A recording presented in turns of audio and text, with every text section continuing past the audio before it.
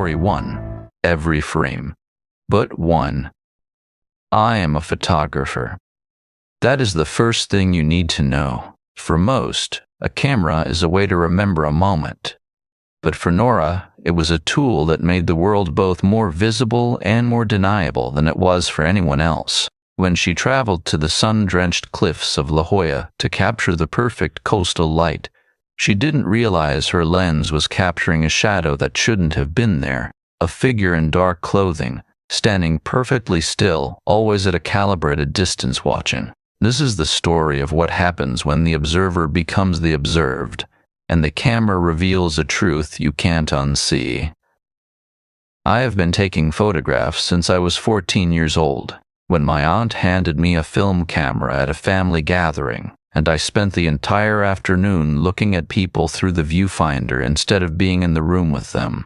She told me later that she had done it deliberately, that she had noticed I was the kind of child who saw things more clearly from a slight remove, and that she wanted to give me a tool for that way of seeing rather than leave me to manage it without one. She was right, and the tool had served me in every context since, including the context that this account is about, though serving me in that context turned out to mean something different from what I would have chosen. My name is Nora. I was 28 years old when I went to La Jolla for the first time, at the invitation of my college roommate Priya, whose parents owned a house on a cliff street above the cove. I had been living in Portland, Oregon for 4 years by then, working as a freelance editorial photographer, the kind of work that is genuinely satisfying and financially unreliable in equal measure.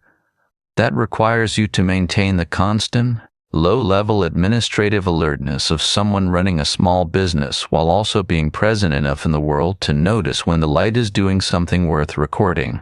I had been doing both of those things simultaneously for 4 years, and I was tired in a way that had accumulated so gradually I had almost stopped noticing it. The way you stop noticing a sound that has been running for long enough to become the baseline of silence. Priya had called in March and said, "Come in June. My parents will be in Italy. The house will be ours. You can photograph the coast." She knew that coastal light in June was the specific kind of light I had been wanting to work with for a year, and had not had occasion to access in the Pacific Northwest, which produces a different quality, beautiful in its own way, silver and diffuse, the light of a sky that has cloud in it even on clear days, but not the hard, directional Mediterranean-style light that the Southern California coast produces at that latitude, the light that makes shadows precise and surfaces specific, and the difference between 1 hour and the next as legible as a sentence. I arrived on a Friday evening in mid-June. Priya picked me up from the airport in the car she kept at her parents' house for visits, and we drove north on the 5 and then onto the surface streets that climbed the mesa and wound through the village. And I had my window down and the air coming in carried the first hint of the coast. Salt, kelp, something organic underneath that I could not yet identify. And then we turned onto the cliff street, and the house appeared, and beyond it, through the gap between the neighboring properties, was the Pacific, going from blue to gold in the last of the evening light.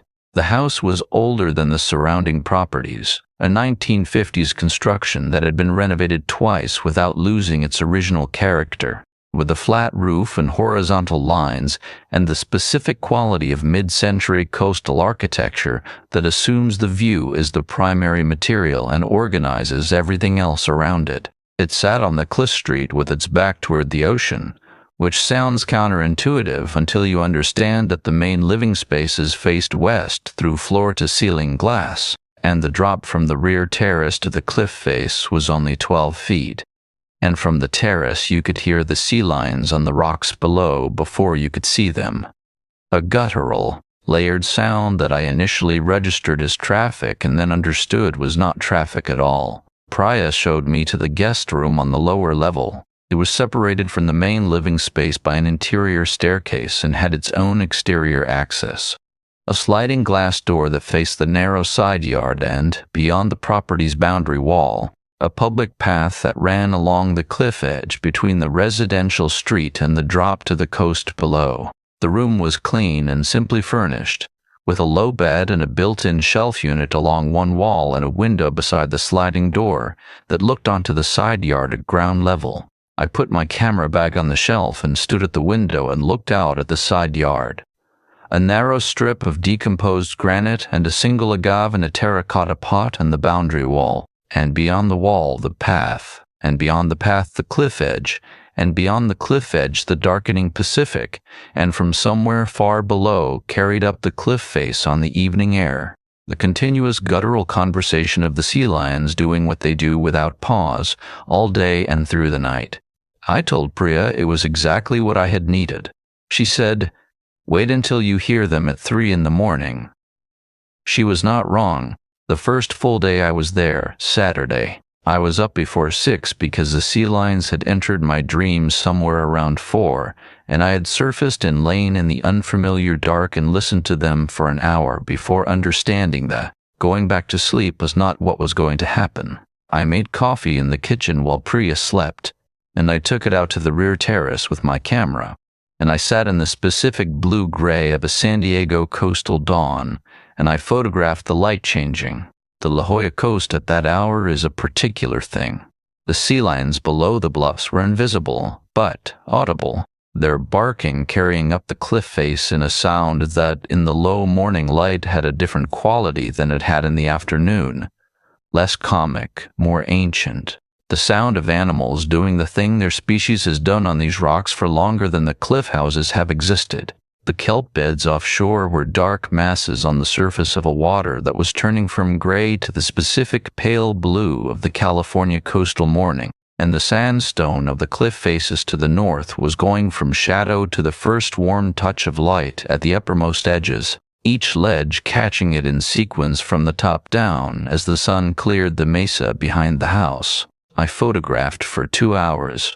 When Priya came out with her own coffee at 7:30 and found me still on the terrace, she looked at the camera and then at me and said she had forgotten what it was like to watch me work, that there was a quality to my attention when I was shooting that was different from my ordinary attention, more complete, more fully occupied, and that it had always made her feel that the world she was looking at and the world I was looking at were the same world, but that I was seeing more of it. I told her I was seeing exactly as much of it as was there. No more. She said, "That is not what the rest of us experience."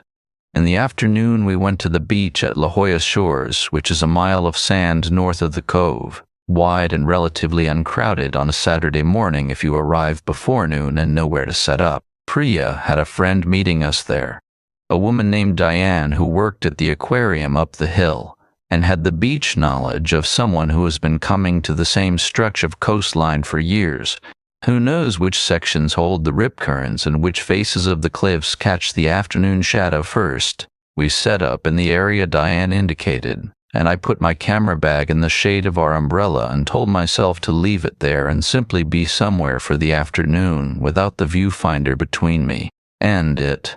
I lasted 40 minutes. The light on the water was doing something specific in the middle distance, the way the swell was refracting the afternoon sun at the precise angle that produces what photographers call a sparkle field. Thousands of individual light points moving on the surface in a pattern that is not quite random, and I picked up the camera and began working along the waterline. It was Priya who asked me to photograph her.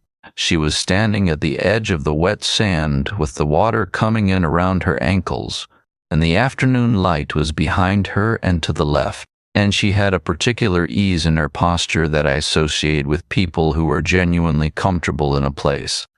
The specific looseness of a body that has been at this beach many times and is not performing its enjoyment for anyone. I spent 20 minutes photographing her, moving through the crowd to find angles, keeping her in the frame and managing the background, the other beachgoers, the lifeguard tower, the cliff face to the south, the water. When I stopped shooting and came back to where she was standing, she said, "Let me see." I handed her the camera and she scrolled through the images with the unself-conscious focus of someone who is looking at photographs rather than at herself in photographs, which is rarer than it sounds. She made small sounds of approval or mild dissatisfaction at various frames. Then she stopped scrolling and looked at a single image for a longer time than the others. She said, "Who is that?" She turned the camera toward me. She was pointing at the background of the frame, a section of the beach 20 feet behind where she had been standing, among the other people moving along the waterline. There was a man there, dark clothing, which was unusual for the beach in June.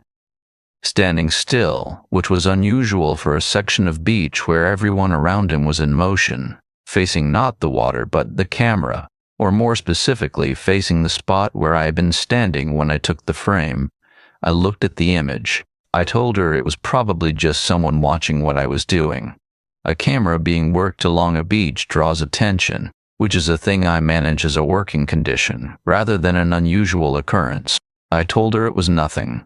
She looked at the image a moment longer. Then she handed the camera back. She said, "He is in 3 of them. Different positions, always watching." I took the camera and I scrolled back through the previous 20 minutes of frames, and Priya was right, and my eye, which had been trained for 15 years to read the full field of an image and not only its subject, did the thing it does when it is doing its actual work, rather than the selective work the mind assigns it when it is looking for something specific. He was there, dark clothing, standing still, always facing me, in 3 separate frames from 3 separate positions along the waterline, separated by the movement and the distance and the time between them. The same figure occupied the background with the absolute patience of someone who was not watching the sea. He was watching me. I put the camera back in its bag, and I looked out at the waterline, and I told myself what the mind tells itself when it has received information it does not want to act on, which is that a crowded beach in summer contains 100,000 possible explanations for any given figure in any given frame, and that coincidence in a crowd is not the same as intention, and that I was a photographer who made a living reading images, and therefore was perhaps reading significance into this one, that a less practiced eye would have released without a second thought. And all of that was true, and none of it fully worked. And the beach continued its bright and patient afternoon around me as though nothing had shifted. Which was the most unsettling thing of all.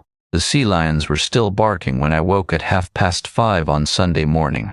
I had not slept well, not because of the sound, which I had mostly incorporated into the baseline of the room by the second night, but because of the images, not the photographs themselves, which were on the camera and which I had deliberately not looked at again after we left the beach. What kept surfacing in the thin, restless territory between sleep and waking was not the images, but the specific quality of my own process of looking at them. The way my eye had moved through each frame with the trained efficiency of a professional reading a visual field, and the specific moment in each frame where the movement of that reading had stopped, caught on the same dark, still figure in the background, occupying a position in the crowd that was too deliberate and too consistent across too many frames to resolve into the word coincidence, without the word requiring more effort than it was worth. I got up before the light had finished arriving, and I made coffee, and I took the camera out to the terrace. I did not review the images from the previous day.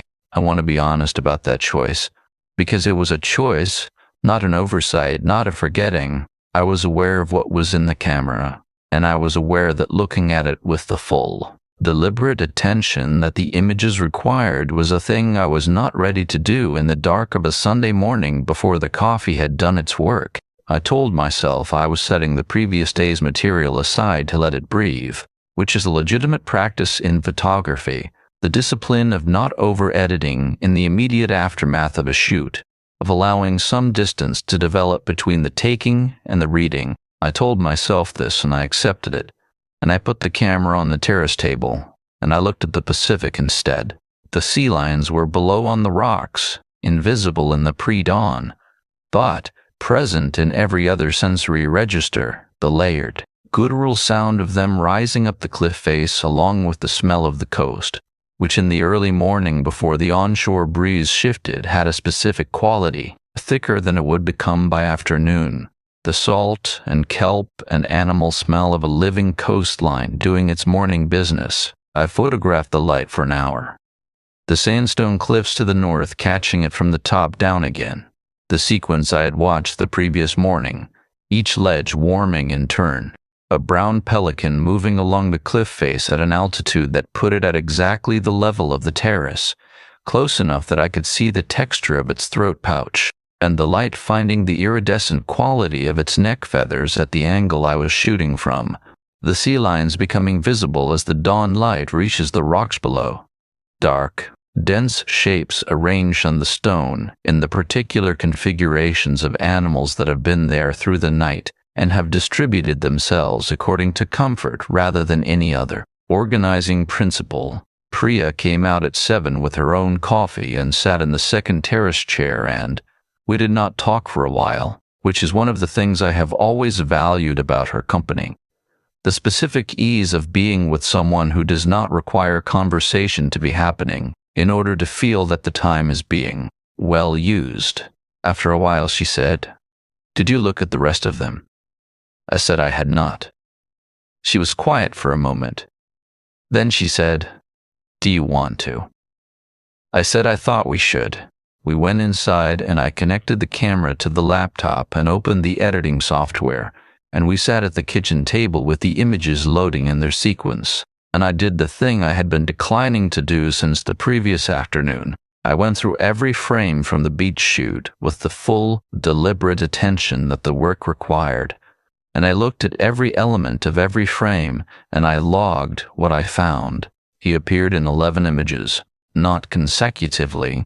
The 11 frames were distributed across the full shoot, which had run to approximately 240 exposures over 20 minutes of working the waterline in both directions. He appeared in 11 of them.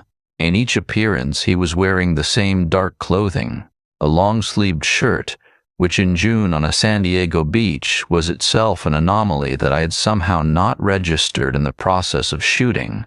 Occupied as I was with the light and the subject and the technical management of a moving shoot in a crowded environment, in each appearance he was facing me rather than the water. In each appearance he was still. What I had not been able to see on the camera's small screen the previous afternoon, and what the laptop's larger display now made legible with the specific, impassive clarity of a calibrated monitor showing a correctly exposed image, was his face. He was looking directly at the camera. Not in the casual, curious way that people on beaches look at photographers, the brief, automatic glance of someone who has registered a camera and looked toward it the way you look toward any slightly unusual thing before returning your attention to whatever it was before. He was looking at it with a fixed, directed attention that the camera had recorded with the same fidelity. It recorded everything else, and that attention, across 11 frames from 11 different positions, had the same quality in every one of them. Steady, deliberate, and specifically oriented not toward the camera but toward the person behind it, toward me. Priya said, "Nora." I said I saw it. She said, "He moved. Every time you moved." She was right. I had been processing the frames individually and she had been holding them in sequence, and the sequence told something the individual frames did not. Each appearance placed him at a different position on the beach, sometimes south of where I was standing, sometimes north, once at the edge of the dry sand where the beach met the foot of the cliff. The positions were not random. They maintained a consistent distance from where I had been when I took each frame, close enough to appear in the background at the focal length I was using, far enough to be background rather than foreground, to be the figure you might notice on a third or fourth look, rather than the figure you see immediately. It was a calibrated distance. The distance of someone who understood how a camera works. I sat with this for a moment, and my hands were on the table, and I looked at them and noticed they were not moving, which was the thing my hands do when my mind has received something that requires a complete stop rather than a managed response. Priya got up and poured more coffee and set a cup in front of me without asking, which was the correct instinct and the correct action, and I drank some of it and looked at the screen and looked at the 11 frames and looked at the face in each of them. and I catalogued what I was seeing with the professional precision that is the tool my aunt gave me when I was 14 and that I was now applying to material that I would have preferred not to have. The face was not one I recognized. I looked at it carefully in each frame, using the zoom function to examine it at a resolution the camera's sensor was designed to support, and it was not a face I could place from any previous context. Not a neighbor, not someone I had photographed before, not anyone from the airport or the drive up from the village the previous evening. It was the face of a stranger who had spent 20 minutes on a Saturday afternoon maintaining a precise and deliberate spatial relationship to my position on a public beach without once directing his attention anywhere, except at me. Priya said, "What do we do?" I said I did not know yet. She said, "Should we call someone?" I said, "What would we tell them?" A man was on the same beach as us. She said, "A man who was watching you for 20 minutes and moved every time you moved." I said, "On a public beach, in summer." We looked at each other across the kitchen table. The kitchen had the morning light in it by then, coming through the east-facing window above the sink in the specific way of a kitchen that has received the same morning light for decades, and the coffee was warm and the house was quiet around us except for the sea lions below the terrace and the occasional sound of a car on the cliff street. And I sat in that ordinary morning, and I felt the specific inadequacy of the language available for the thing I was trying to describe, which was not a crime and not a confrontation, and not anything that the established vocabulary of reportable events applied to cleanly. It was a man on a beach, looking at a photographer. It was 11 frames of a man on a beach, looking at a photographer from 11 different positions across 20 minutes, never looking at anything else. Those two descriptions contained the same facts and produced entirely different accounts of what had happened. And the gap between them was exactly the size of the question I was not yet able to answer, which was, how much of what I was reading in those 11 frames was the trained eye of a professional photographer accurately interpreting a visual field, and how much was the pattern-finding tendency of a mind that had been shown something unsettling and was now finding unsettlingness everywhere it looked. I was aware of both possibilities simultaneously and could not determine which was correct from inside the position of having the concern, which is the specific epistemological trap of any situation in which your own perception is both the instrument of assessment and the thing being assessed. I closed the laptop. I said, "I'm going to go out and shoot this morning. There is a walk along the cliff trail I want to do before the tourists arrive." Priya looked at me with the expression she uses when she believes I'm making a choice she would make differently and has decided to let me make it. She said, "Take your phone." I said I always took my phone. She said, "I mean, have it in your hand, not in your bag." This was a specific instruction, and I received it as the specific instruction it was. Not alarmism, not overreaction, but the precise and practical counsel of someone who had looked at the same 11 frames I had looked at and was now making a calibrated adjustment to the default of the morning. I put the phone in the pocket of my jacket, which I had brought because the coastal morning in June in La Jolla is colder than visitors from inland expect. The marine layer sitting on the coast in the early hours and dropping the temperature to the low 60s before the onshore breeze shifts and the afternoon warms. I went out through the side yard sliding door, which opened onto the narrow path between the boundary wall and the cliff edge. The path was empty at that hour. The boardwalk further south along Coast Boulevard would have its first dog walkers and joggers by 7:30, but this residential section of cliff path was the territory of the houses above it and the sea lions below, and at this hour it belonged entirely to both. The smell was stronger here at this proximity to the cliff edge than it was on the terrace. The full coastal smell in its morning concentration, layered and complex in the way that smells are complex when they are composed of many sources, the salt and kelp, and animal and the specific mineral smell of wet sandstone that has been spray-washed by the sea for 100 years. It was not an unpleasant smell. It was the smell of a living coast, and I had grown up far from any coast, and I breathed it in with the specific gratitude of someone encountering something their body has always understood as significant without being able to explain why. I walked north along the path toward the cove, camera in hand, phone in pocket. The cliffs to my left dropped away to the rock shelves below where the sea lions were arranging themselves in the early light. I could see them now, the brown-gray mass of them on the nearest shelves, some in the water, some hauled onto the rock with the particular ungainliness that a 300-pound marine animal has on land and loses entirely in water. I photographed them from above, the angle compressing the depth of the cliff face and the water below into a single layered plane, the animals and the kelp and the swell pattern, and the first direct sunlight hitting the wave crests further offshore, all occupying the same visual field. I worked the path for 40 minutes. I was reviewing the morning's frames at the northern end of the walk, where the path met the boardwalk above the cove, and a wooden bench sat at the cliff edge for people who wanted to watch the sea lions from above, when I became aware of something at the edge of my attention that I want to describe as precisely as I can. It was not a sound, it was not movement I had directly registered. It was the specific pressure that Priya had been right to take seriously, and that I had been trying to not take seriously since the previous afternoon, the thing that precedes conscious perception. The body's assessment arriving before the mind's, the knowledge that something has changed in the quality of the ambient attention of the space around you. I did not turn immediately. I finished reviewing the frame I was looking at, which is a professional habit so deeply ingrained that I complete it before addressing most interruptions. Then I turned, slowly, with the camera still in my hand. The path behind me was empty. The boardwalk to the south was empty.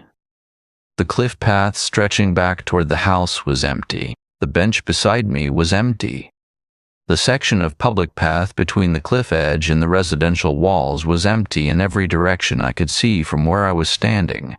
I stood and looked at the empty path for a moment.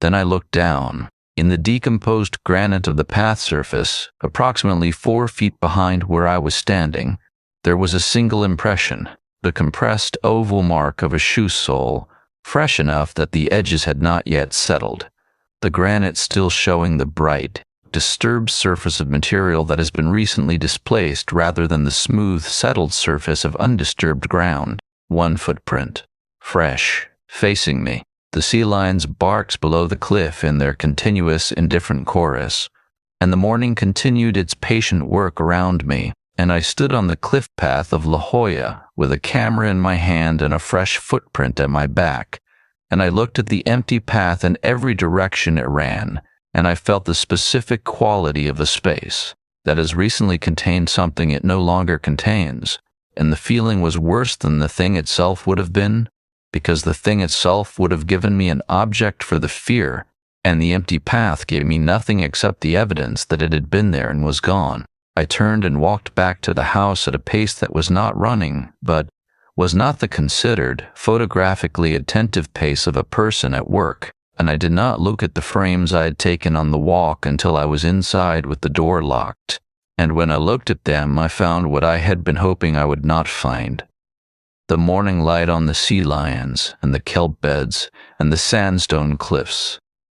And in the last 12 frames, taken in the 40 minutes before I turned around, a dark figure at the edge of each one, at the consistent, calibrated distance of someone who understood precisely how a camera works. Priya was in the kitchen when I came back through the sliding door. She looked at my face before she looked at the camera, and whatever she found there told her what she needed to know before I said anything, because she put down the glass she was holding and she turned fully toward me with the specific, undecorated attention she reserves for moments that require it. She had known me for 10 years.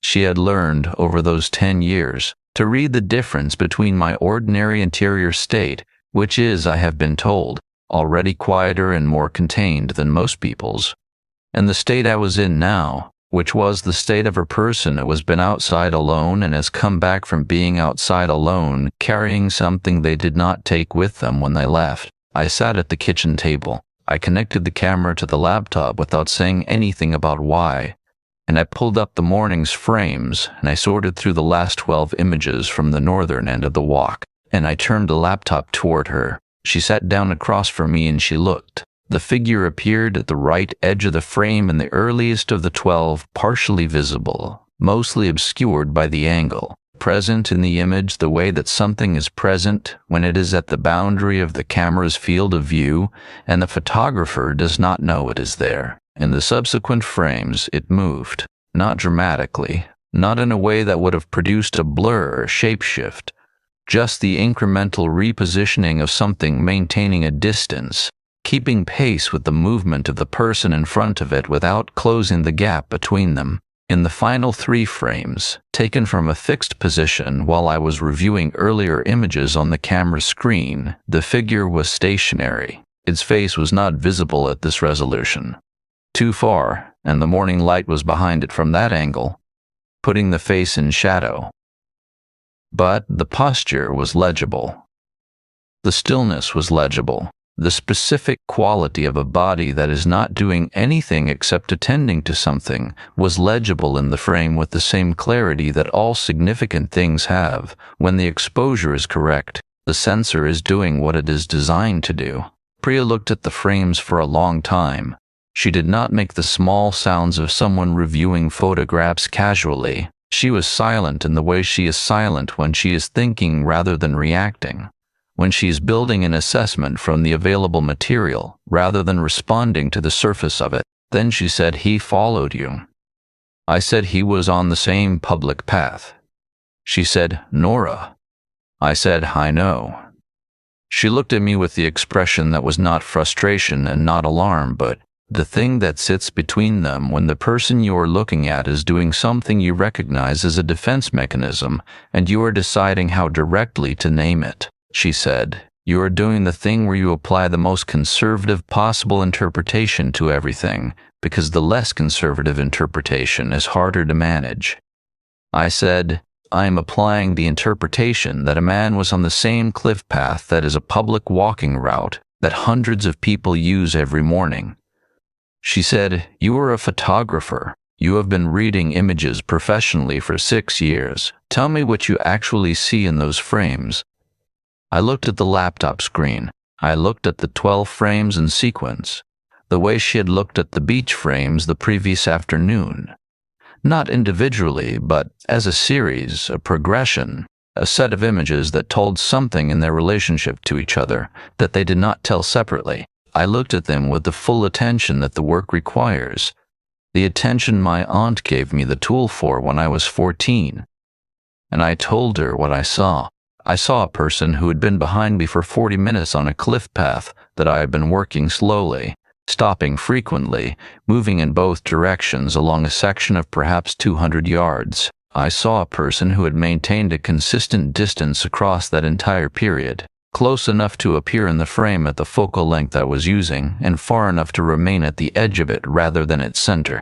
I saw a person whose body was consistently oriented toward me rather than toward the view, the cliff, the sea lions, the ocean, that the path existed to provide access to. I saw a person who was not there when I turned around.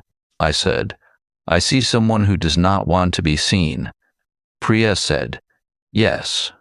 She said it the way she had said things since I had come back through the door, quietly, without emphasis, as though she was trying not to add weight to something that already had enough. She said, "What do we do?" I had been turning this question in a corner of my mind since the path, the way you turn something when you are not ready to look directly at it, but cannot leave it alone.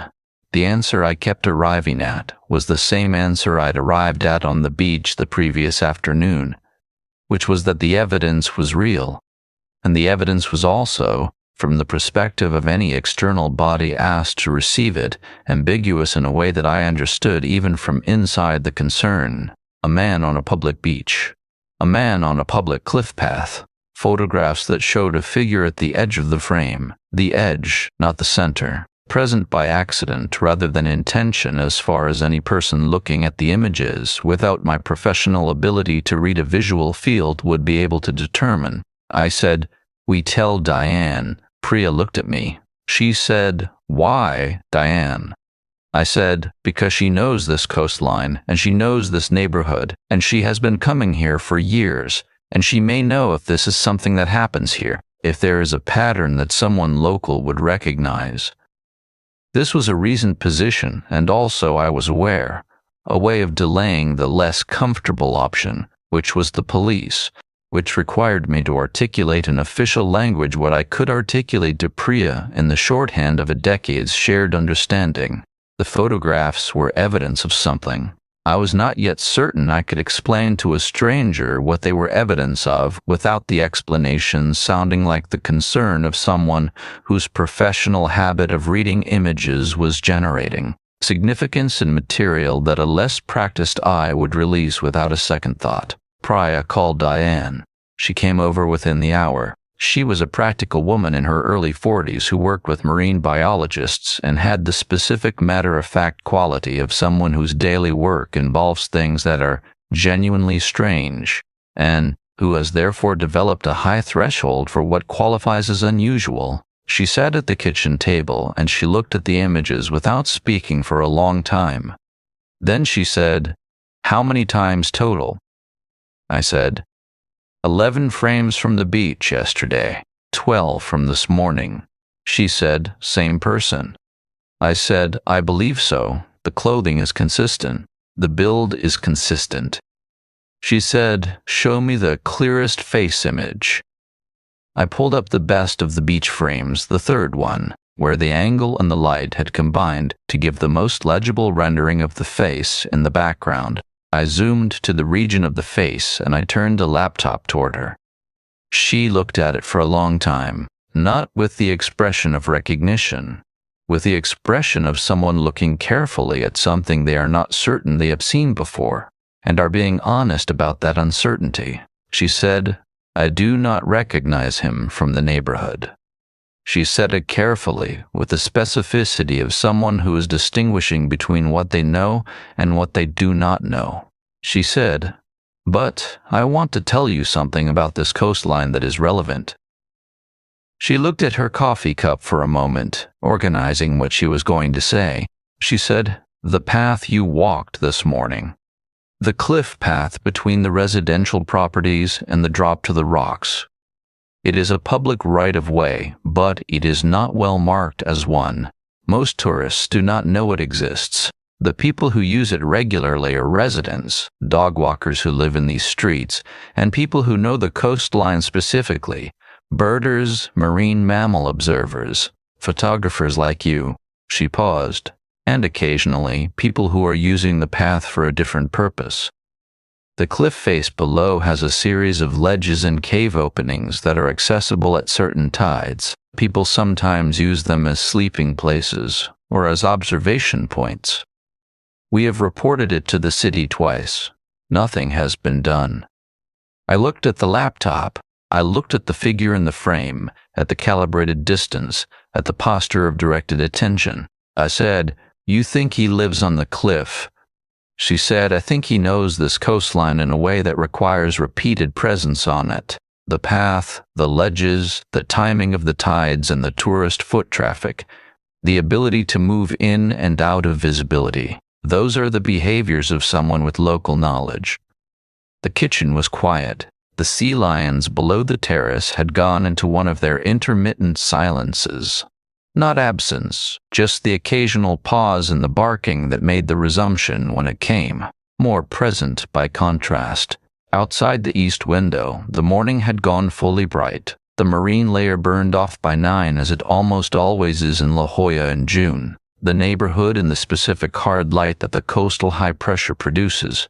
Every surface distinct and the shadows precise. I thought about the path this morning. The 40 minutes of working it slowly, stopping, moving, stopping again. The 40 minutes of not knowing what was 40 feet behind me.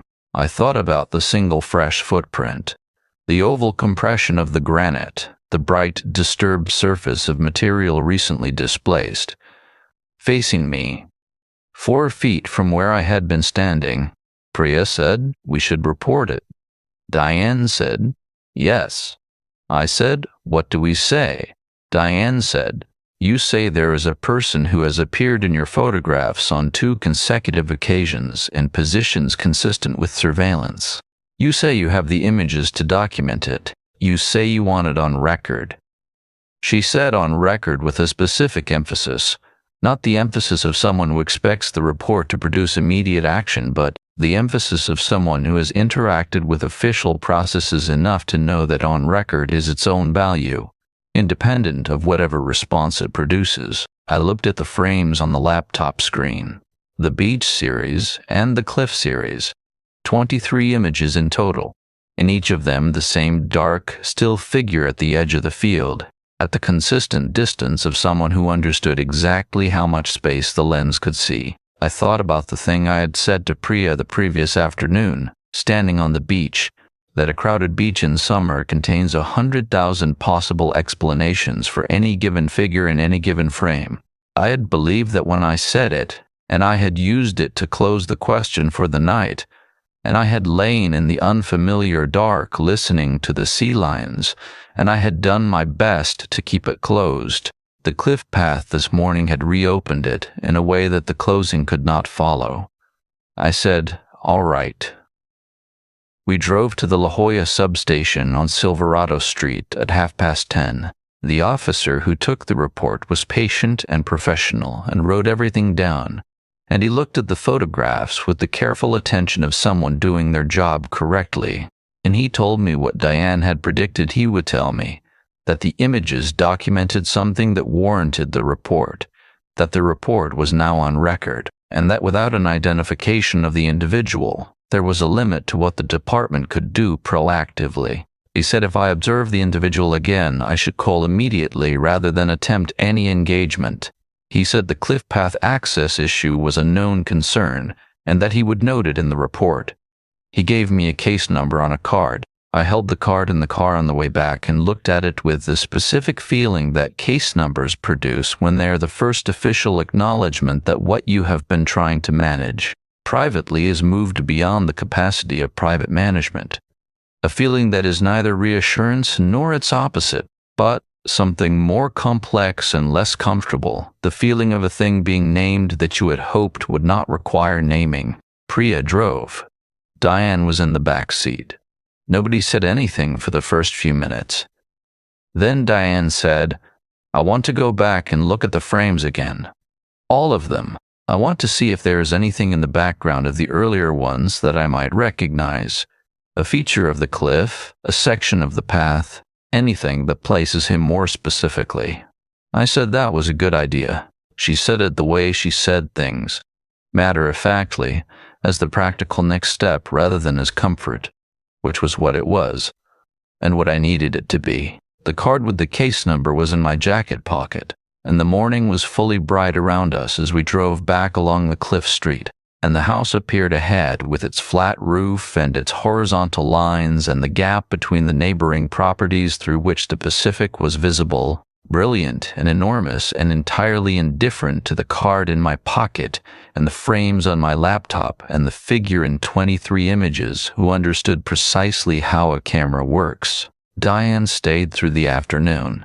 We spread the full set of images across the laptop screen in a grid, the beach series first, then the cliff path series, all 23 frames arranged in the order they had been taken, and Diane went through them with a methodical patience that I recognized as the patience of someone whose professional work requires sustained visual attention to things that do not announce their significance.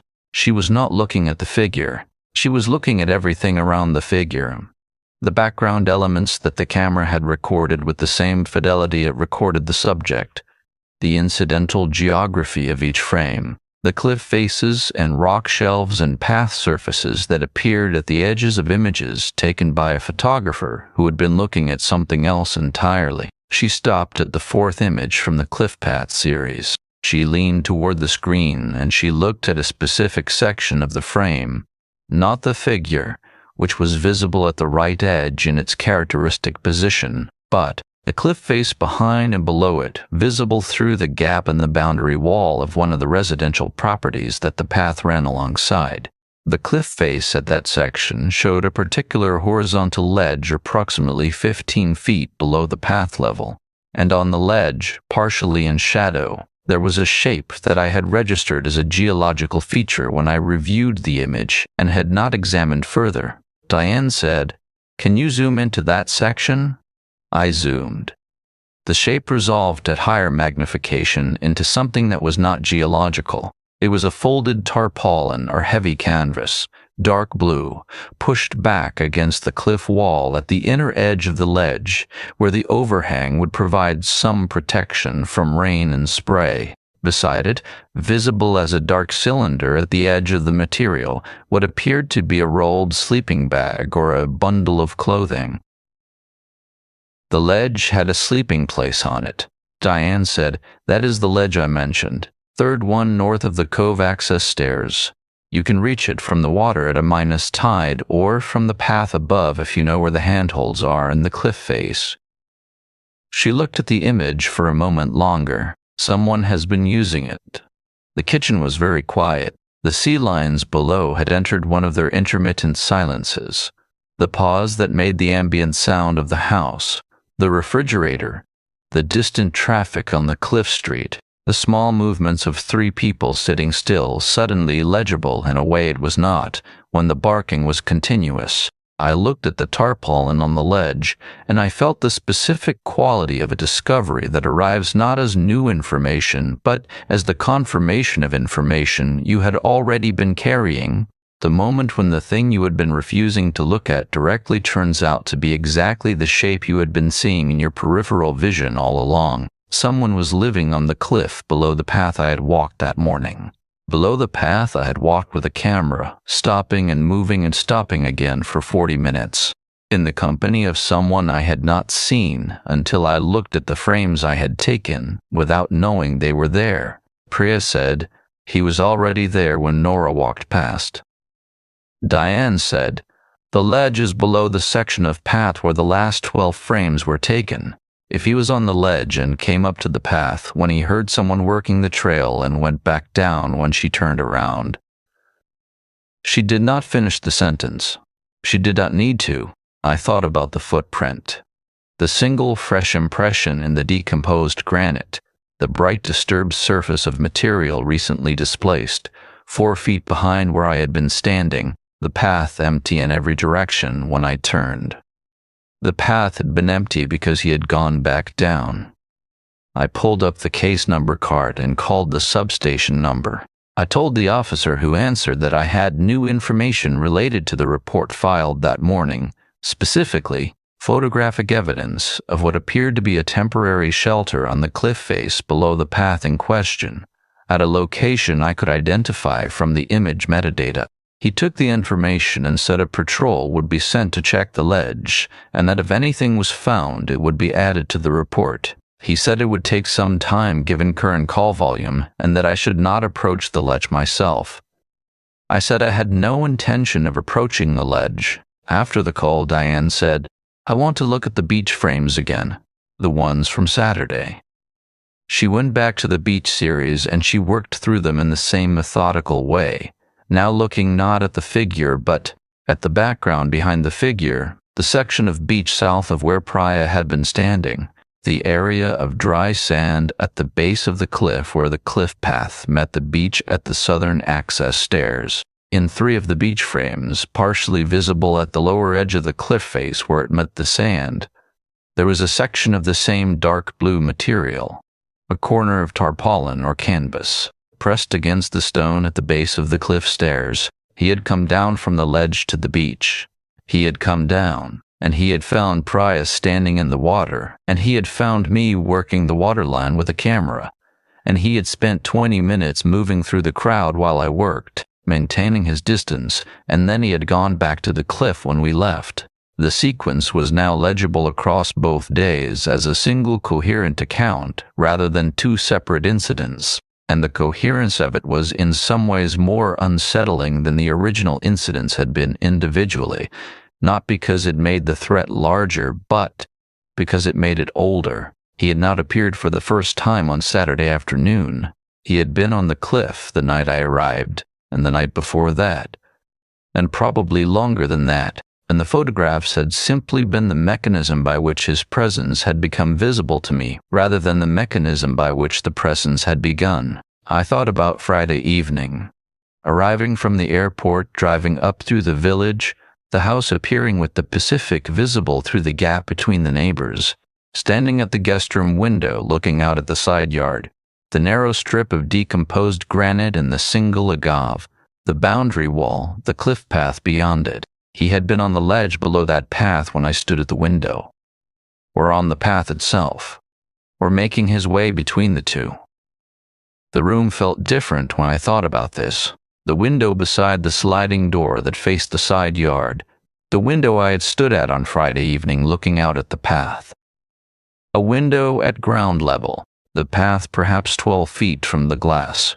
I looked at the window from where I was sitting at the kitchen table, and I felt the stage 2 response arriving in my body in the way the master guide describes it. Not the whisper level, registrations of the first days, but the signal level response, the one that could not be rationalized away, the nausea that arrived without illness, the jaw that had tightened at some point in the previous hour without my authorizing it to tighten. Priya was watching me. She said, "What are you thinking?" I said, "The window in the guest room, the one beside the sliding door." She looked at me. I said, "It faces the path at ground level. If someone was on the path Friday night." She said, "There is a curtain." I said, "There is a curtain that I had not closed yet when I first stood at the window." The Friday evening arrived in my memory with a new layer, not the surface layer of arrival and beauty and the sound of the sea lions in the dusk, but the layer underneath it, the layer of what was on the path while I was standing uncontained at the window looking out at the path, what was on the path looking in. Diane said, "I want to walk the path with you. Now, while it is still light, I want to look at the ledge from above, and I want to look at the cliff face for other access points that might not be visible in the photographs." This was the practical, forward-facing thing, which was what Diane consistently offered and which I consistently needed. Not the management of the fear, but the actionable response to the information producing it.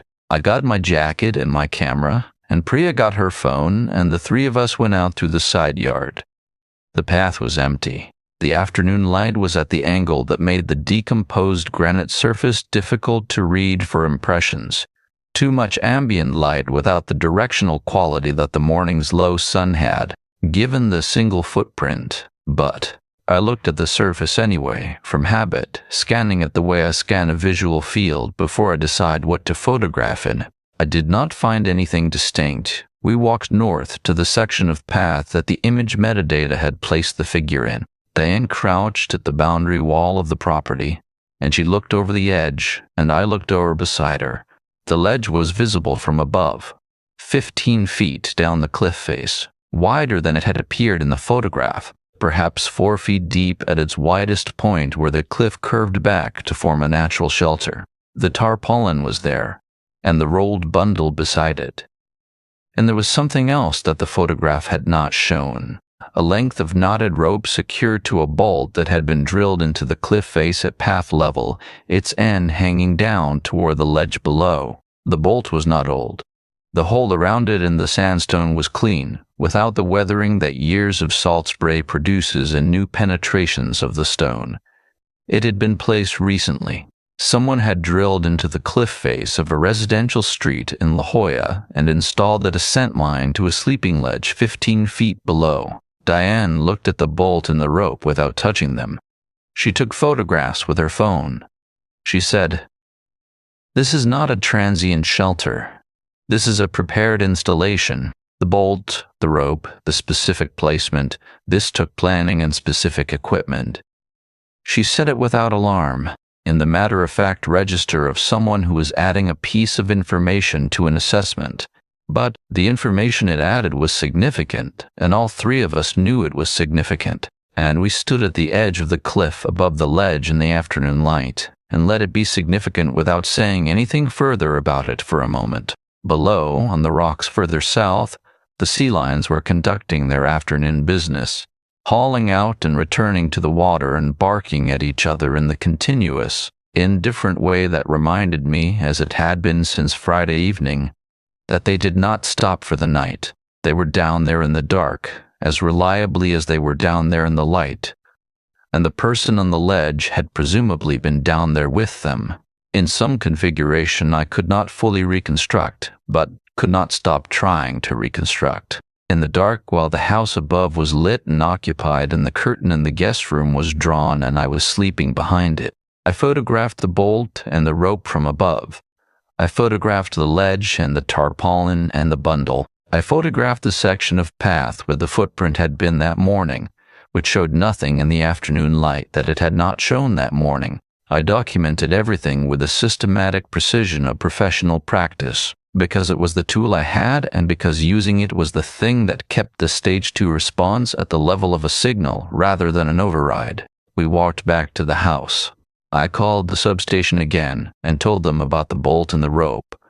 And I told them I had photographs of both, and the officer said he would add it to the report and that the patrol response had been elevated to a priority given the new information. Inside, Diane sat at the kitchen table, and she looked at the wall above the stove for a moment in the way she had been looking at things when she was assembling a conclusion from its components. Then she looked at me.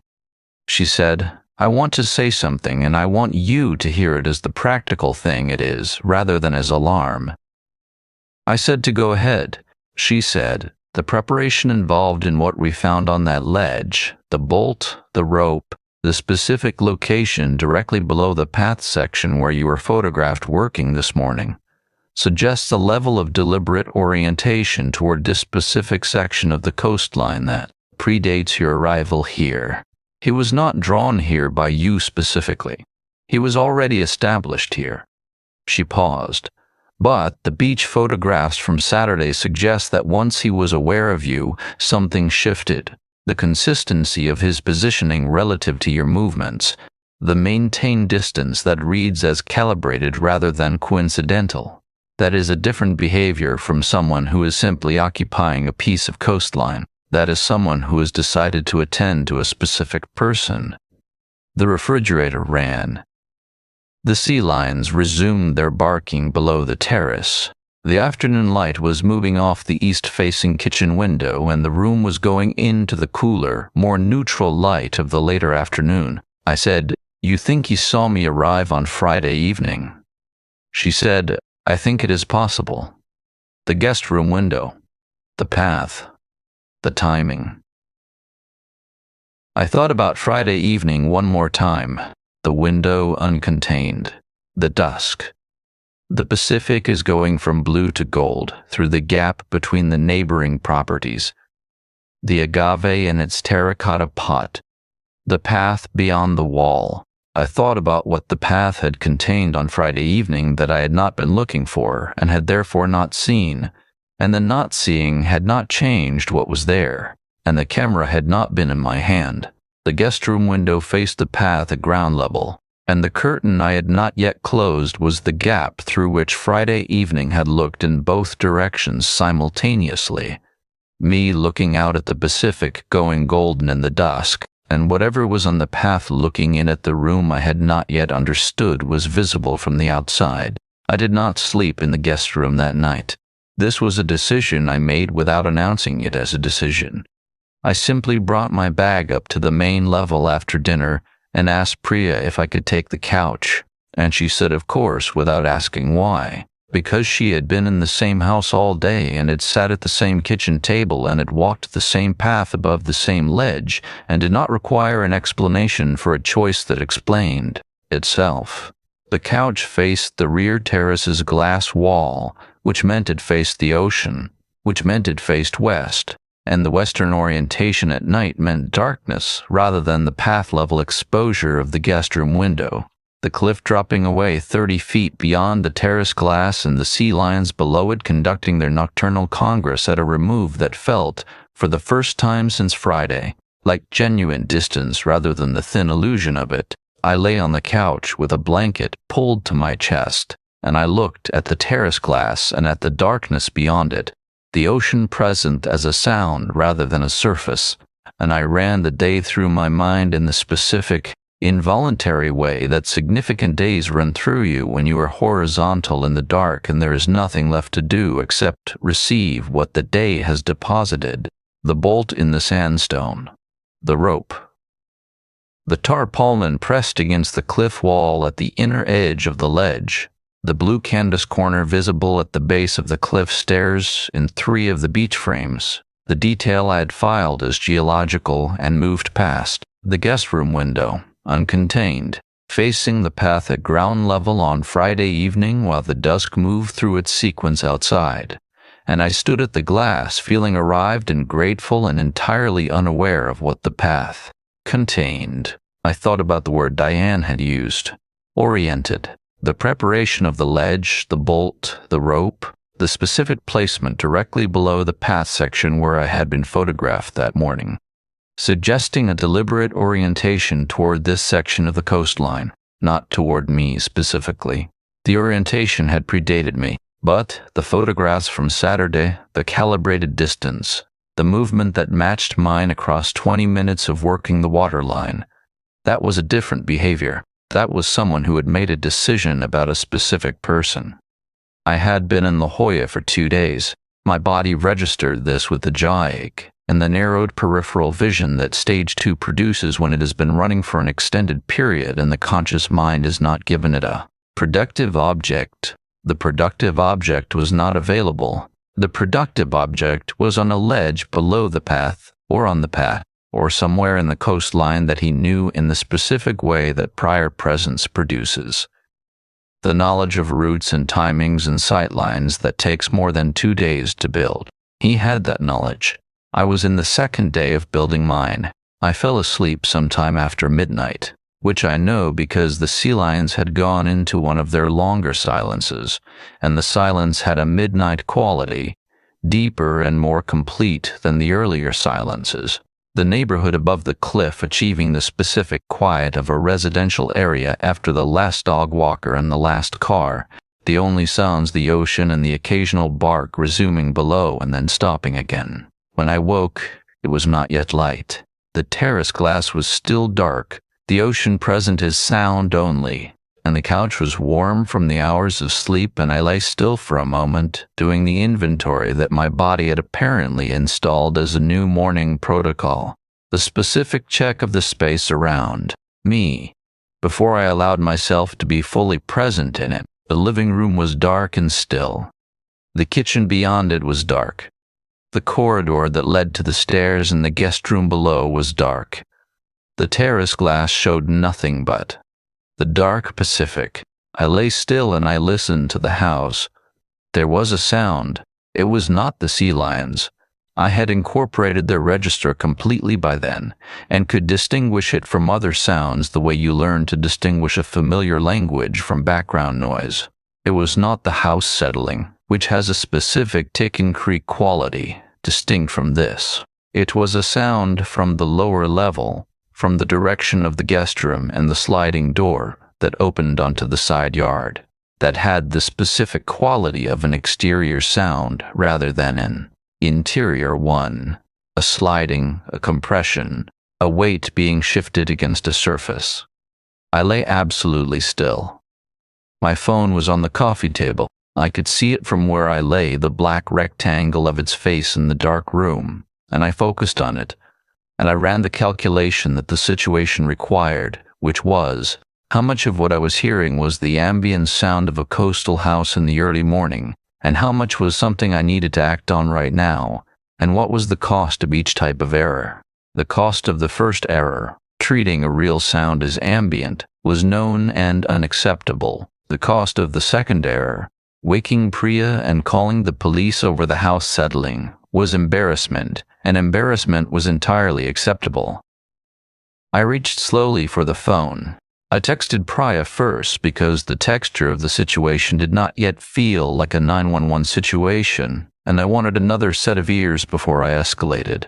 I texted awake, heard something from the lower level, coming to wake you. I sent it and I waited. Her bedroom door opened within 30 seconds, which told me she had not been deeply asleep.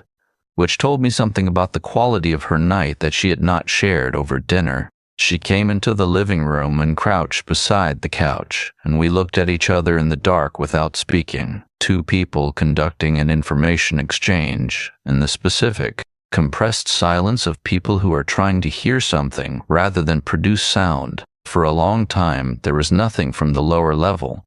The sea lions below the terrace resumed briefly and then stopped. A car moved through the cliff street far above, and its headlights swept the terrace glass in a single pale arc and were gone. Then, from the direction of the guest room sliding door, the compression sound again, the specific sound of a surface accepting weight. Not a sharp impact, but a slow, continuous pressure.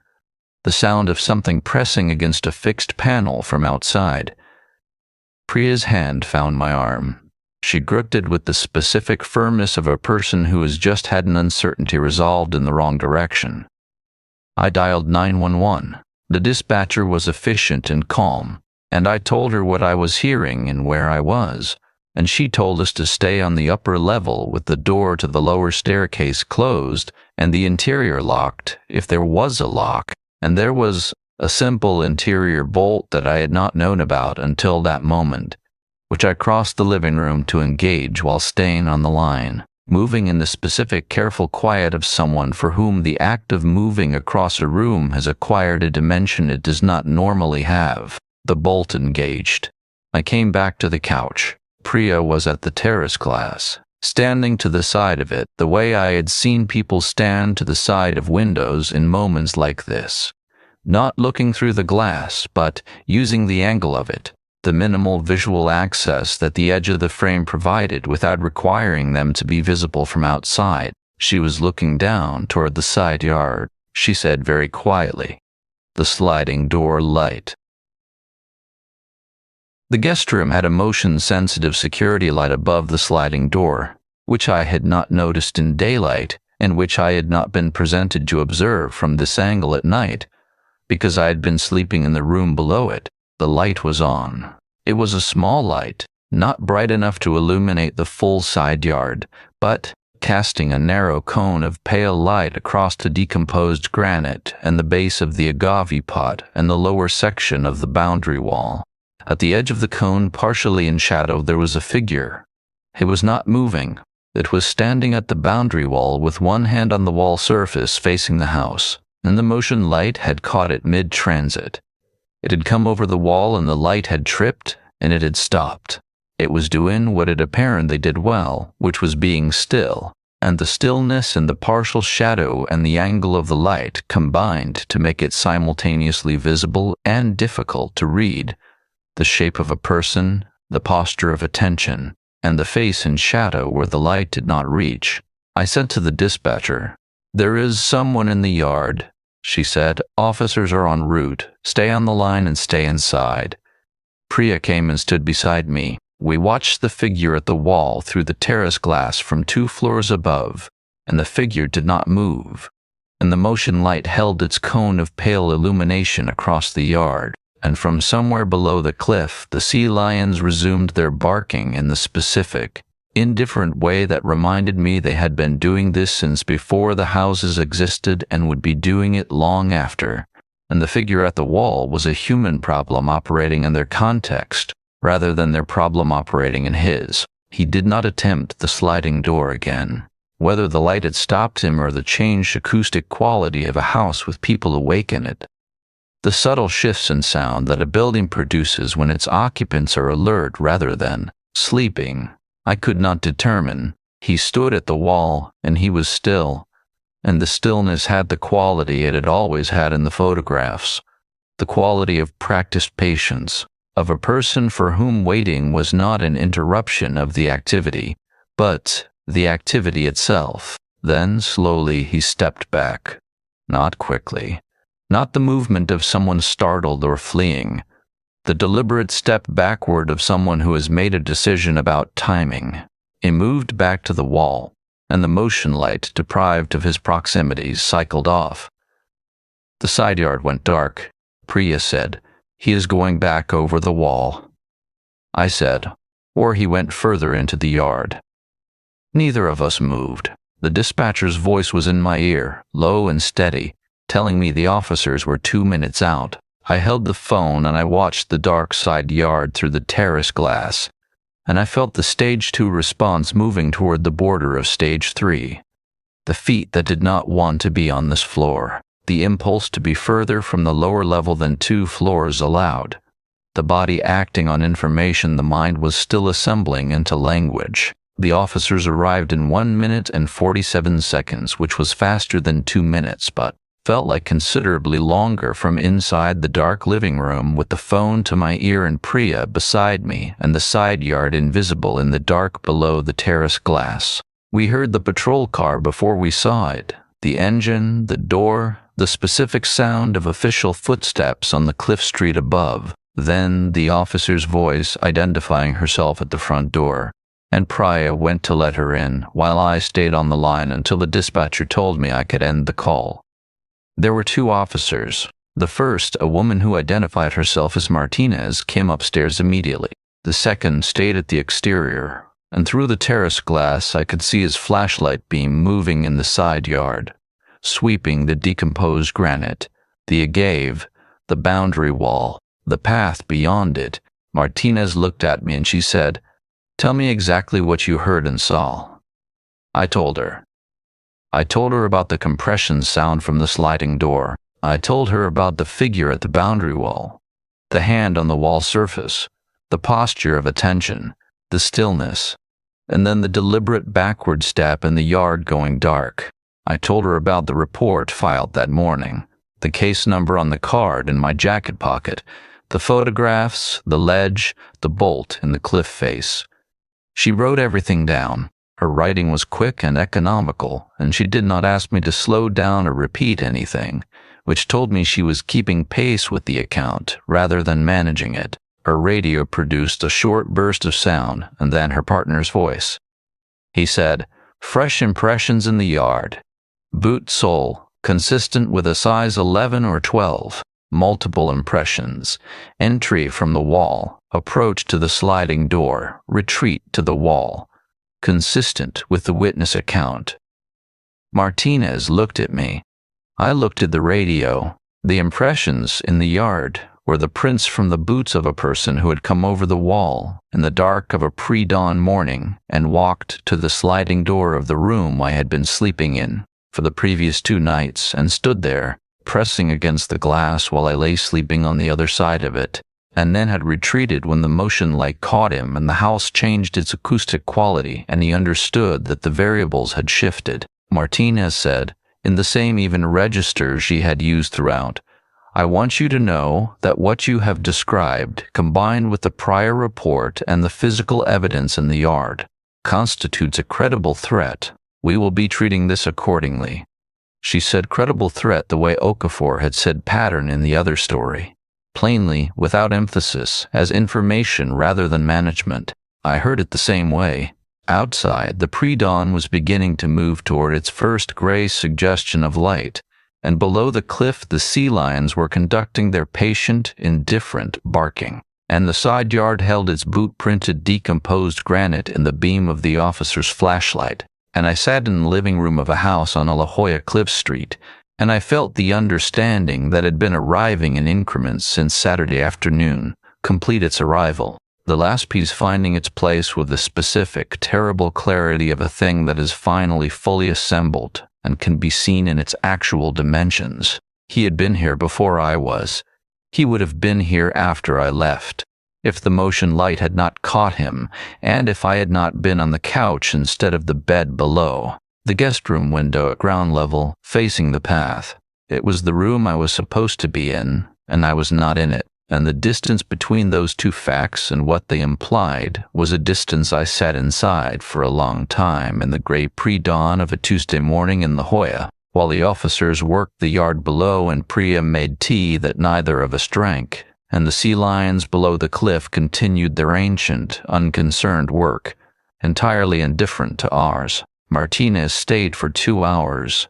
Her partner, whose name tag read Ovido, Worked the exterior for the first 40 minutes, documenting the boot impressions in the decomposed granite with his phone and a small flashlight held at an angle that made the tread detail visible, measuring the distance from the wall to the sliding door in 3 separate increments, examining the wall surface for transfer material, working the path beyond the wall in both directions with the systematic patience of someone who has been trained to read ground the way I had been trained to read a visual field.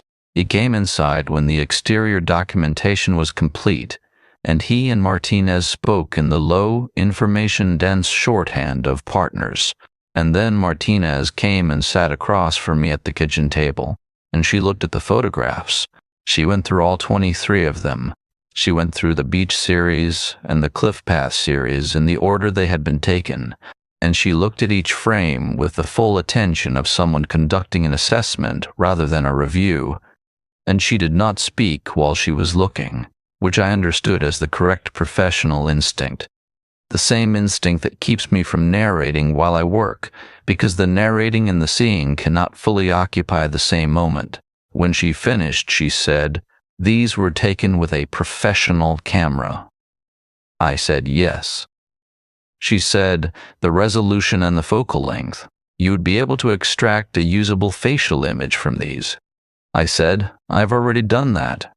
The 4th frame from the beach series gives the clearest rendering. I can produce a print at any resolution the department requires. She looked at me with the specific expression of someone recalibrating their assessment of the person across from them. Not surprise exactly, more the adjustment that occurs when information arrives that changes the practical landscape of what comes next. She said, "I want that image." I produced it then from the laptop, exported at the highest resolution the file supported, sent to an email address she gave me, and also saved to a USB drive that Priya found in the kitchen drawer where miscellaneous cables lived. Martinez took the drive and she looked at the image on the laptop screen for a long moment before she looked back at me.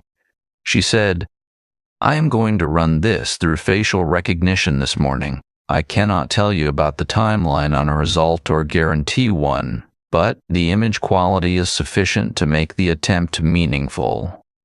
She paused. "I want to ask you something about the photographs." I said to go ahead. She said, "The figure appears at the consistent distance you described, far enough to be background, close enough to be in the frame at your focal length. You said you believe this suggests an understanding of how a camera works." I said, "The distance is too consistent across too many frames and too many positions for it to be coincidental. Someone without camera knowledge would either be obviously close or obviously absent. This is neither. This is the specific distance that appears in the background without appearing to be intentionally there." She said, "Could you estimate that distance for a layperson?" I said, "At the focal length I was using on the beach, a moderate telephoto. The kind I use for working a crowd without obvious intrusion. The background begins to resolve into legible detail at approximately 15 to 20 feet from the subject. He was consistently at 20 to 25 feet. That is the distance where a face is readable at full resolution, but would not appear threatening or present to someone in the moment of the shoot." Martinez wrote this down. She wrote it with the same quick, economical hand as before, and I watched her write it and felt the specific quality of information being received correctly by someone with the training to use it, the feeling of a professional assessment being met by another professional assessment, each one adding dimension to the others. She said, "And the cliff path images, the ones from this morning." I said, "The same principle, but the path is narrower. The calibrated distance on a path that is perhaps 4 feet wide requires the person behind you to be close enough that you would hear them if you were listening for them, and the ambient sound were not covering their movement." She said, "What was the ambient sound?" I said, "The sea lions, the swell, the wind off the water." She said, "Consistent cover." I said, "Yes." She closed her notebook and looked at the table for a moment. Then she looked up. She said, "The ledge, the bolt in the cliff face. Has either of you or anyone else in this household touched the rope or the hardware?" I said no. Diane had photographed them from above without touching them. She said, "Good. Oviedo will go down to the ledge when it is fully light. The bolt installation constitutes illegal modification of public land, and the presence of the shelter constitutes unlawful habitation of a restricted cliff area. Those give us grounds for a thorough documentation of the site independent of the surveillance concern, which means anything found there can be fully processed." She paused, "including any personal items that might assist with identification." The light was arriving now, the specific gray-blue of a La Jolla coastal dawn, the marine layer sitting on the water and diffusing everything, the terrace glass going from black to the pale charcoal of a sky not yet illuminated by direct sun. Below the cliff, the sea lions were conducting the shift change between their nocturnal barking and their diurnal barking, which sounded identical but had a slightly different distribution of voices. Some animals returning from a night in the water, others beginning their rotation. Priya set a cup of coffee in front of me and one in front of Martinez without being asked, the way she had done throughout the night for each transition.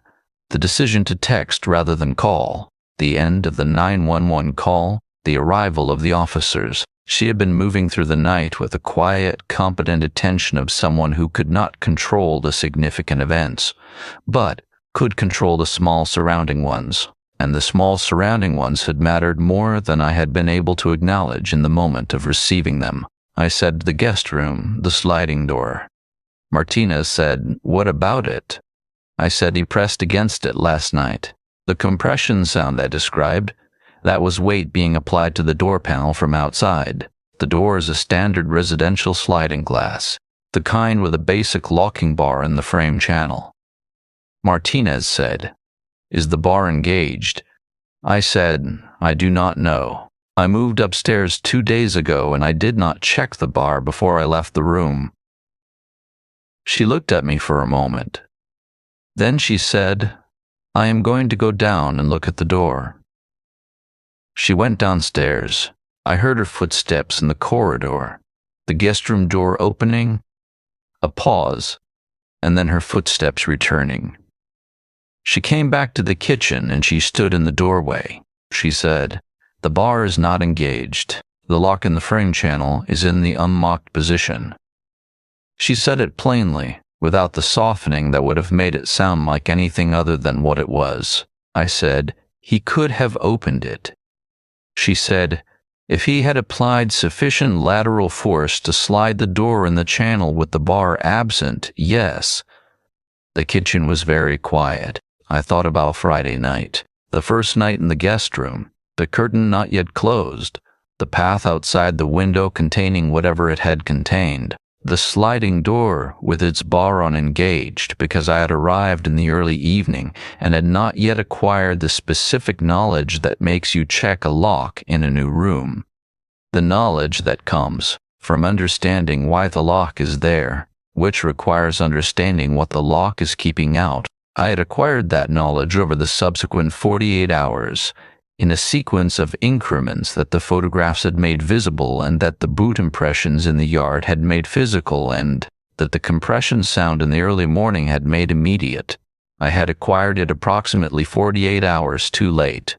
Priya sat down at the table. She looked at Martinez and she said, "What do we do now?" Martinez said, "Today, Oviedo goes down to the ledge and documents the shelter completely. I run the facial image through recognition and follow whatever that produces. You two do not leave this house alone. If you go out, you go together and you tell me where you are going before you go." She looked at me specifically. "You do not walk the cliff path. You do not go to the beach. If you need to photograph, you photograph from the terrace." I said, "All right." She said, "I also want to ask you about your schedule. How long were you planning to stay?" I said I had booked 2 weeks. She looked at me for a moment. She said, "I would like you to stay, not because you are required to, but because your photographs are the most detailed documentation of this individual's behavior and appearance that we have. and your ability to produce further documentation if he reappears is a resource I would rather have available than not." She said it as the professional assessment it was. She did not dress it as a request or soften it as a suggestion. She laid it on the table as information and let me decide what to do with it. I looked at the terrace glass. The dawn was fully gray now, the marine layer solid above the water, the cliff visible below the terrace in the increasing light, the sandstone going from shadow to its characteristic warm tan as the indirect light built. I could see the section of path from here, the boundary wall, the gap where the rope descended to the ledge. I said, "I will stay." Priya looked at me. She did not say anything. I said, "I came here to photograph. I am going to photograph." She said, "From the terrace." I said, "To begin with." Martinez looked between us with the expression of someone who has assessed the dynamic and found it adequate. She said, "Good." She stood and picked up her notebook and her coffee cup, and she carried the cup to the counter beside the sink with the automatic courtesy of a person who has been trained to leave spaces as they found them. She said she would be in contact by noon with whatever the facial recognition had produced, and that Oviedo would report from the ledge when he had completed the documentation, and that if anything else occurred before then, I should call the direct line on the card she gave me, which had a different number from the substation card. She went to the door and she stopped. She said, "The photographs, the 23 images, I want you to keep the originals exactly as they are. No editing, no cropping, no color correction. Preserve the metadata, the camera settings, the GPS coordinates if your camera records them, the timestamp on each frame. All that is evidentiary." I said, "My camera records GPS." She turned fully toward me. I said, "Every frame is geotagged. The location data is embedded in the file." She said, "Then I need those files. All 23, the originals unedited, with the metadata intact." I sent them to her email before she left the house. She stood at the door and watched the sending complete on her phone, and she looked at the confirmation, and she nodded once, and she went. The door closed. The house settled into the specific quiet of a space that has had official presence in it and is now adjusting to its absence, the particular stillness of a morning after. Priya sat at the table. I sat across from her. The coffee was warm and the dawn was building outside, and the sea lions below the cliff were fully into their morning register, the barking layered and continuous and completely without interest in any of it. She said, "GPS coordinates." I said, "Every frame, the exact position I was standing when I took it." She said, "So the frames from this morning, the cliff path." I said, "Will show his position relative to mine with an accuracy of approximately 3 meters." She looked at the table. I said, "And the beach frames will show the same. His positions across 20 minutes relative to mine, recorded in the metadata of a professional camera at a resolution that supports full facial extraction." She looked up. I said, "He chose to follow a photographer." She said, "Yes." I said, "He did not know what that meant." She was quiet for a moment. Then she said, "No, he did not." The dawn outside the terrace glass was going from gray to the first suggestion of color, the marine layer beginning its retreat before the onshore pressure that would clear it by mid-morning and produce the hard, directional light that I had come here specifically to work with. Below the cliff, the sea lions continued their patient, indifferent congress, and the sandstone of the cliff face was warming from the top down in the sequence I had been watching since Saturday morning, each ledge catching the light in its turn, including the ledge with the tarpaulin and the rope, and the bolt in the cliff face, and whatever personal items Avita would find there when the light was full enough to go down. I picked up the camera from the table where I'd set it when we came in from the path the previous afternoon. I went to the terrace. The Pacific was doing what it does at that hour in June when the marine layer is lifting, going from the flat, pewter uniformity of a covered sky to the first differentiated blues of a clearing one, the swell pattern becoming legible on the surface as the light found the angles the cloud had been diffusing, and I stood at the terrace edge with the camera and I photographed the light arriving, because it was arriving whether I photographed it or not. And the tool in my hands was the tool my aunt gave me when I was 14. And whatever the day was going to contain, I was going to be present for it with my eyes open. I heard him before I saw him. The sound of boots on the cliff path. The specific rhythm of someone ascending from below rather than walking the level surface. And then his voice calling up from the boundary wall to confirm he was coming back over. Priya went to the side yard gate and let him through, and he came across the decomposed granite with his phone in one hand and a sealed evidence bag in the other, and the expression of someone who has found what they went looking for and is now carrying it in both the literal and the figurative sense. He set the evidence bag on the kitchen table. Inside it, visible through the clear plastic, was a small notebook, the kind sold in drugstores, with a black cardboard cover and a thin elastic band around the middle to keep it closed. The elastic was still engaged. The cover was warped at the corners from moisture, the cardboard swollen and then dried in the way that paper materials warp when they have been exposed to salt air for an extended period. Not days, weeks at minimum, possibly longer. Oviedo said there were additional items on the ledge, a backpack, mostly clothing, a water container, a battery pack for charging devices, discharged, a roll of adhesive tape, a second length of rope coiled separate from the descent line. He paused. And this. He indicated the notebook. He said, I photographed everything in situ before bagging any of it. The notebook was at the inner wall of the ledge, inside a waterproof sleeve, the kind used for kayaking documents. It was placed there deliberately. Everything else on the ledge had the quality of items used regularly and returned to approximate positions. The notebook had the quality of something stored rather than used. Martinez had arrived while Oviedo was descending. She had called ahead and Priya had let her in, and she was standing at the counter with her own coffee, and she had been listening to Oviedo's account with the specific attention she gave to information that was adding to an assessment already in progress. She said, facial recognition produced a result. The kitchen went quiet in the way it went quiet when information arrived that had weight. She said, the image you provided, the fourth beach frame, full resolution, returned a match against a database of individuals with prior law enforcement contact in San Diego County. She looked at me directly. The individual has 2 prior incidents on record. The first was a trespassing citation approximately 14 months ago at a residential property in Bird Rock, the La Jolla neighborhood directly south of here.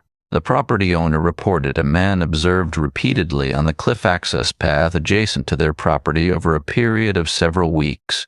No charges were filed beyond the citation. The second incident was a restraining order violation filed 8 months ago by a woman in Pacific Beach, a coastal neighborhood approximately 4 miles south. The violation was a single documented incident, and the matter was resolved without custodial consequence. She said it the way she said everything, plainly, sequentially, without emphasis designed to prepare me for any specific response, just the facts in their honest order. I sat with them. Bird Rock 14 months ago, Pacific Beach 8 months ago, La Jolla now, the coastline moving northward in increments, each location a residential cliff community, each incident involving a woman, each location within a few miles of the previous one. The pattern was not subtle. The pattern was the kind of thing that becomes obvious in retrospect, and that requires a specific set of data points to become visible. And the data points had been distributed across jurisdictions and across time in a way that had prevented any single department from assembling them into the shape they made when assembled, until a photographer with GPS-tagged images and 14 years of professional visual practice had provided the connective material. Martinez said, I have been in contact with the Pacific Beach and Bird Rock jurisdictions this morning. We are treating this as a coordinated investigation." She paused.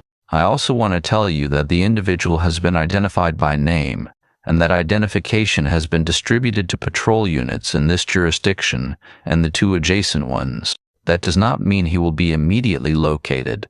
It means that, if he is observed, responding officers will know who they are responding to." I said, "The notebook."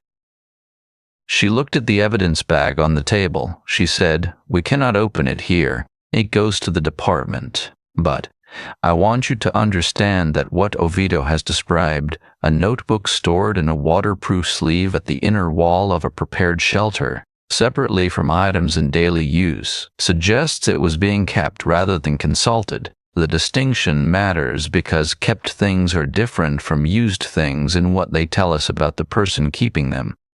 She said kept with the specific emphasis of someone who has seen enough of these situations to know what kept notebooks and waterproof sleeves at the inner walls of cliff-ledge shelters tend to contain, and who has decided that I am a person who can receive that implication without it being spelled out. I received it. Priya was standing at the counter, and she had not moved since Oviedo began his account, and she was looking at the evidence bag with an expression that had moved past the careful management she had been maintaining since Monday afternoon and into something raw and more honest. The expression of someone who has been holding themselves together for a specific period and has just had the news that the period has not ended, that the thing they have been holding themselves together for is larger than the shape they had been giving it. I said, "Priya?" She said, "I know." I said, "We should call your parents." She said, "I know." She picked up her phone and she went to her bedroom and she closed the door. And through the door I could hear her voice begin. Controlled at first, the specific control of someone delivering information they have organized before speaking it.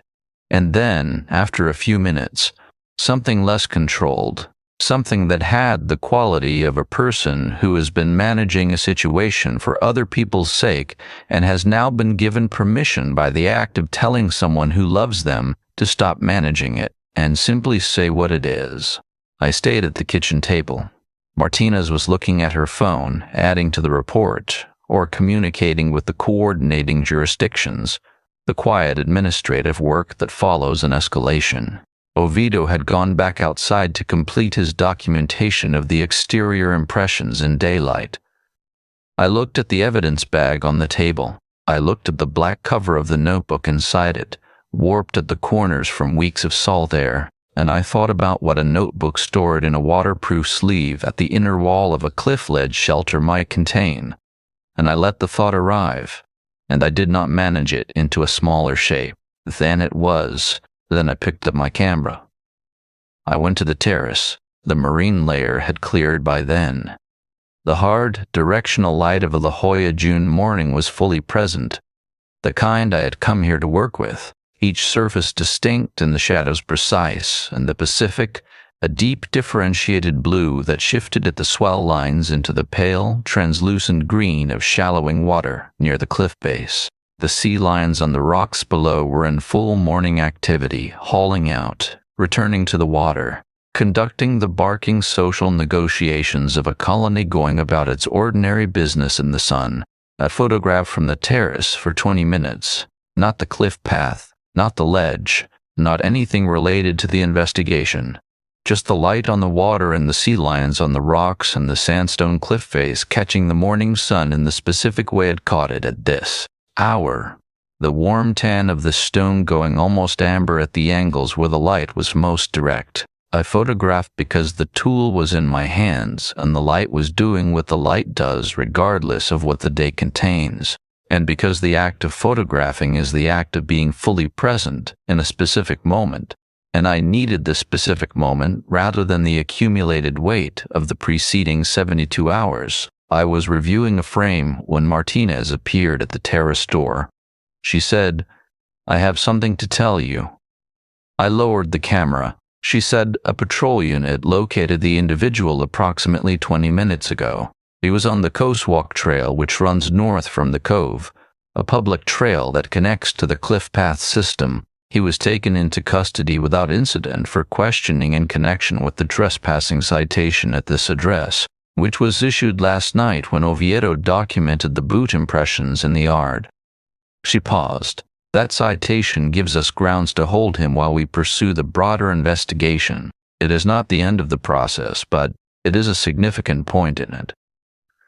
She said significant point the way Okafor had said pattern and Reyes had said credible threat in the other stories, plainly, as information rather than reassurance, as the thing it actually was rather than the thing it would be easier to receive. I stood on the terrace in the hard June light and I heard what she had said, and my body received it in the specific way that significant news arise when you have been in a sustained state of vigilance, not as relief exactly, because relief requires a certainty that the situation did not yet fully support, but as a change in the pressure, the sustained, accumulating pressure of the previous days finding a small release, a valve opening, not enough to empty what had built, but enough to register as different from the condition that had preceded it. I said, the notebook. She said, will be processed today. Anything evidentiary will be part of the case file. I will keep you informed of what I can share within what the investigation allows. I said, the women in Bird Rock and Pacific Beach. She said, have been contacted. Both are safe. A pause. Both expressed that they had not known until this morning that there was a documented pattern connecting their experiences to others. That information matters to them. I thought it would matter to you as well. It mattered to me. It mattered in the specific way that knowing you are not alone in the thing matters.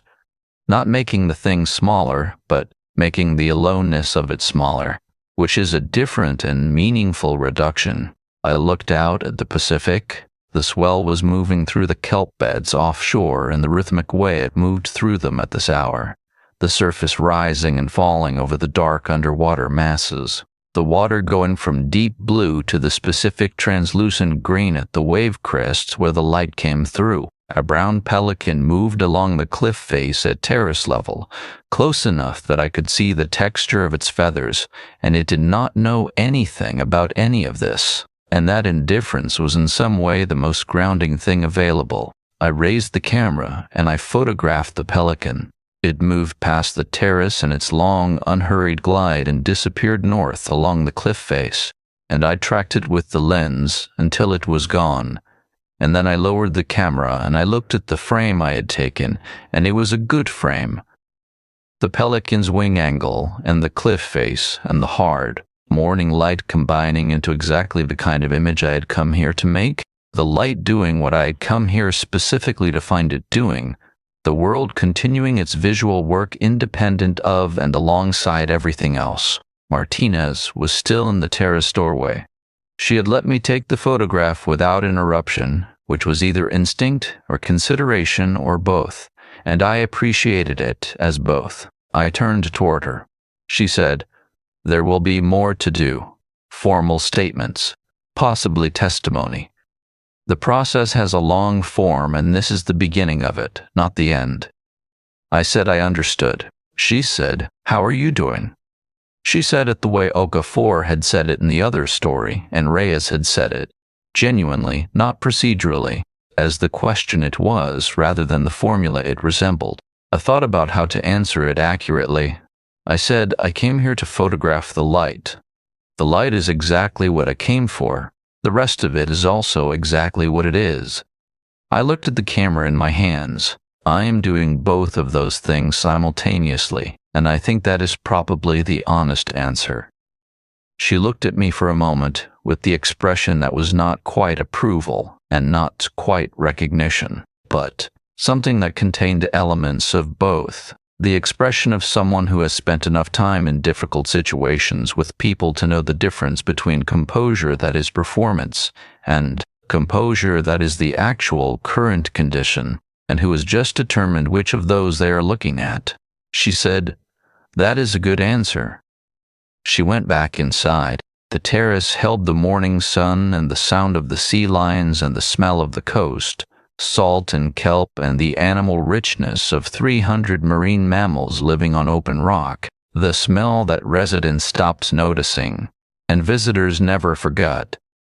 And I stood in it with the camera, and I looked at the Pacific in the hard, specific light that I had flown from Portland to find, and I took the next photograph, and the one after that, and the one after that. The sea lions on the rocks below the cliff did not know that the morning had contained what it had contained, and the light did not know, and the swell moving through the kelp beds offshore did not know, and all of them continued their patient, indifferent work regardless. The light finding the surfaces it always finds, the water doing what water does, the animals conducting the ancient business of their species on the rocks of a coast that had been receiving them since long before the cliff houses existed and would receive them long after, and I stood on the terrace with the tool my aunt gave me when I was 14, and I photographed all of it, because it was there, and it was true, and the camera does not lie about what is in front of it, and neither, when it matters, do I. Story 2. The Corrected. There is a dry cleaning shop on Foundry Street in Millhaven, Vermont that has been on that corner since 1948. It has the same sign, the same overhead lights, the same hours were posted on the door. Every family in that town has brought something there at one point or another, and every family has gotten something back. The question Daniel Hale spent 22 months trying to answer is not what the shop takes in. It is what the shop sends out. And whether what comes back on the hanger is the same thing that went in. His wife brought her coat there on a Tuesday. He is writing this from a different city now. Make of that what you will. My wife brought her winter coat to Aldrich Fine Dry Cleaning on a Tuesday in late October, which is when the temperature in Millhaven drops below freezing for the first time each year and stays there until April. She had been bringing things to Aldrich's since before I moved to town. It was the only dry cleaner within 30 miles, and she had the relationship with it that people develop with institutions that have no competition, a relationship less of preference than of inevitability, the way you have a relationship with the post office or the one dentist. Her name was Mara. She was 34 years old. She had grown up in Millhaven, had left for college in Burlington and returned after her mother's illness, had been back for 6 years by the time I arrived, had been with me for 3 of those. She taught English at the Consolidated High School 2 towns over and wrote poetry in the evenings at the kitchen table, with the focused, slightly superstitious attention that poets bring to their work. The same pen, the same notebook, never at the desk in the study because the study had the wrong light. I had learned not to speak to her while she was writing, not because she would react badly, but because the interruption cost her something she did not know how to account for. And I had decided years before that the things she valued were worth protecting from interruption. I am telling you this because what I noticed when she came home from the dry cleaner matters. And it matters more if you understand what I knew about her before the noticing. She came home at 4:15 with the coat over her arm, still in its plastic, and set it on the hook by the door and took off her boots and said the river smelled like the first ice, which it does every year at this point in October, a specific smell she had been noting since childhood, a fact about the place she had grown up in that she carried with the unsentimental accuracy of a person who knows their landscape. I said it was early for ice. She said not this year. She went to the kitchen. I was in the living room grading. It was a Thursday. I taught history at the same Consolidated High School, which was how we had met, and I had the Thursday stack of sophomore essays, the ones on the causes of the First World War, which are always better than the students expect and worse than I hope. I stayed in the living room for another hour while she made dinner, and we ate, and I did the dishes, and she went to the kitchen table with her notebook and her pen. I went to bed at 10:30. At 11, she came upstairs. I was awake, but not reading, in the specific restless state of a person who has been in bed long enough that the restlessness has become its own kind of tiredness. the body unable to settle and unable to commit to being awake. She moved through the room in the dark with the ease of someone who knows every surface, bathroom, closet, bed. She got in on her side, left side, always. She settled into the pillow the way she had always settled into it, one arm tucked under the slight exhale that was not quite a sigh, but the sound of a body acknowledging the horizontal.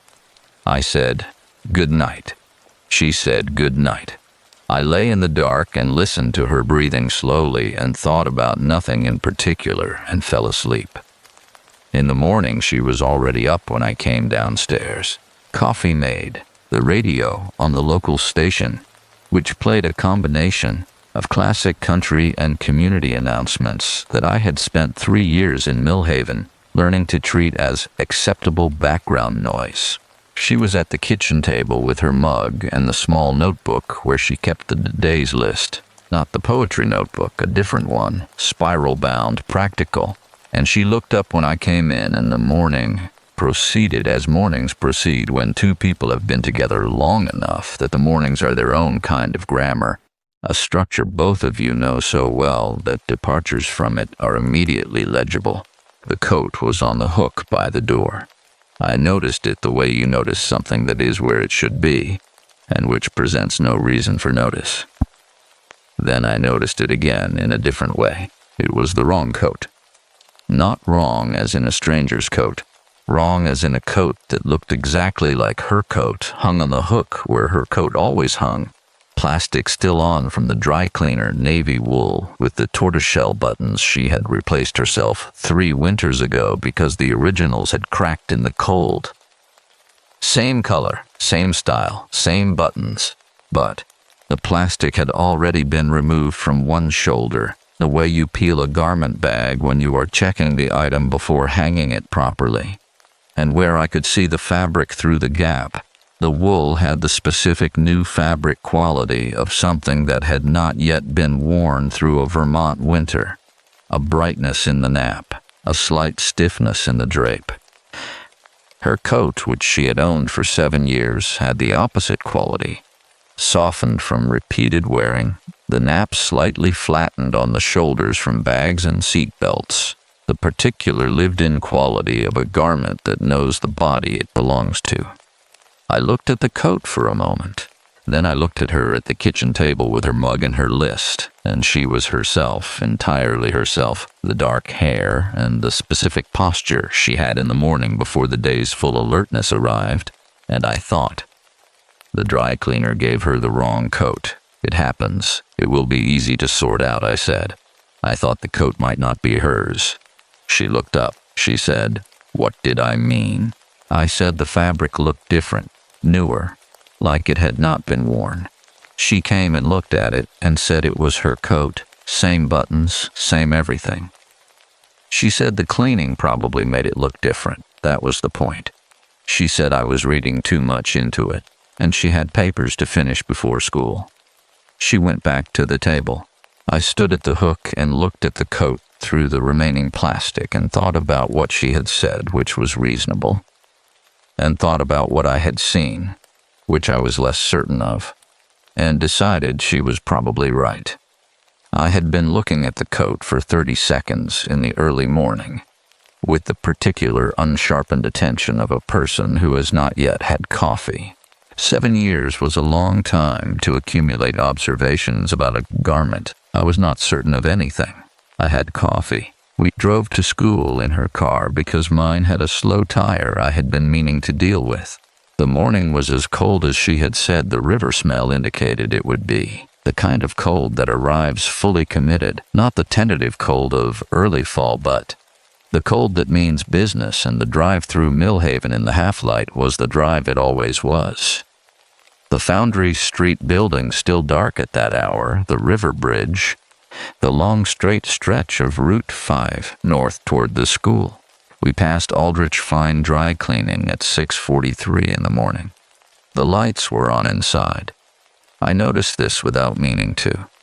The shop did not open until 8. I knew this from 3 years of passing it, and the light at 6:43 had the specific quality of overhead fluorescence, rather than the warmer light of the display cases they kept in the window. The working light, not the display light. The backroom light.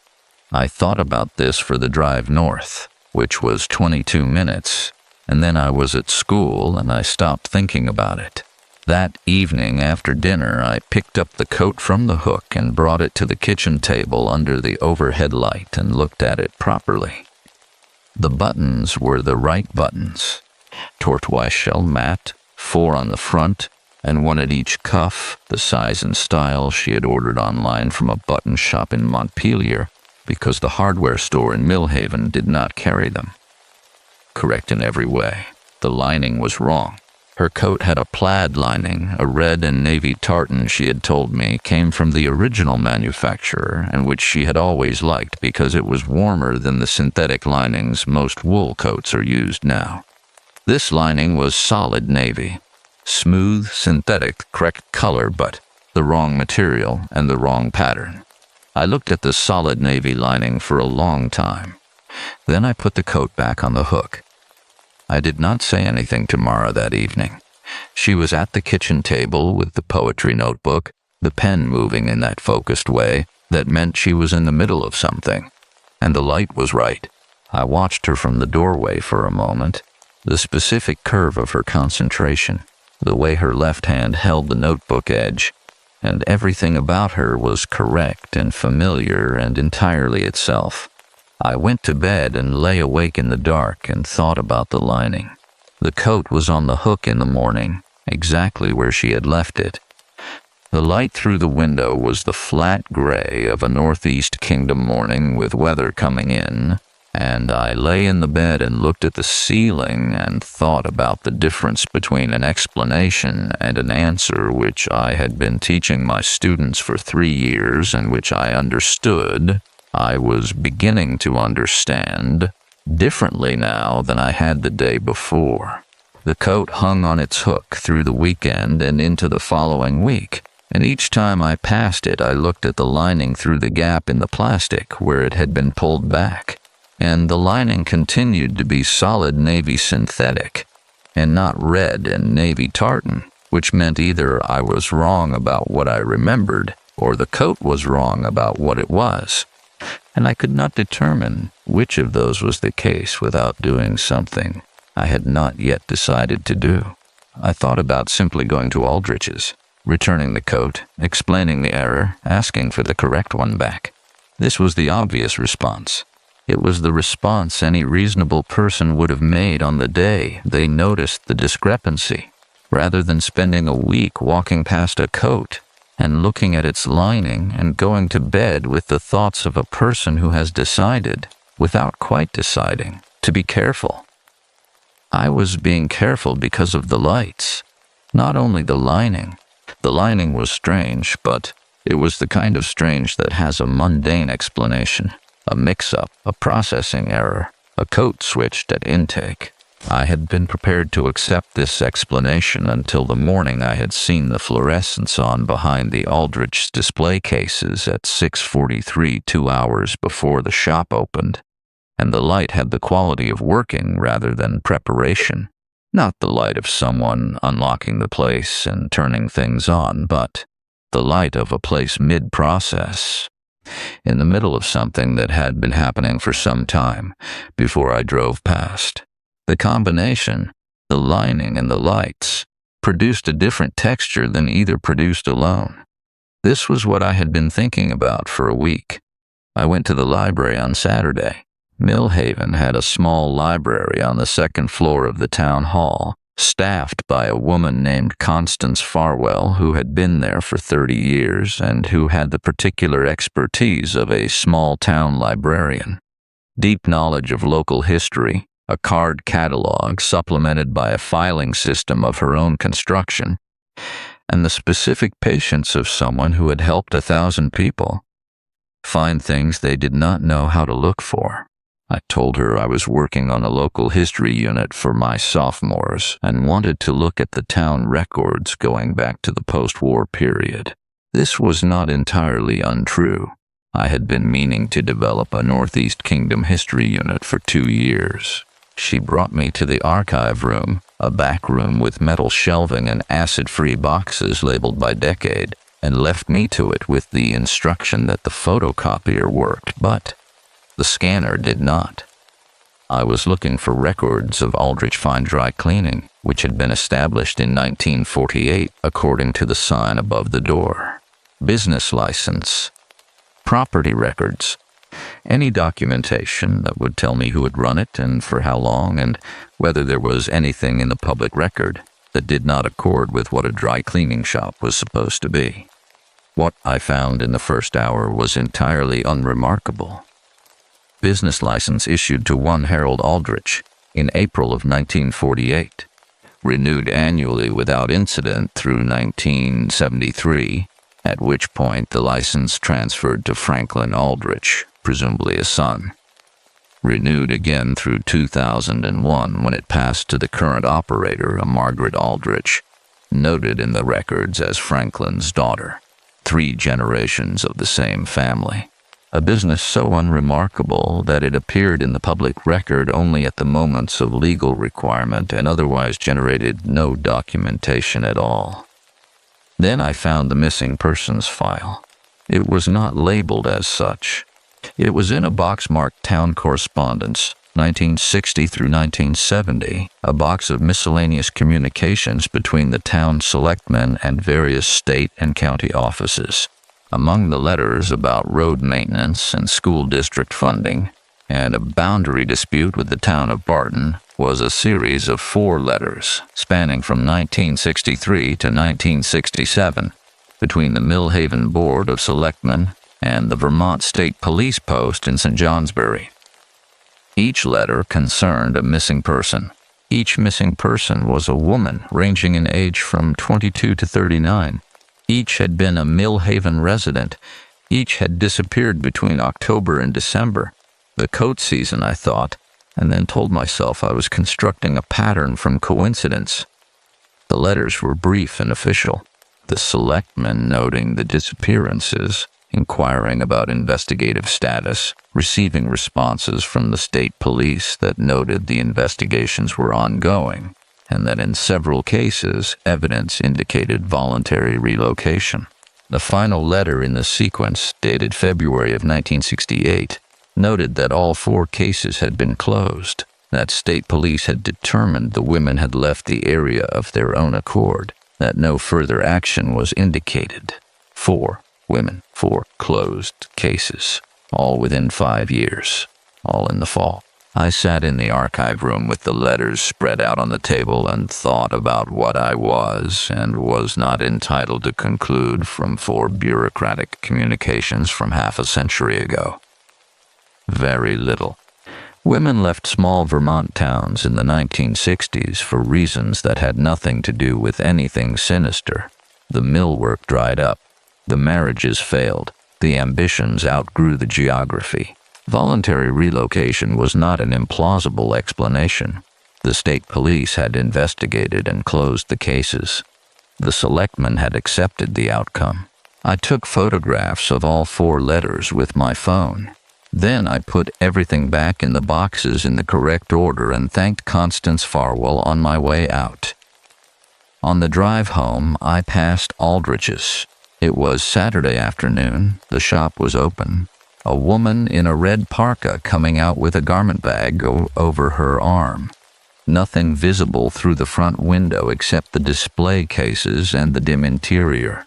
Nothing to see. I parked on Foundry Street and sat for a moment. Then I got out and went in. The shop had the interior that long-established businesses acquire. Not decorated, simply inhabited, the furniture and fittings of several decades accumulated into a coherent whole that was not quite any particular style, but was entirely itself.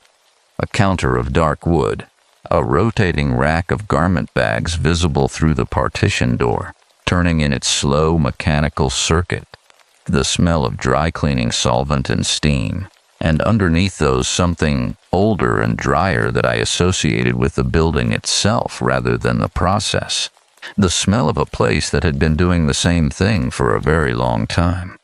Behind the counter, a woman I took to be Margaret Aldrich. 60 perhaps, with close-cut silver hair and the particular composure of a person who runs a business in a small town, where everyone knows them, not unfriendly, but with a quality of attention that felt calibrated rather than warm, the specific alert stillness of someone who notices things. I told her I had a coat to pick up. I gave her Mara's name. She looked at the counter in front of her without moving. She said she was sorry. She did not show that item as ready. She said it should be ready by Wednesday. I said I thought it had already been picked up. I said my wife had been in last Tuesday. Margaret Aldrich looked at me for a moment with the calibrated attention.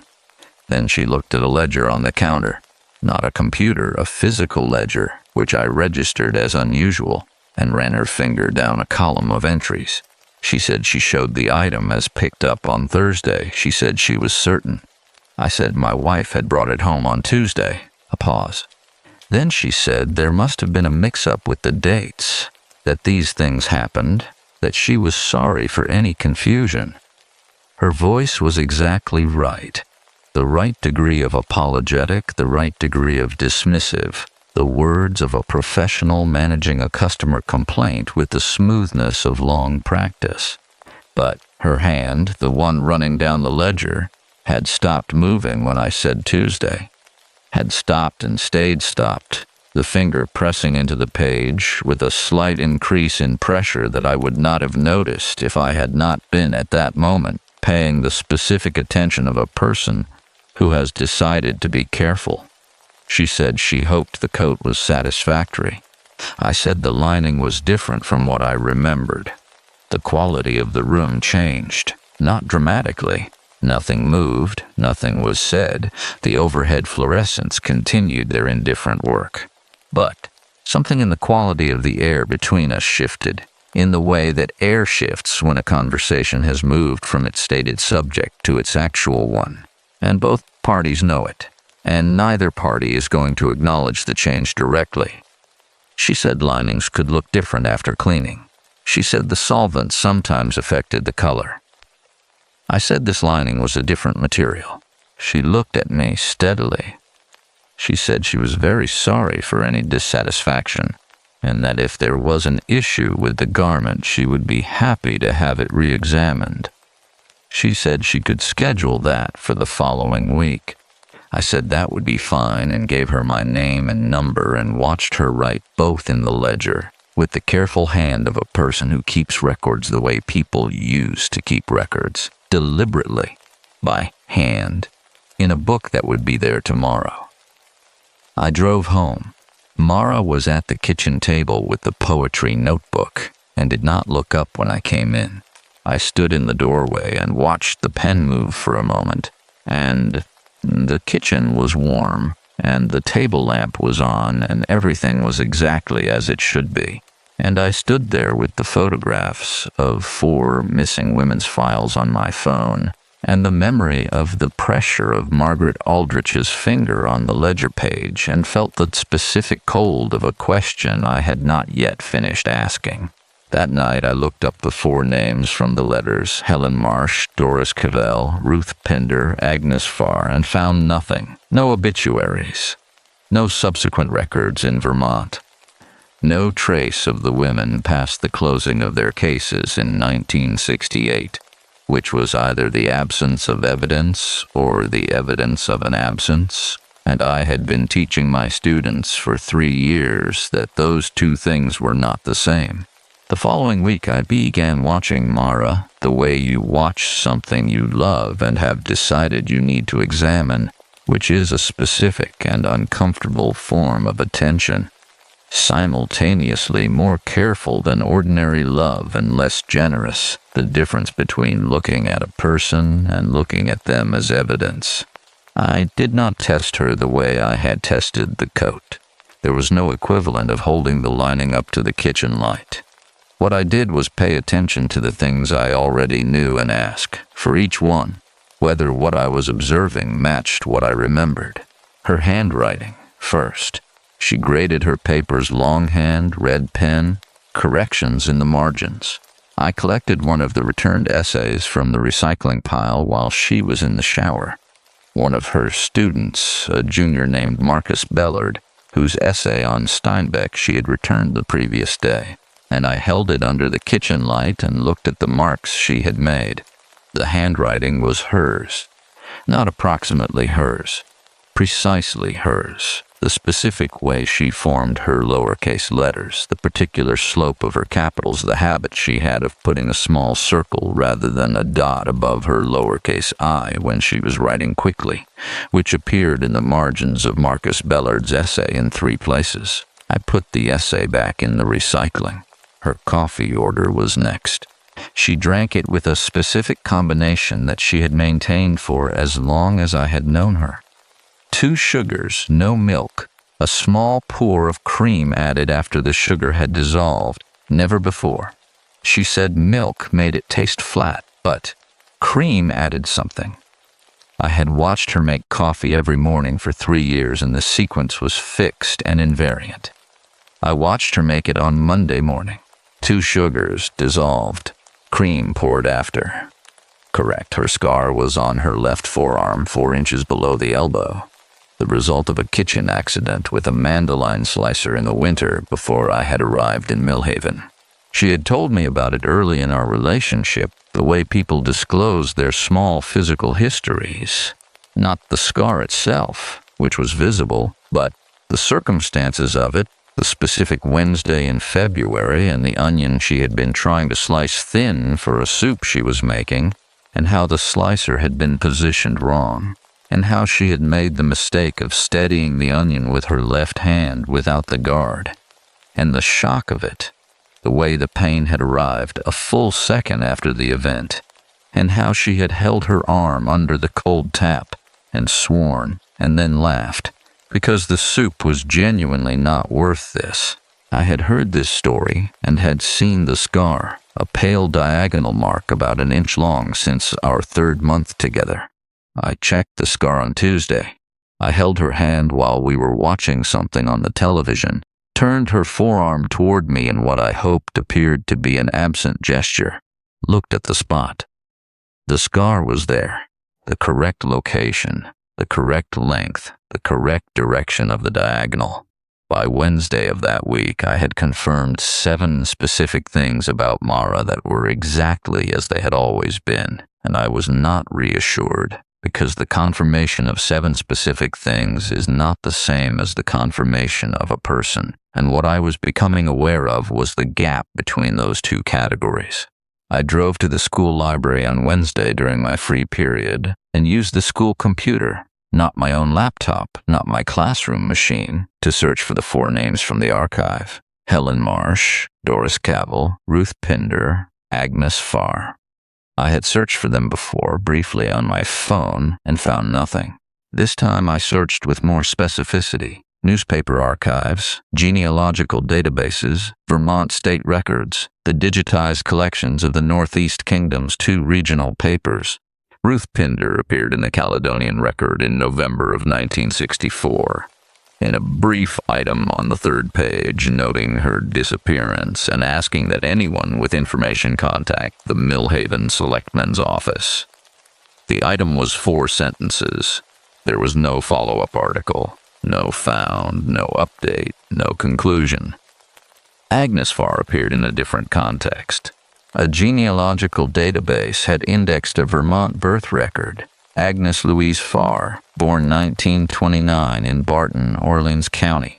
The same database showed no death record for Agnes Farr in Vermont or any other state, which either meant she was still alive at 95, or had died without generating a record that had been indexed, or had left the country, or had ceased to exist in any documentary form after 1967, which was the last year she appeared in any record I could find.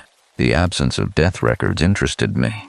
A person who vanishes from a community and relocates typically continues to generate records: employment, taxes, voter registration. The modest paper trail of an ordinary life continued in a new place. What I was finding for all 4 women was not a paper trail in a new place, but a paper trail that simply stopped, as though they had walked into a room and the room had closed behind them. I sat at the school library computer and thought about rooms that close behind people. Then I found the photograph. It was in the digitized collection of the Millhaven Historical Society, a scan of what appeared to be a community portrait session from 1946, 2 years before Aldrich's opened. A group of women at what the caption identified as a ladies' auxiliary meeting, seated in 3 rows in a church hall I recognized as the First Congregational on Main Street. 22 women. The photograph was black and white, the quality of the mid-century amateur documentation of community events, the faces small and the resolution imperfect. I was not looking for anything in the photograph. I was looking at it because it was there, because it was from the right period, because the habit of looking at evidence and asking what it actually said had become, that week, more urgent than it had previously been. In the second row, third from the left, was a woman whose face stopped me. The photograph was imperfect. The face was small, the resolution of the product of an original print that had been neither high quality to begin with, nor carefully stored for 7 decades. But the face in the second row, third from the left, had a specific quality that I could not immediately account for. A familiarity that arrived before recognition, the way certain faces produce a response in the body before the mind has finished its assessment. I enlarged the photograph as far as the scan would allow. The face went soft and pixelated at the edges, but the central features held enough resolution to be read. The caption named the women left to right by row. Second row, third from left, Mrs. Evelyn Rourke. The face of Mrs. Evelyn Rourke, in a photograph from 1946, had the same specific arrangement of features as the face I had been watching across the kitchen table every morning for 3 years. Not identical. The photograph was too imperfect for identical, but the same proportions, the same relationship between the eyes and the mouth and the specific shape of the jaw. Close enough that the resemblance arrived not as a thought, but as a physical response. A sudden drop in temperature that the body registers before the mind names it. I closed the browser and sat in the school library for a moment with my hands flat on the desk. Then I went back to my classroom and taught 2 periods of American history to students who had no idea that their teacher was sitting at the front of the room in the specific altered state of a person who has found something they cannot explain and cannot yet fully accept finding. After school, I drove to Foundry Street. I did not go into Aldrich's. I parked across the street and looked at the shop front. The unchanged sign, the display cases with their pressed garments, the overhead light that was operating at its normal display case warmth at 4:30 in the afternoon. And I thought about 1946 and 1948, about the 2 years between the photograph and the opening of the shop, and about what it meant to establish a business in a town where you already had a photograph of a face that the business might eventually be asked to produce. A woman came out of the shop with a garment bag, middle-aged, local, not someone I knew well, but someone I recognized from the Consolidated School's administrative events. She nodded at no one in particular and got into her car and drove away, and nothing about it was wrong except that I was sitting across the street noticing it. I drove home. Mara was not yet back from school. I stood in the kitchen for a moment, the house empty and quiet, the coat on its hook by the door. I looked at the coat. The coat hung in its ordinary way, the navy wool, the tortoiseshell buttons, the solid navy synthetic lining invisible from this angle. The coat that had been brought to Aldrich's on a Tuesday and returned with different measurements inside it. I walked to the hook and lifted it from the hanger and turned the cuff back and looked at the interior of the right sleeve where Mara had, sometime in the first winter she owned it, written her initials in black permanent marker because she and her colleague Janet had the same coat and kept taking each other's home from school events. The initials were there. M.H. Mara Hale, the name she had kept when we married. Black permanent marker, faded slightly from dry cleaning, but present correct. I put the coat back. The front door opened and Mara came in with her school bag and said it had gotten colder and she thought the river might actually freeze this week, which she had not seen happen before Thanksgiving in the 6 years she had been back. I said that was early. She said not this year. I said the same thing I had said the first time she said it, because I was not certain she had said it for the first time. That night I searched for Evelyn Rourke and found what I expected, which was nothing after 1952, which was the year Aldrich Fine Dry Cleaning was granted its first City of Millhaven business improvement permit, and the year I had now determined that Evelyn Rourke's name disappeared from every record the Northeast Kingdom had kept of her existence. Evelyn Rourke had been born in 1918 in Craftsbury, Vermont, which was 2 towns east of Millhaven, in the same cluster of Northeast Kingdom communities that had been passing the same families back and forth through marriage and work and the ordinary migrations of rural New England life for 300 years. She had married a man named Thomas Rourke in 1941, the year after he returned from basic training, and had moved with him to Millhaven, where he worked at the foundry until it closed in 1959. They had 2 children, a son and a daughter, both recorded in the state birth records for 1943 and 1946. In 1952, Evelyn Rourke vanished from the documentary record entirely. Thomas Rourke continued to appear in subsequent records, property taxes, voter registration, the 1960 census, but listed as widowed, which was not the same as divorced and not the same as separated, and which meant either that Evelyn Rourke had died in 1952, and the death had not generated a state record, or that Thomas Rourke had told the relevant institutions that she was dead, which was its own category of information. I found this in 2 evenings at the kitchen table after Mara went to bed, using the laptop in the way that a person uses a tool they are increasingly uncertain about using in the house they share with the person they are investigating. Not in an incognito window, which would have been visible to anyone looking over my shoulder, but in the main browser with the tabs arranged in a stack that could be collapsed to a single innocuous page at short notice. I had started doing this without deciding to do it, and noticing that I had started was its own form of information.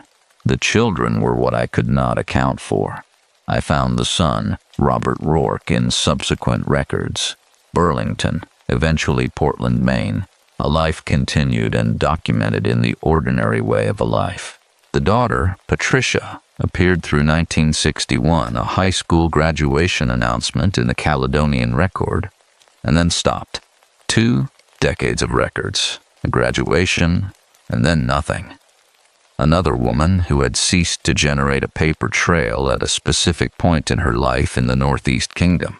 I sat with this and thought about what it meant for a mother to vanish and a daughter to follow her into the absence 20 years later, and whether the connection was genealogical or circumstantial, and what the difference would look like from where I was sitting. On the 3rd day after finding the photograph, I drove to the county seat in Newport and went to the courthouse. I told the clerk I was researching property records for a local history project. This was still not entirely untrue. I had expanded the history unit into genuine curriculum planning as partial cover for my actual purpose, the way you keep a plant in a window to justify looking out of it. The clerk was helpful. The property records for Foundry Street going back to 1940 were on microfilm, which I had not used since graduate school, and the microfilm reader required a calibration I had forgotten but relearned. Aldrich Fine Dry Cleaning occupied a building at 11 Foundry Street that had been purchased in February of 1948 by a corporation registered in Vermont as the Northeast Textile Services Company. I wrote this down. The president of the corporation was listed as Harold Aldrich. The registered agent was a law firm in Burlington. that I recognized as still operational, which meant it was either a coincidence or a thread. I photographed the record and looked for the corporation's subsequent filings. Northeast Textile Services Company had filed annual reports without incident through 1971, at which point it had been restructured under a new parent entity, the Rourke Heritage Trust. I read this twice. The Rourke Heritage Trust, established in Burlington in 1970, ostensibly for the management of family assets. The trust's grantor was listed as Thomas Rourke, deceased 1964. The beneficiaries were his surviving children, Robert and Patricia. The trustee was a name I did not recognize, Edward Varney, attorney. But the trust was the controlling entity of Northeast Textile Services, which was the controlling entity of Aldrich Fine Dry Cleaning. The dry cleaning shop on Foundry Street was owned by the estate of the husband of the woman whose face appeared on my wife's face in a 1946 photograph. I sat at the microfilm reader in the Newport courthouse with this information assembled in front of me and felt the particular sensation of a pattern that has declared itself completely. Not the accumulation of suggestive details, but the moment when the structure beneath them becomes visible. When you understand that you have not been finding pieces of a puzzle, but reading a sentence that was always there, that you simply did not yet have the vocabulary for. I drove back to Millhaven. The road followed the Black River south from Newport. The water on my right the gray-brown of late November. The alders along the bank entirely bare now. The mountains above the tree line carrying the first permanent snow of the season on their upper ridges. The valley was the specific narrow Vermont valley that closes around you in winter like a hand. Not threatening, just present. The geology making its old argument about the scale of things. I had a free period after lunch on Thursdays. The following Thursday, I used it to walk to the town hall and ask Constance Farwell if the Historical Society kept any photographic records beyond what had been digitized. She said yes, of course. She said most of the physical collection was in boxes in the archive room, that the digitization project had only covered a fraction of it. She asked what period I was interested in. I said the 1940s and 50s. I said I was particularly interested in anything related to Foundry Street businesses. She looked at me for a moment with an expression I could not fully read. Not suspicious, not wary, but something in the register of careful, the way a person looks when they are deciding how much to say. Then she took me to the archive room and opened a box labeled Commercial District, 1940 to 1960, and left me to it. The box contained what I expected: receipts, business announcements, promotional materials, the documentary residue of small-town commercial life. And among them, in a manila envelope marked Aldrich Portraits, samples, a set of 8 by 10 photographic prints.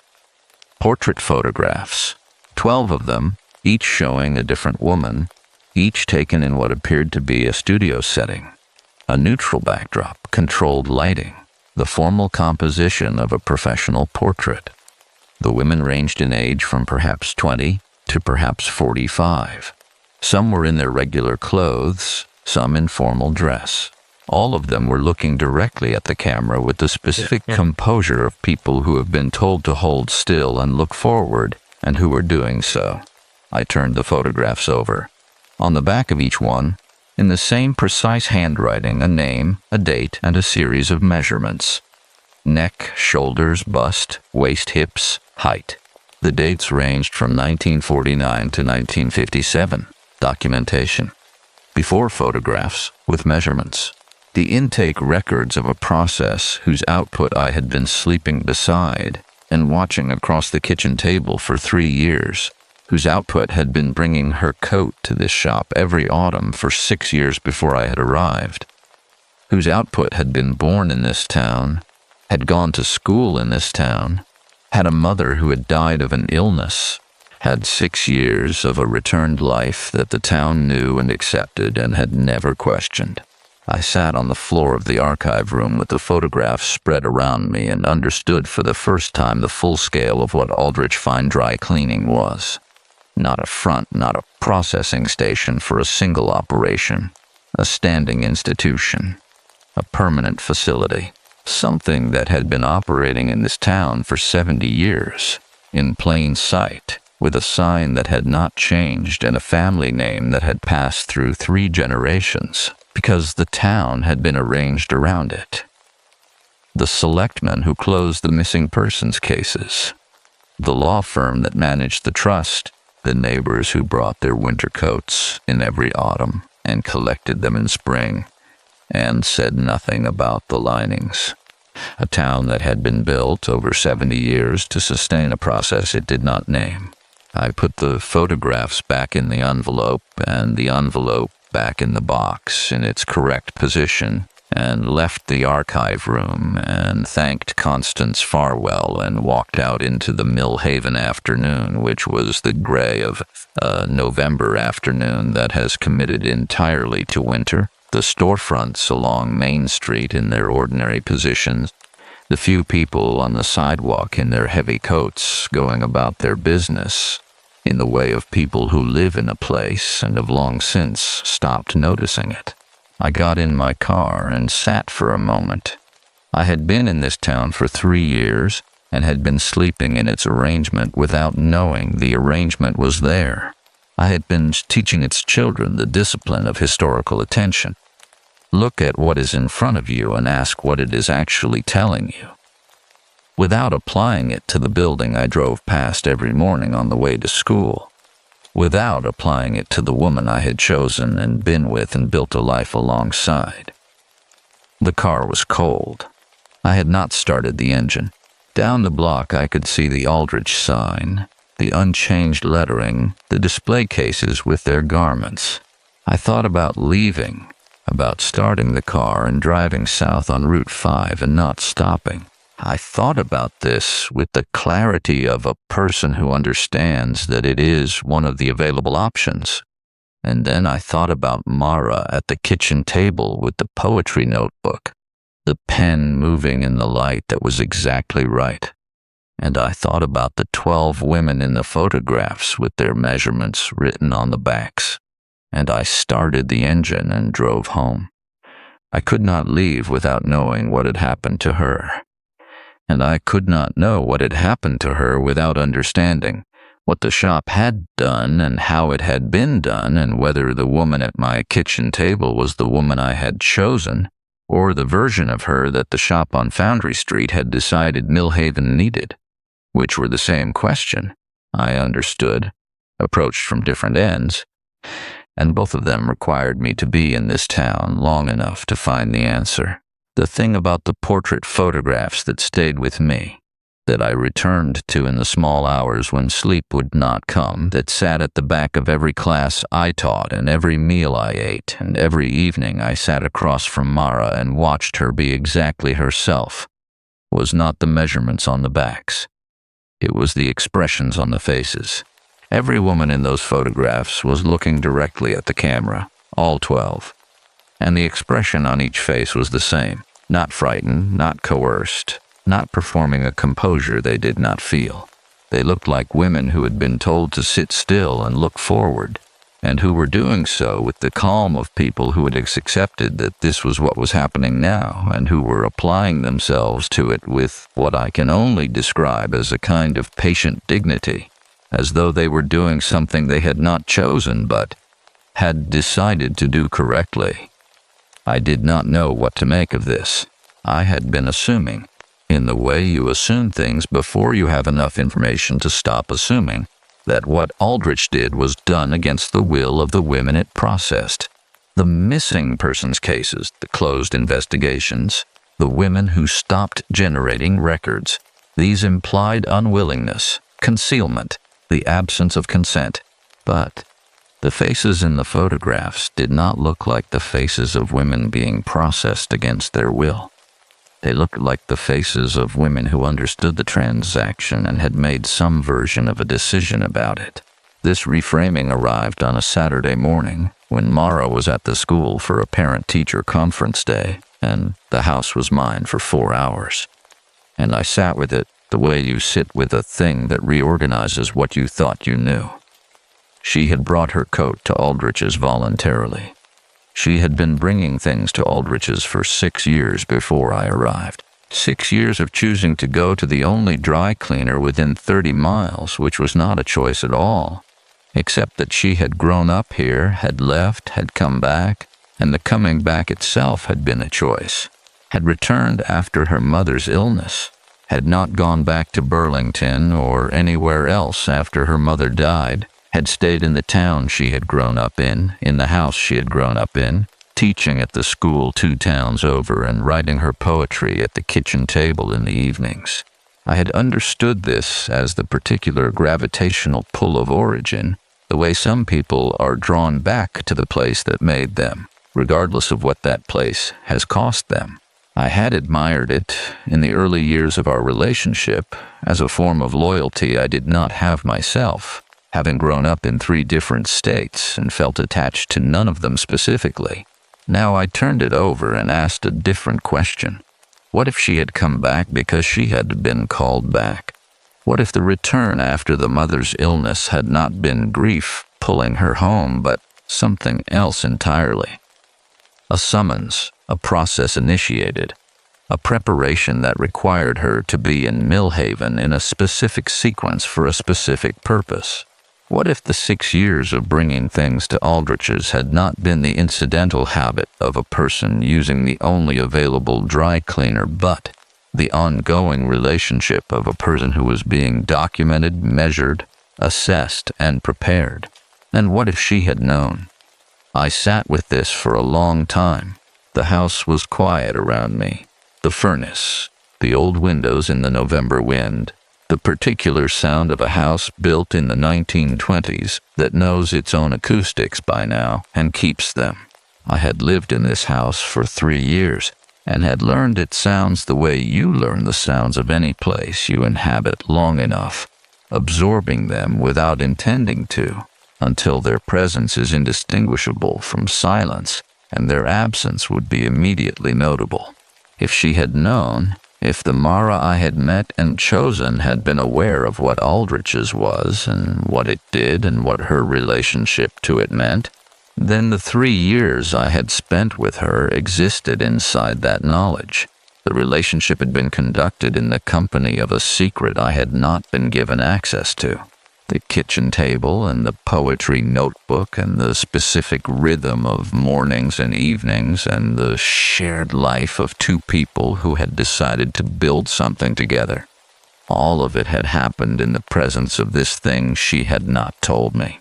And if she had not known, if the 6 years of bringing coats and scarves and formal dresses to the shop on Foundry Street had been genuinely innocent, the habit of a returning daughter in the only town she had decided to call hers, and the coat returned with the wrong lining had been something done to her rather than by her, then the woman who had not known was still in the world somewhere, or was not, and what was at my kitchen table was the shop's work, and the shop had produced it well enough that I had spent 3 years not noticing.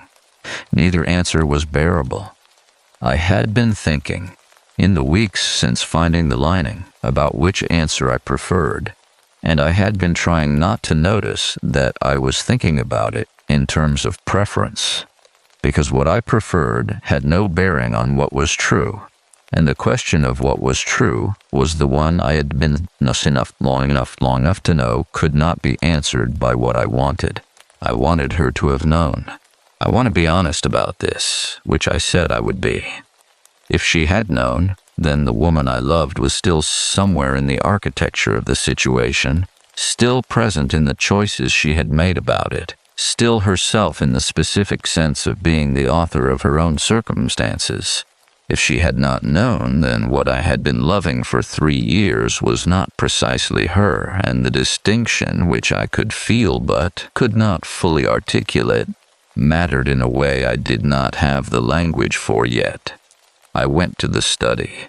Her desk was where she graded her papers, the desk she did not use for poetry because the light was wrong. On the desk were the things that accumulated on a working teacher's desk. A stapler, a cup of pens, a stack of essays waiting to be returned, a small ceramic dish where she kept paper clips and the spare key to her classroom.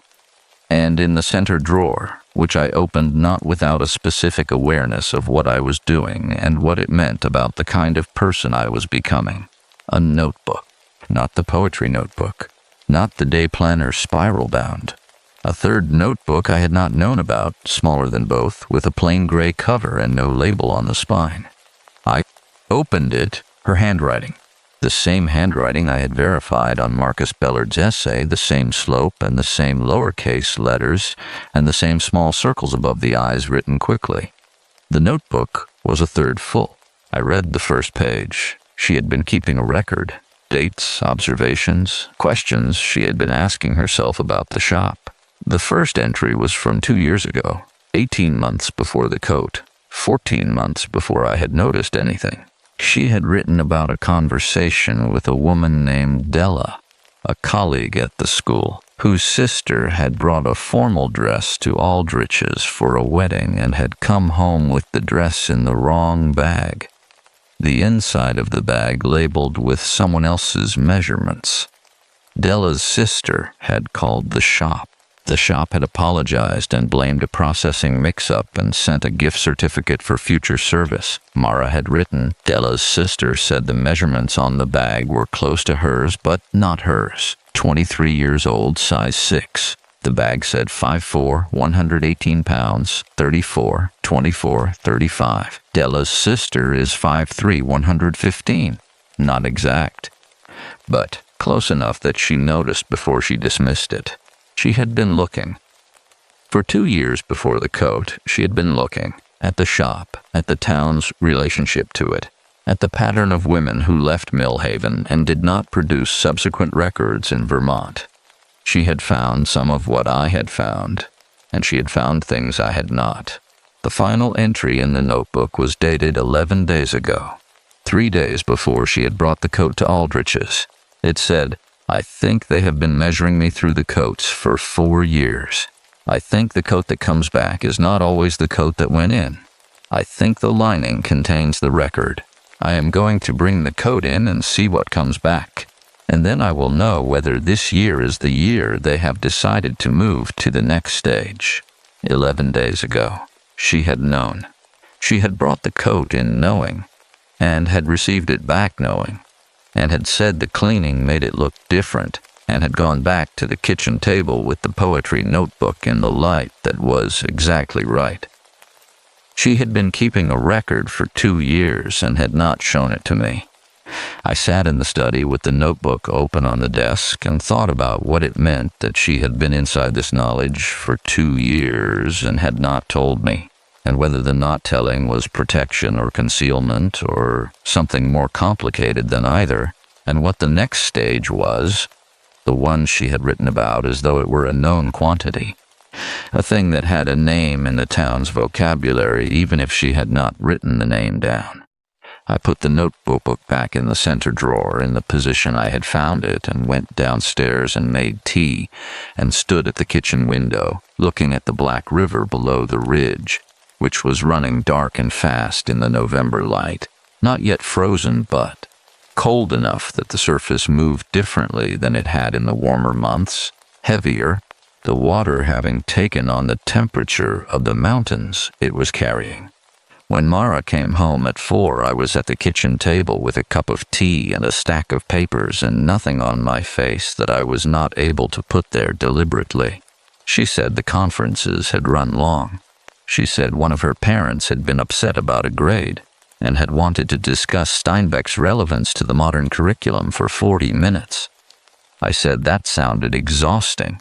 She said it was, and put the kettle on and stood at the counter with her back to me.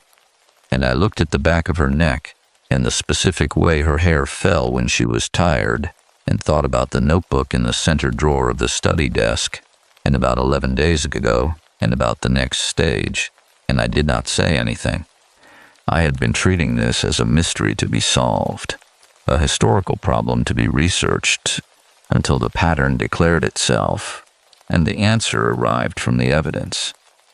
What the notebook told me, with the same patience and the same methodical attention, and had arrived at the same place, and had still brought the coat in, which meant either that she had decided the coat was a test she was willing to take, or that she had decided there was something on the other side of it that was worth arriving at, and I did not know which of those was true, and I was not certain she did either. She came to me first.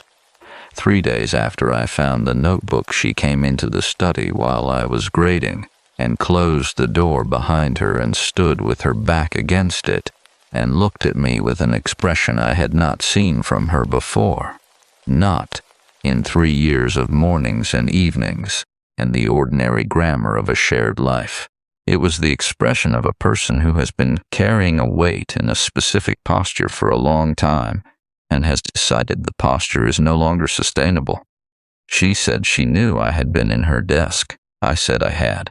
She said she had been trying to decide for 2 weeks whether to tell me, and that she had decided, and that she was sorry it had taken as long as it had. She sat in the chair across the desk from me, the chair I put there for students who came to the house for extra help, which Mara had always called the confessional chair, with the slight irony of a person who did not believe in confession but understood its function. And she told me what she knew. She had grown up knowing what Aldrich's was. Not explicitly, not in the way of a fact stated and transmitted, but in the way that children in small towns absorb the knowledge their parents have agreed not to name, through tone, through silence, through the specific quality of attention adults give to certain subjects when children are present. Her mother had known. Her grandmother had known. The knowledge had been in the family for as long as the shop had been on Foundry Street, which was as long as either of them could trace.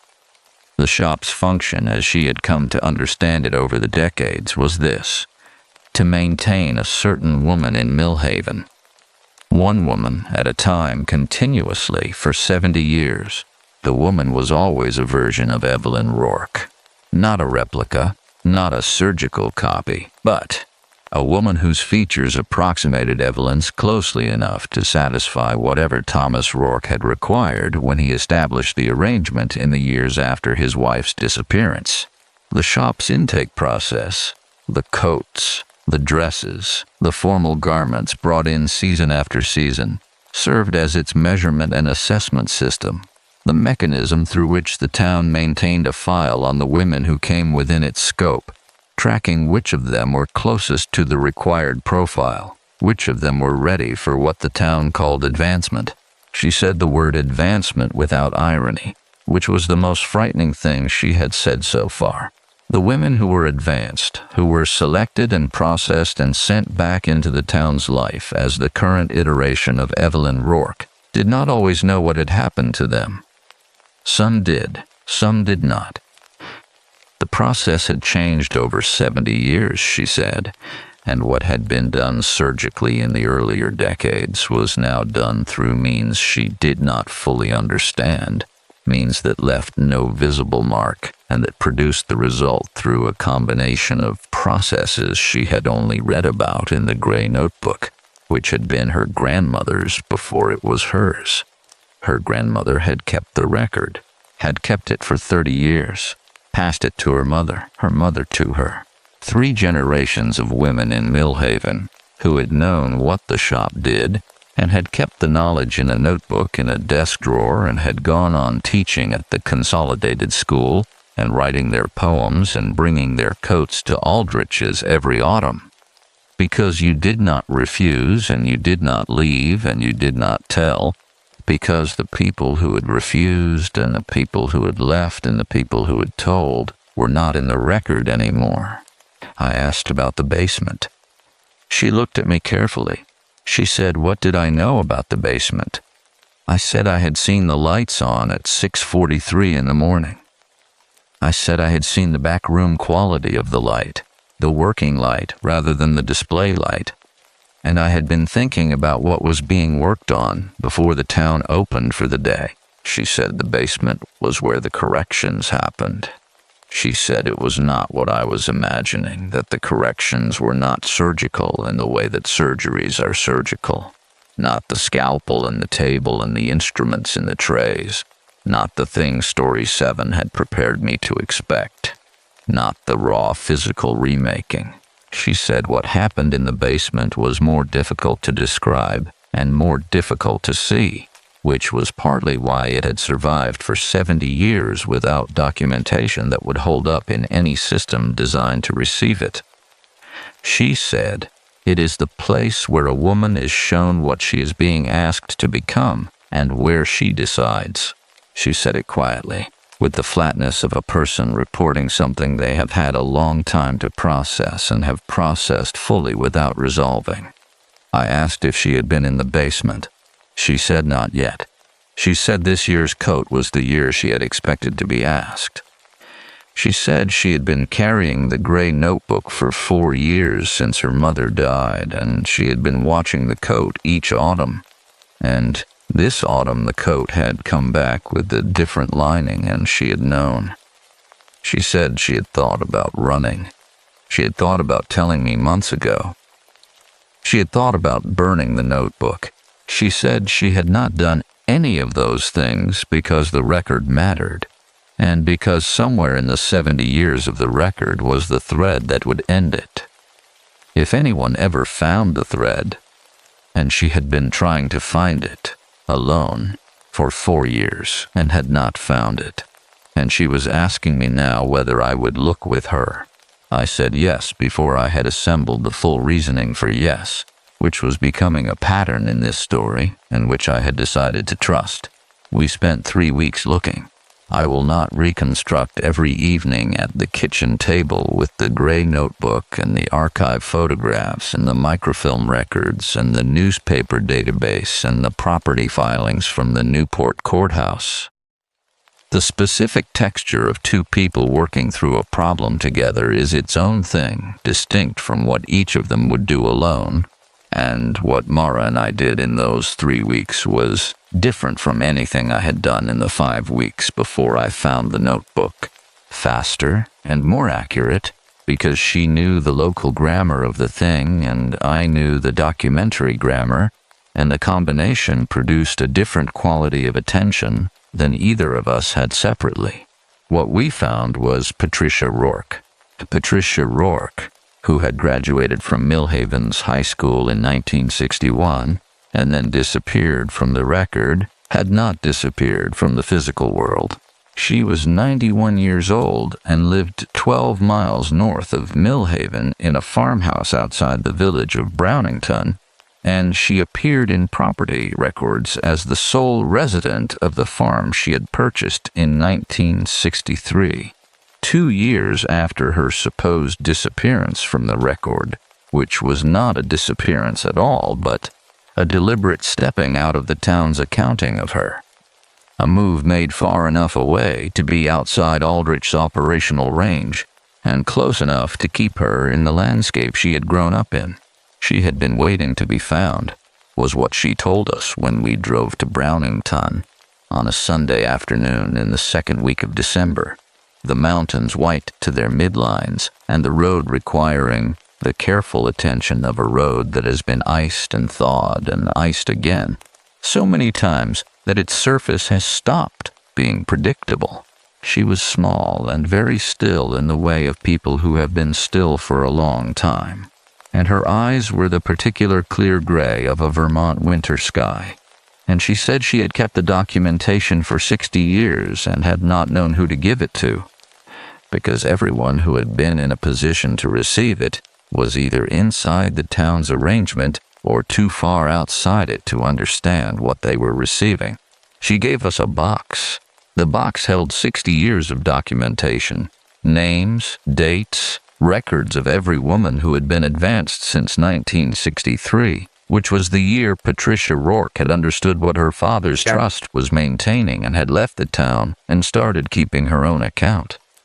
31 women across 60 years, names before and after, in some cases, photographs. It also held something else. A letter in Thomas Rourke's handwriting, dated August of 1952, addressed to his daughter, which she had found in the house after he told her Evelyn was gone. The letter was not a confession in any legal sense. It was a father explaining to his daughter what he had done and why he had done it, which was this. Evelyn had wanted to leave him.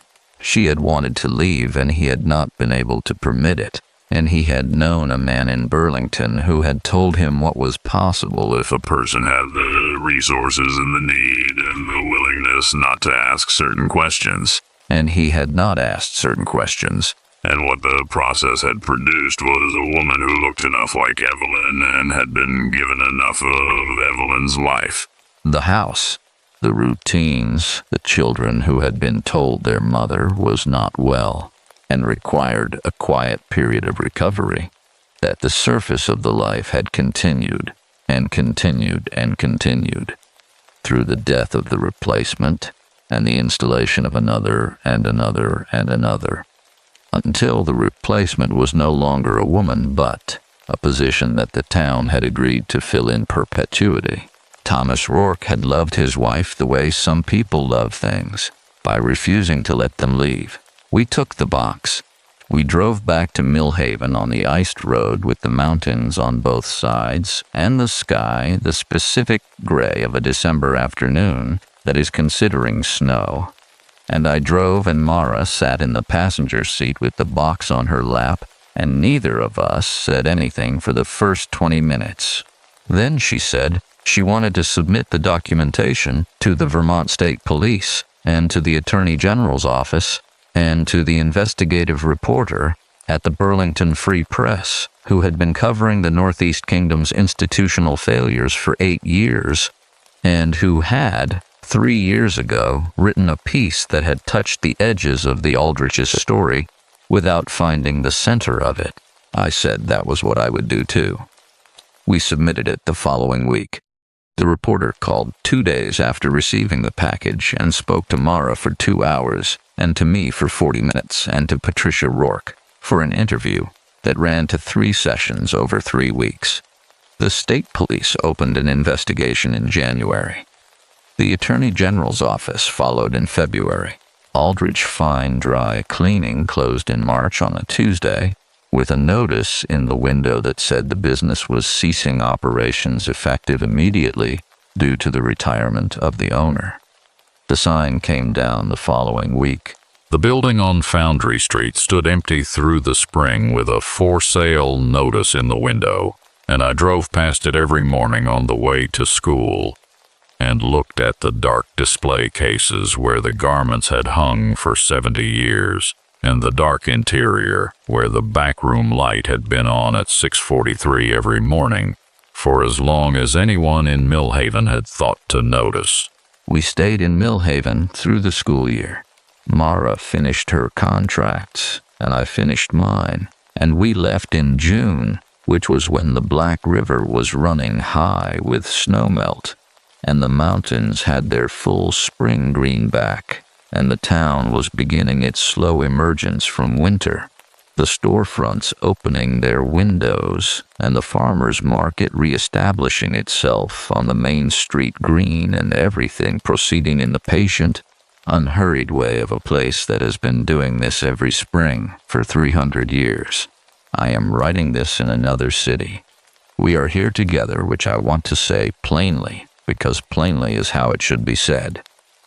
We are here together, and then the account is finished, and the gray notebook is with the Attorney General's office in Montpelier as part of the evidentiary record.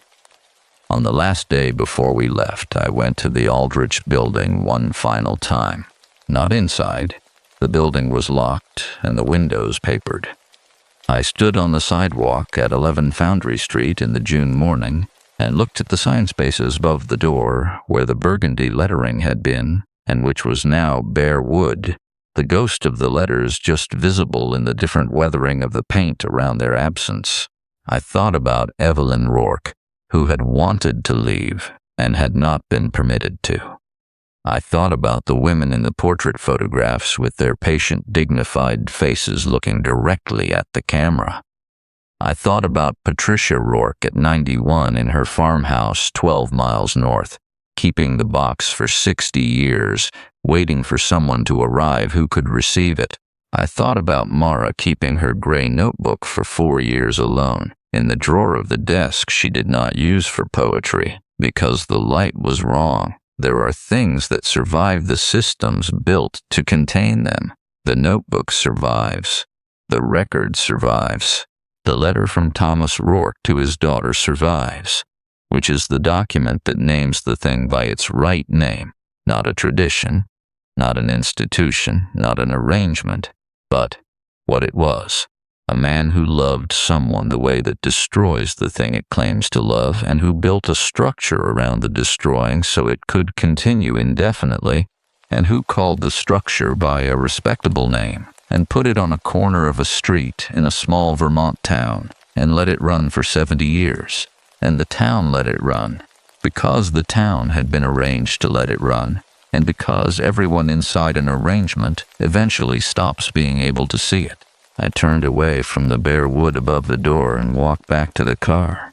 Mara was in the passenger seat, with the window down in the June morning, her arm on the door, looking at the mountain above the town, which had its full green back and was doing what Vermont mountains do in June, which is to make the case quietly and without insistence that they have been here a great deal longer than anyone currently looking at them, and will be here when the looking is finished.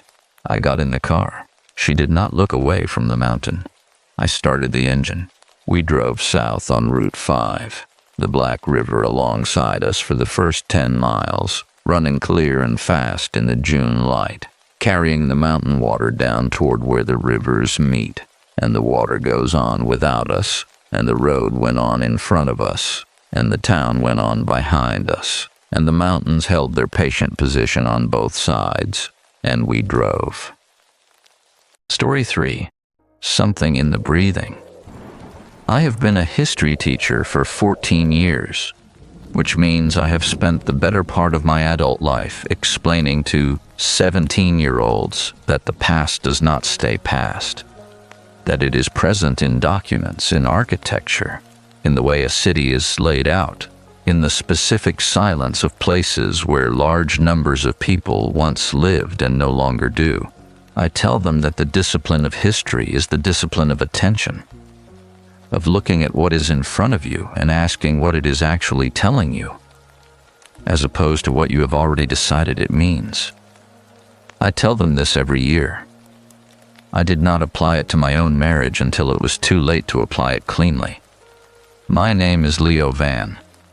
I am 39 years old. I live in Astoria, Oregon, in a house on the ridge above the waterfront that my wife Nora and I bought 6 years ago because she had grown up in this city and had always intended to return to it, and because I had no particular attachment to any other place and had decided that her attachment to this one was sufficient for both of us. That decision seemed reasonable at the time. I am writing 14 months after the events I am going to describe, and I want to be precise about what I knew and when I knew it, because the sequence matters and I have been over it enough times that I trust my account of it. The house is a Victorian, 3 stories south-facing, with a view of the Columbia that on clear days extends all the way to the Washington shore. Clear days in Astoria in November are not common. What is common is fog. The particular Columbia River fog that comes in off the Pacific through the Astoria Gap in the Coast Range and settles over the city with the patient thoroughness of something that has been doing this for 10,000 years and has not become careless about it. The locals have a word for the deepest fogs, the ones that arrive between one breath and the next and reduce the ridge houses to suggestions of themselves. They call it a closing. The fog is closing, they say, as though it is doing something deliberate, as though it intends to stay. I had been in the Coast Range for 3 days before I came home to find Nora in the kitchen making soup. The hiking trip had been planned for 2 months. 4 days solo in the Clatsop State Forest. A thing I did once a year in the shoulder season, before the winter rains turned the trails to mud that required a different level of commitment than I was prepared to give in November. I carried my own pack, my own food, my own tent. I did not bring my phone, or rather, I brought it, but turned it off on the first morning and put it in the bottom of the pack where it would not tempt me to check for signal on the ridge lines where signal occasionally appeared. The point of these trips, as I understood the point, was the specific quality of a mind that has been given nothing to process for 72 hours except terrain and weather and its own company. I had gotten briefly lost on the second day, not dramatically, not the kind of lost that appears in news reports, but genuinely disoriented for several hours in a section of old-growth forest where the trail had been rerouted after a blowdown, and the new trail markers were not yet weathered enough to look like trail markers, rather than administrative markings on random trees. I had found my way out by mid-afternoon, by following a drainage creek downhill to a forest road I recognized, and I had set up camp that evening with the specific exhausted relief of a person who has frightened themselves moderately and survived it without incident. The third night I dreamed about Nora, not a dramatic dream, not the kind with narrative or image, but the kind that is simply a presence, a warmth in the dark, the sense of another body nearby breathing in the particular rhythm that becomes familiar when you have shared a bed with someone for 7 years. I woke from it at 3 a.m. with the fire down to coals and the forest completely silent around the tent, in the way that old-growth forest goes silent before dawn. A silence so complete that you become aware of your own pulse as a sound. And I lay there in my sleeping bag and thought about the marriage. It had been contracting for 8 months. I was certain of this the way you are certain of something you have not said aloud but have been observing with the peripheral attention you give to things you do not want to look at directly. Nothing dramatic had changed. We had not fought, had not withdrawn from each other in any way that would have been legible to anyone watching from the outside. What had changed was subtler. The specific quality of the silences between us, which had shifted from the comfortable silence of two people who have run out of need for words into something with more texture to it. Something I found harder to inhabit without wondering what it contained. I had not said this to her. She had not said anything comparable to me. We were occupying the same house and the same bed and the same routine with a smoothness that had begun, in the past 8 months, to feel less like contentment and more like the smoothness of a surface under which something was moving. I told myself I would talk to her when I got back from the trip. This is what I told myself every time I came close to the subject, and then moved away from it. I would find the right moment. I would say it carefully. I would begin with the specific observation rather than the general fear, the way I taught my students to begin essays. Not with the thesis, but with a detail, the smallest true thing, and let the argument build from there. I drove back to Astoria on the morning of the 4th day. The Coast Range in November is a specific beauty. The spruce dark and enormous on the ridge lines. The alder bears already. The sky the particular gray of a season that has committed to itself. I had the radio on for the last 20 miles, a local station playing the kind of country music that Astoria favors. And I came down off the ridge road into the city with the salt smell of the river reaching me through the car's vents, the fog sitting on the water in a low, flat layer that the afternoon sun had not yet burned off. The house was lit when I pulled into the driveway. The kitchen window warm and yellow, the way it looks when someone is inside doing something domestic, cooking or washing up, a lamp on against the November gray. I sat in the car for a moment after I turned the engine off, not for any reason I could have named. The day pack was in the passenger seat. The house was in front of me. The fog was on the river below. I went inside. Nora was at the stove.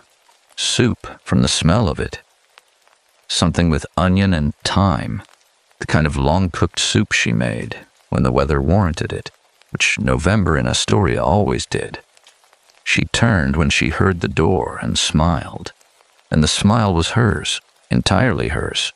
The particular slight asymmetry of it that had been one of the first things I had noticed about her face 7 years ago. She asked how the trip was.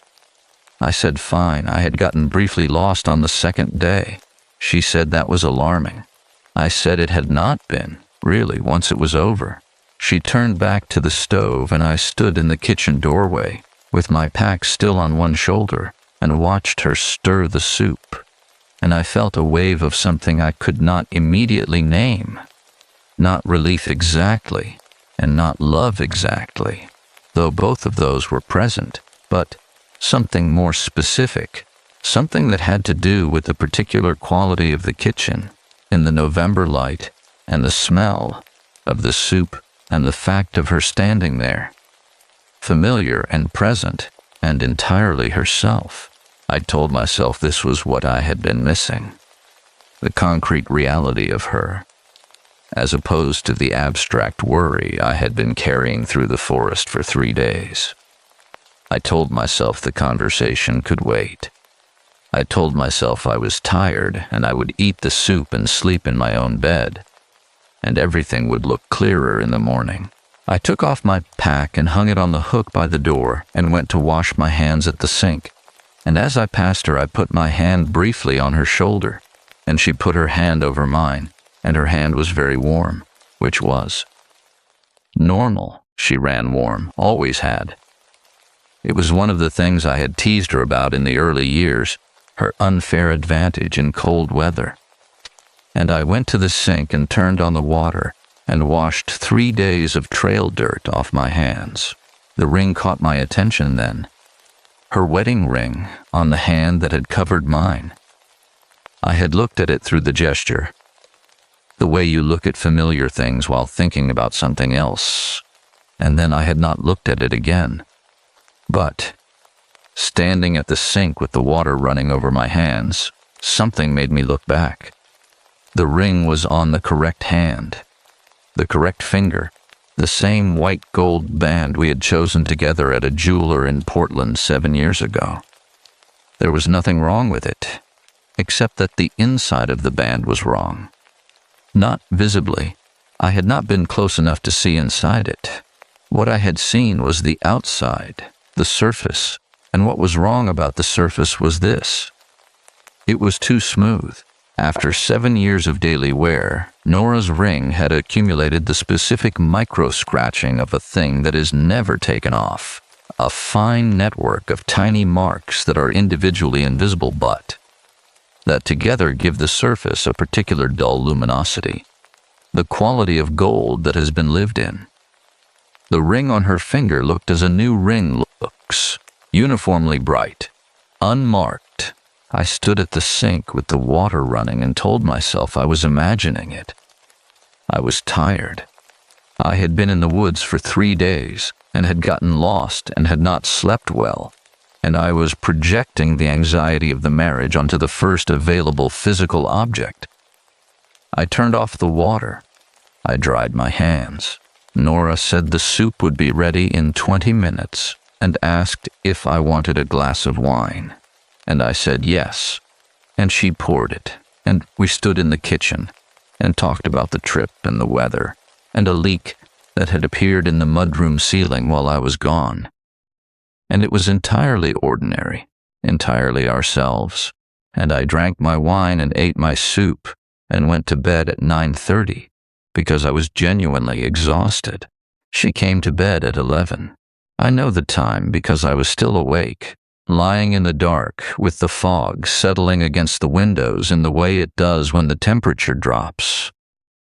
A fine condensation on the glass, the world outside going from dark to a particular soft gray-white. And I heard her moving through the bedtime routine, the bathroom, the closet, the small sounds of a person preparing for sleep in a house where they know every surface. She got into bed. She settled into her side, the left side, the side she had always slept on. She was warm beside me, the familiar warmth, and she said goodnight quietly, and I said goodnight back, and within a few minutes her breathing slowed and deepened into sleep. And then, slowly, over the next several minutes, it synchronized with mine. Not immediately. That was what I kept returning to in the weeks and months afterward. Not a sudden snap into alignment, but a gradual drift, the way two pendulums in proximity will eventually begin to swing together. Her exhales moving toward the timing of mine, the rhythm of her sleep aligning itself with the rhythm of my wakefulness until we were breathing at the same pace, in and out and in and out, and the fog pressed against the windows, and the house was completely silent. And I lay in the dark and told myself this was normal, that couples who share a bed for 7 years develop similar sleep rhythms, that this was a documented physiological phenomenon, and not something to think about at 11:15 on a Tuesday night when I was exhausted and already halfway toward catastrophizing. I told myself this, and I almost believed it, and I lay there in the synchronizing dark and listened to us breathe together. And the almost belief was the most frightening thing that had happened to me in a very long time. I did not sleep for a long time after that. When I finally did, I dreamed again about presence. A warmth in the dark, a body nearby, breathing in a rhythm that was mine and not mine, the specific closeness of something that had learned you from the outside in and was still learning, patient as the fog, as thorough as the fog, taking its time. The fog was still down when I woke, that same soft gray-white pressure against the windows, the room neither dark nor light, the particular morning quality of a house on a Clatsop County ridge in November when the weather has decided to be thorough about itself. Nora was already up. I could hear her in the kitchen below, the specific percussion of a morning routine I had memorized without intending to. The coffee grinder first, then the tap, then the particular sound the kettle made on our particular burner, a low resonant hum that the kettle on the left burner made and the kettle on the right burner did not. 7 years of the same kitchen produces this kind of knowledge in a person. You do not choose to acquire it, it accumulates. I lay still for a moment and listened to the sounds, and the sounds were correct. All of them. Every element of the sequence in its right order. The coffee grinder, the tap, the kettle on the left burner. I got up and went downstairs.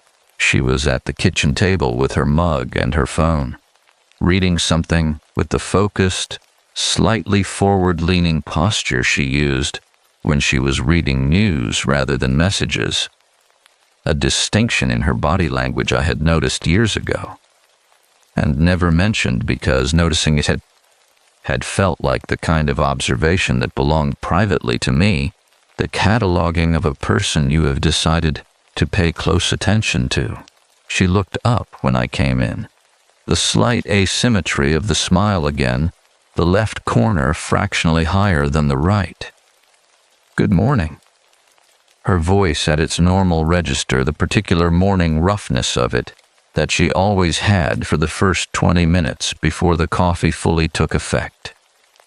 I poured myself coffee and sat across from her and looked at her hands around the mug, the ring on her left hand. In the gray morning light coming through the kitchen window, the ring looked exactly as it should look. White gold, simple band, the surface holding its color with the specific quality of something well maintained. I looked for the micro-scratching, the network of fine marks that 7 years of daily wear produces on any metal surface. The accumulated evidence of a life being lived in physical contact with the world. I could not see it, but I could not see it from across the table in November fog light. And I was aware that I was the kind of person who was capable of manufacturing a concern and then constructing evidence for it out of insufficient information, which was a habit of mine that had served me poorly in the past, and that I was actively trying to correct. I asked about the mudroom ceiling. She said it had started the Tuesday after I left. A slow drip from the corner above the back door that she had caught in a mixing bowl, and that was probably the flashing around the dormer vent. I said I would call someone. She said she had already called the roofer on Thursday, and he was coming Friday. I said, good thinking. She said she had also noticed the kitchen faucet was doing the thing again, where the hot handle turned too far before the water got warm, and that while the roofer was there, we should ask if he knew a plumber. I said that was also good thinking. This was the texture of our mornings. It had been for years, the domestic management of a shared house, the small logistics of a shared life, the easy competence of two people who had learned which of them handled which categories of problem. Nora handled contractors and scheduling, and the particular category of home repair that required phone calls to strangers. I handled the repairs that could be done without phone calls. The paint, the caulk, the seasonal weatherproofing that the Astoria climate demanded with considerable regularity. We arrived at this division through a natural sorting process that neither of us had designed, and that worked with the frictionless efficiency of a system that has found its own level. She got up to refill her mug, and I watched her move across the kitchen and felt the thing I had felt the previous night. The almost relief, the almost normalcy, the sense of a marriage that was exactly as I had left it 3 days ago, unchanged in any way I could point to directly. And yet, I am a history teacher. I study the gap between the official record and what the physical evidence actually shows. I know that the two accounts can match in every detail and still diverge in ways that matter, that a document can be technically accurate and functionally misleading, that the most effective falsifications are the ones that are true in every verifiable particular and wrong in the one particular that cannot be verified by looking directly at it. I looked directly at the ring when she set her mug down on the table, and her hand was close enough to see clearly. It was smooth, not unmarked. There were marks on it, the ordinary surface variations of a metal object in daily use, small scuffs, and the faint evidence of contact with surfaces. But the specific micro-scratching was not there. The fine cross-hatched network that forms on gold jewelry worn continuously for years, that gives old wedding rings their particular luminosity, the dull warmth of a surface that has been alive. That was absent. The marks that were present were fewer and shallower and distributed differently, the marks of weeks rather than years. I looked at this for the amount of time it took her to pick up her mug and sit back down, which was perhaps 3 seconds. Then I looked at my coffee. She asked if I had slept well. I said I had taken a while to get off, but had slept fine once I did. She said she always slept worse the first night after I came back from the trips, that she had to readjust to the sounds of another person in the house. I said I had not known that. She said it was not a complaint, just a fact, that she found the readjustment pleasant, actually. The reminder that the house had 2 people in it. I said that was a kind way to put it. She smiled and looked back at her phone, and I sat with my coffee. and the fog-gray kitchen light, and the information I was not sure I had correctly received. And I thought about the readjustment to the sounds of another person in the house. And I thought about the synchronized breathing in the dark, and I noticed that I had stopped breathing normally for a moment and made myself breathe normally again. In and out, slow and unremarkable, the way a person breathes when they have no particular reason to be regulating their breathing. I spent that day at the library. Not the school library, the Astoria Public Library on Exchange Street, which I used as a workspace on days off when I needed to think in a place that was not the house. I told Nora I was going to work on the curriculum unit I was behind on, which was true. I did work on it.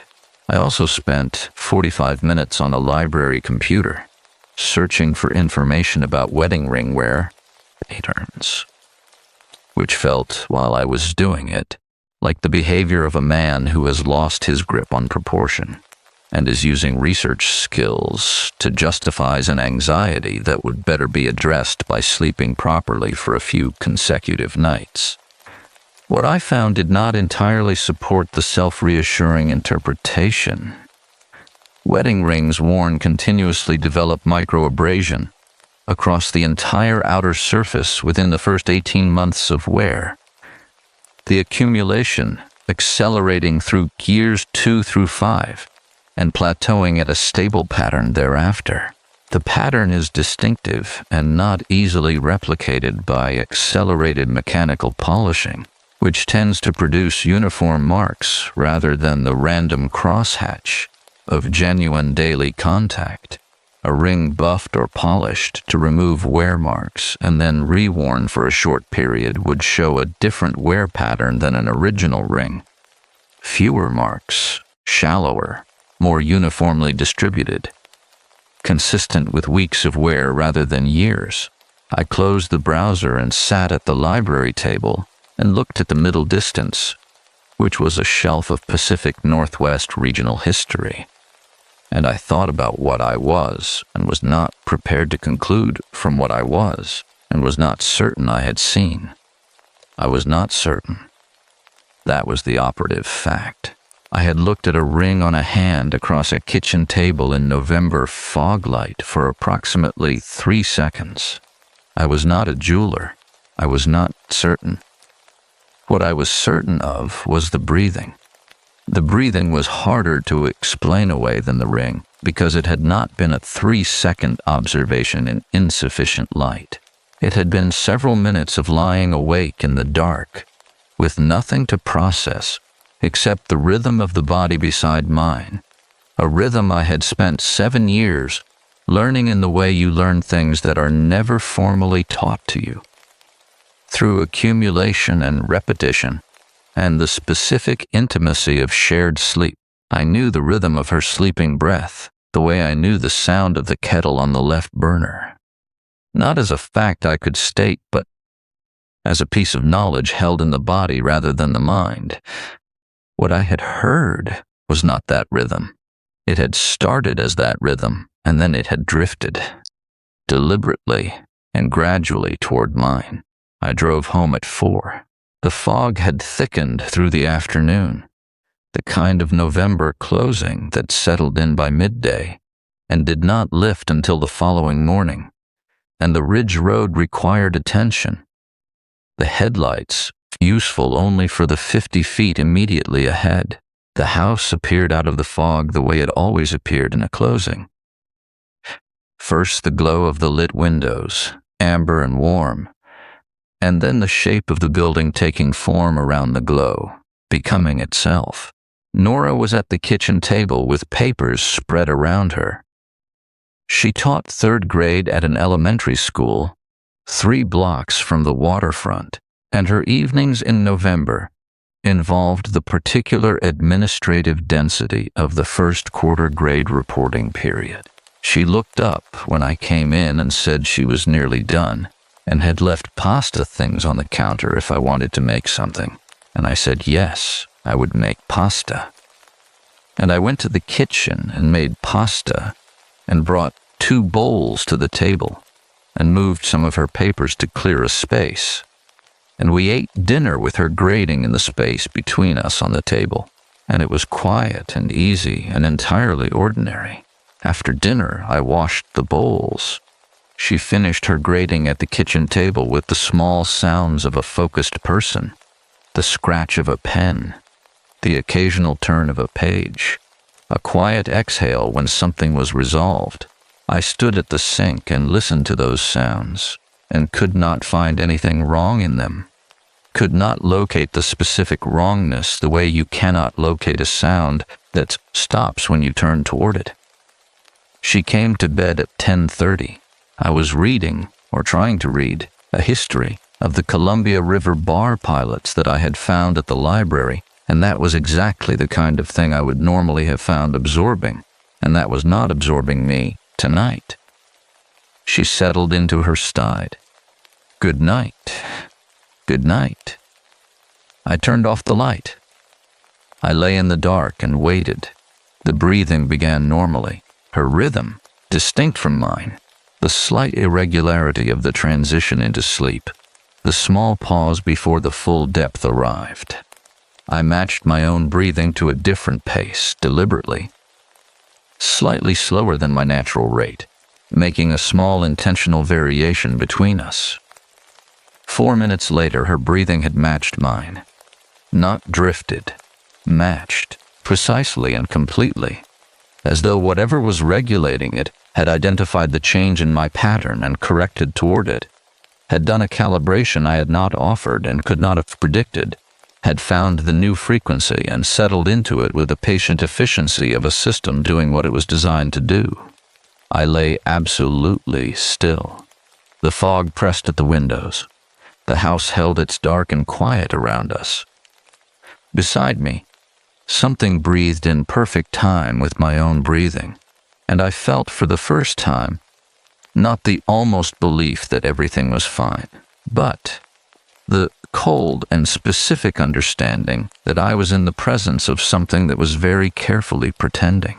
What I could not understand yet, what would take me weeks to understand, was how long the pretending had been underway, and whether the marriage I had been quietly grieving for 8 months had ever, in that time, contained the person I was grieving the loss of.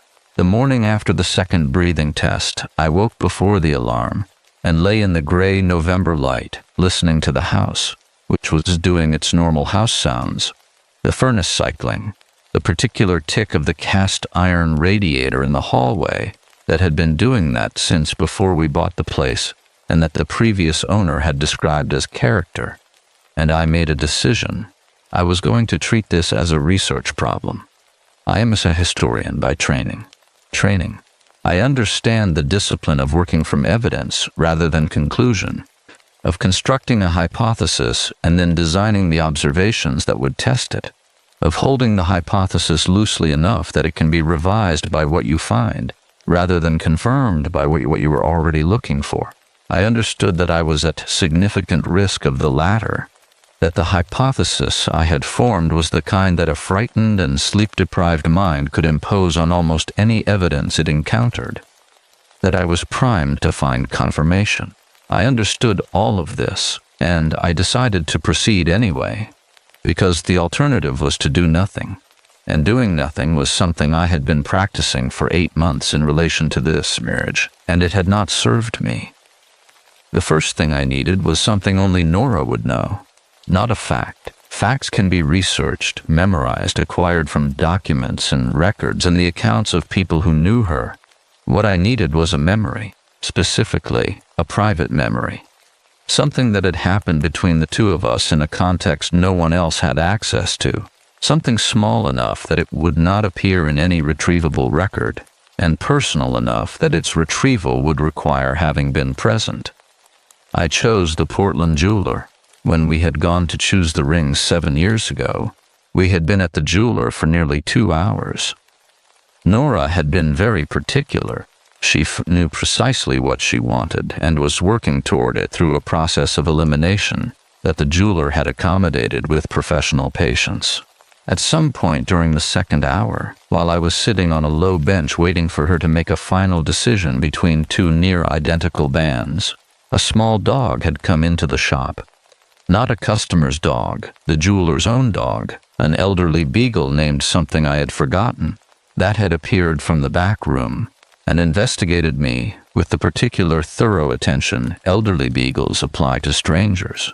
Nora had noticed and laughed, a specific laugh, the laugh she had when something delighted her unexpectedly, and had said, I was almost certain she had said this, that she wanted a dog exactly like that one, old and convinced of its own authority.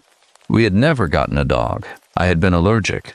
This had been one of the small disappointments of the marriage, the kind that you absorb into the texture of a shared life and stop noticing as a disappointment.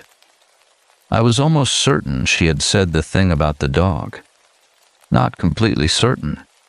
7 years is enough time for a memory to develop variations from its original form without the person holding it being aware of the variation. But I was almost certain. I waited until the evening, when we were sitting in the living room after dinner. Nora with a book and me with papers I was not reading. The room was warm. She had lit the wood stove against the November cold, and it was putting out enough heat that I had taken off the sweater I had been wearing all day. Outside, the fog had come back, the second closing in 3 days, and the windows were dark mirrors, the living room doubled in them. The two of us and the stove and the bookshelves reflected back in the glass. I said, Do you remember the jeweler in Portland? She looked up from her book. White Bear Jewelers, she said, on Northwest 23rd. That was correct. I asked if she remembered the dog. A pause. Not long, a second, perhaps two, and I was watching her face, and the pause registered as something I noted without being certain what it meant. Then she said yes, the beagle, old and very serious about himself. The detail was correct. Old and serious. That was close to what I remembered. Close enough that it could have been the same memory. Close enough that it could have been a reconstruction from the word dog, and the context of a jewelry store, and the general knowledge that beagles have a certain characteristic gravity. Not a retrieved memory, but a plausible elaboration. The kind of thing a mind produces when it has enough contextual information to generate a reasonable approximation. I could not distinguish between those two possibilities from where I was sitting. I was aware of this. I asked if she remembered what she had said about the dog. She looked at me steadily. She had the particular quality of attention she always had when she thought a conversation was going somewhere she needed to understand first. She said she thought she had said she wanted one like him, old and sure of himself. Old and sure of himself, not old and convinced of its own authority. The same meaning, different words. A paraphrase, rather than a direct recall. This also proved nothing. Memory does not produce transcripts. It produces impressions that translate back into language, and the language of the impression varies from the language of the original event, because the storage and retrieval process is not archival. I knew this. I had explained the unreliability of eyewitness testimony to my 11th grade history classes every year for 14 years. I said I thought she had said something like that. Yes. I said I had been thinking about the rings. She said, what about them?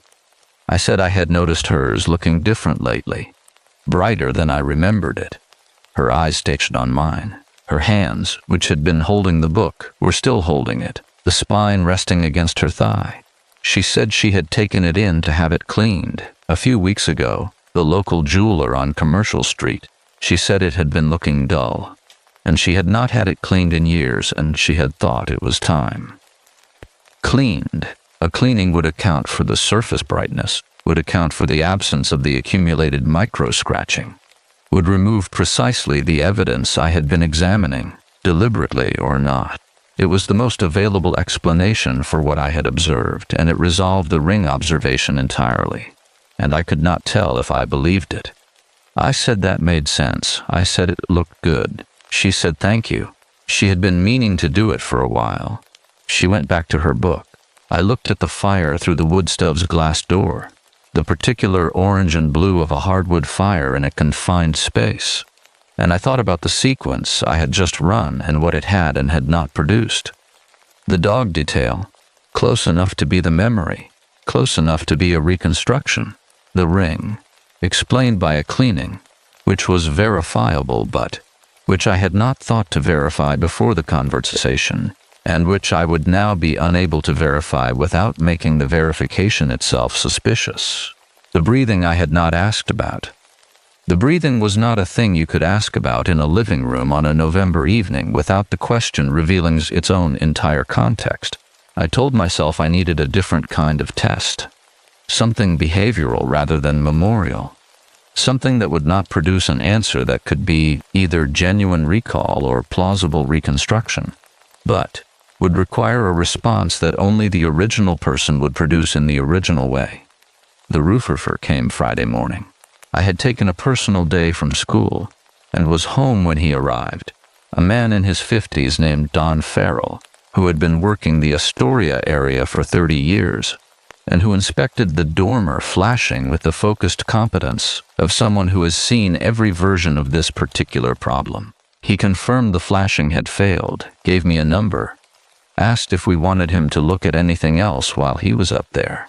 I said there was a section of fascia on the north side that I had been watching. He said he would check it. Nora was at school. This was a thing I had not planned, that she would be absent, but I found myself using the time. I went to the bedroom closet. Her side of the closet was organized in the way it had always been organized, the system she had established when we moved in and maintained with the quiet consistency that characterized her domestic arrangements. Seasonal items high, daily wear at eye level, shoes on the floor in matched pairs. The arrangement was correct. Every item I could identify was in the correct place. I was looking for her winter coat. The dark green wool one she had owned since before we met, a heavy herringbone that she wore from the first cold week of October through March, that had a particular characteristic she had never had repaired, a loose button on the right cuff, the third button down, that she said she was going to sew back on every fall and never did, because she felt the slightly looser button was actually useful for getting her hand through the cuff quickly when she was in a hurry. The coat was on its hook, dark green herringbone, correct. I checked the right cuff. Third button down, tight, not loose. Sewn securely and recently. I could see where the thread was newer than the thread on the other buttons, the color a half shade brighter, the stitching in a slightly different pattern. I stood in the closet for a moment with my hand on the cuff and felt the cold, specific understanding from the second night's breathing arrive again in the chest. The same location, the same temperature. Someone had repaired the button. Someone had identified the button as a detail that needed to be corrected before it was noticed, and had corrected it, and the correction was itself a mistake, was in fact the worst possible response to the loose button, because the loose button was not a flaw to be fixed, but a feature to be preserved, and whatever had examined the coat and determined that a loose button needed sewing had examined it from the outside, as an observer rather than a resident. I heard Don Farrell's boots on the roof above me, moving in a slow methodical pattern across the shingles. The furnace cycled, the radiator ticked. I put the coat back on its hook, and closed the closet and went downstairs and made a cup of tea I did not particularly want, and stood at the kitchen window with it, and looked at the fog on the river below the ridge, the flat gray of it, the way it erased the Washington shore and left the water with no far edge, just a surface that continued until it became sky, and you could not say where one ended and the other began. The roofer came down at 11 and gave me the number for the north fascia and said he would email the invoice.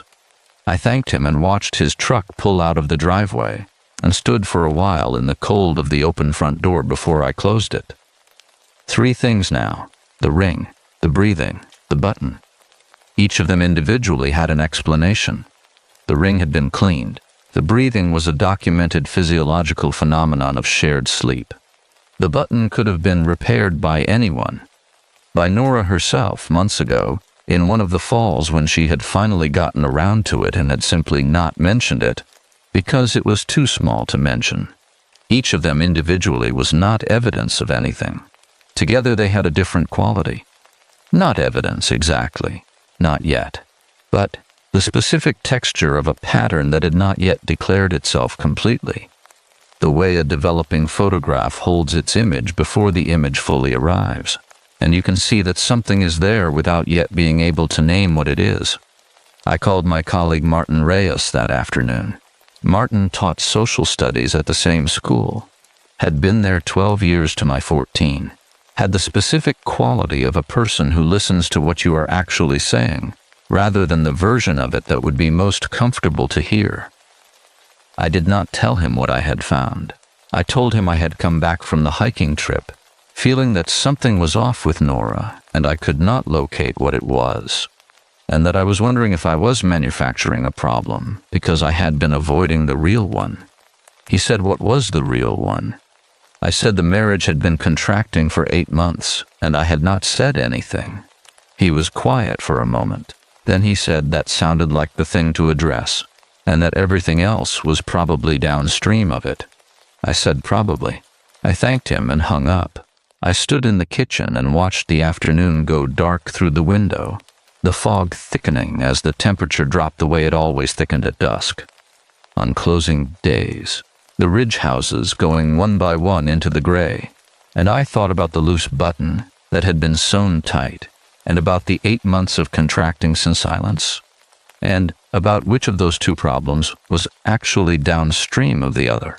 I had spent 8 months grieving a distance in the marriage without asking what had caused the distance. That night, lying in the synchronizing dark, I began to wonder whether what I had been sensing for 8 months was not the marriage contracting, but the replacement settling in.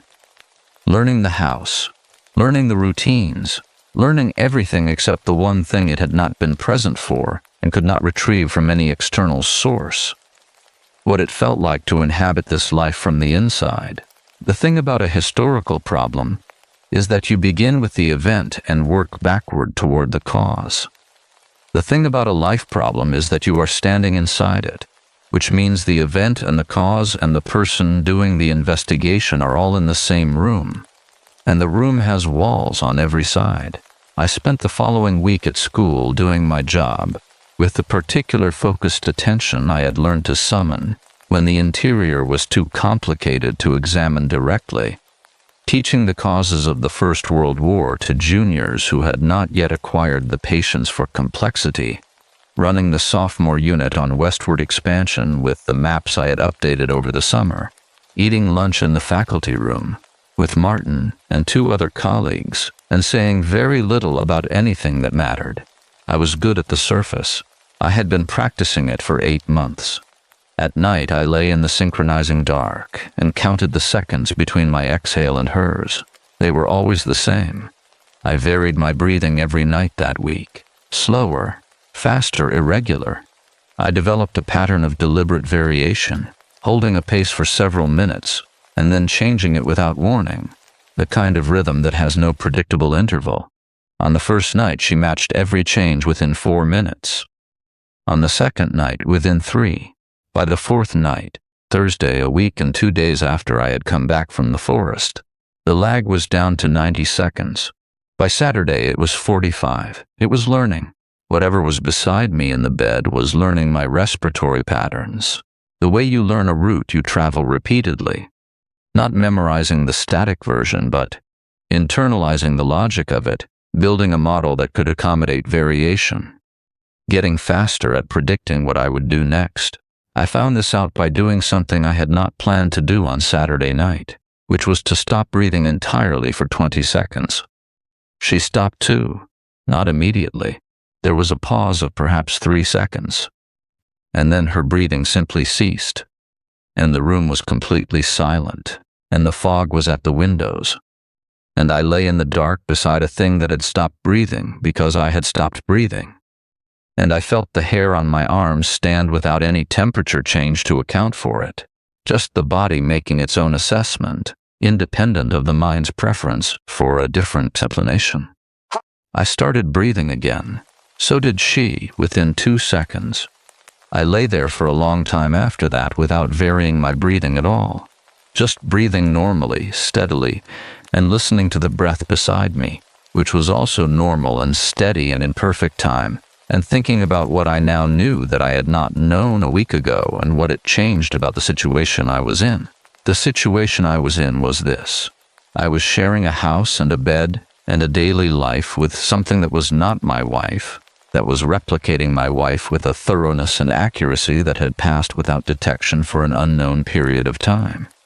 At minimum 8 months, if I was correct in my reading of the contraction, but possibly longer, possibly from a point so far back that I could not identify where the replication had begun without more information than I currently had.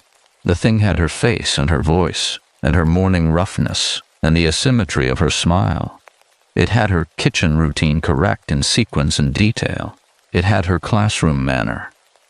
I had seen it once, midweek, when I had stopped by the elementary school at dismissal to drop off a permission slip form she had forgotten, and I had watched her from the hallway for 2 minutes managing the end-of-day chaos with the cheerful, slightly theatrical authority that third-grade teachers develop for their own sanity, and nothing about it had been wrong. The wrongness lived in smaller registers. The ring, the button, the breathing, details observable only by someone who had already decided to observe them. Details that did not aggregate into anything legible from the outside. This was the problem I had been turning over all week. The problem that had been keeping the sleep thin and the appetite unreliable, and the surface of my teaching day requiring more energy to maintain than it usually required. The problem was not what I knew. The problem was what to do with what I knew. In a situation where what I knew was not provable, was not legible to anyone who had not been lying in the dark running breathing tests for a week, was in fact exactly the kind of claim that a person in a contracting marriage who had been sleeping badly and was under acknowledged psychological stress would be expected to generate as a way of externalizing the actual difficulty. I was aware that I could be wrong. The ring had been cleaned. The button could have been sewn. The breathing could be the physiological phenomenon of shared sleep, developing over 7 years toward its logical conclusion. Any individual piece of this could be explained. I had been over this. What I could not explain individually was the 20-second apnea test, that one I could not resolve by recontextualizing, because there was no context in which a sleeping person stops breathing, because the person beside them stops breathing, recovers when the person beside them recovers, and then continues sleeping as though nothing has occurred. That does not happen. I was not expert in sleep medicine, but I was confident it does not happen. On Sunday afternoon, while the thing that was not Nora was at the farmer's market, she went every Sunday from October through December for the winter squash and the local honey and the particular goat cheese from a farm in Jewel that she had been buying for 4 years. I went to the study and opened the filing cabinet where we kept the household documents. I was looking for her medical records, not the general records. Those were at the doctor's office. What I was looking for was the folder of documents she had assembled 2 years ago, when we had briefly looked into long-term care insurance and had needed to compile a health history. It contained, among other things, a copy of her most recent complete blood work, her primary care records going back 8 years, and a summary from the specialist she had seen 3 years ago for the wrist she had broken in a fall on the waterfront steps. The folder was where it should have been, 3rd drawer, behind the household insurance. I opened it and went through it at the desk with the study door closed and the fog doing its Sunday business at the windows. The blood work was dated 18 months ago. Standard panel. Metabolic, lipid, CBC. I was not a physician, but I had spent enough time in the years after my father's heart attack reading medical documents to be conversant with what a standard panel contained and what the normal ranges looked like. The values were normal, all of them.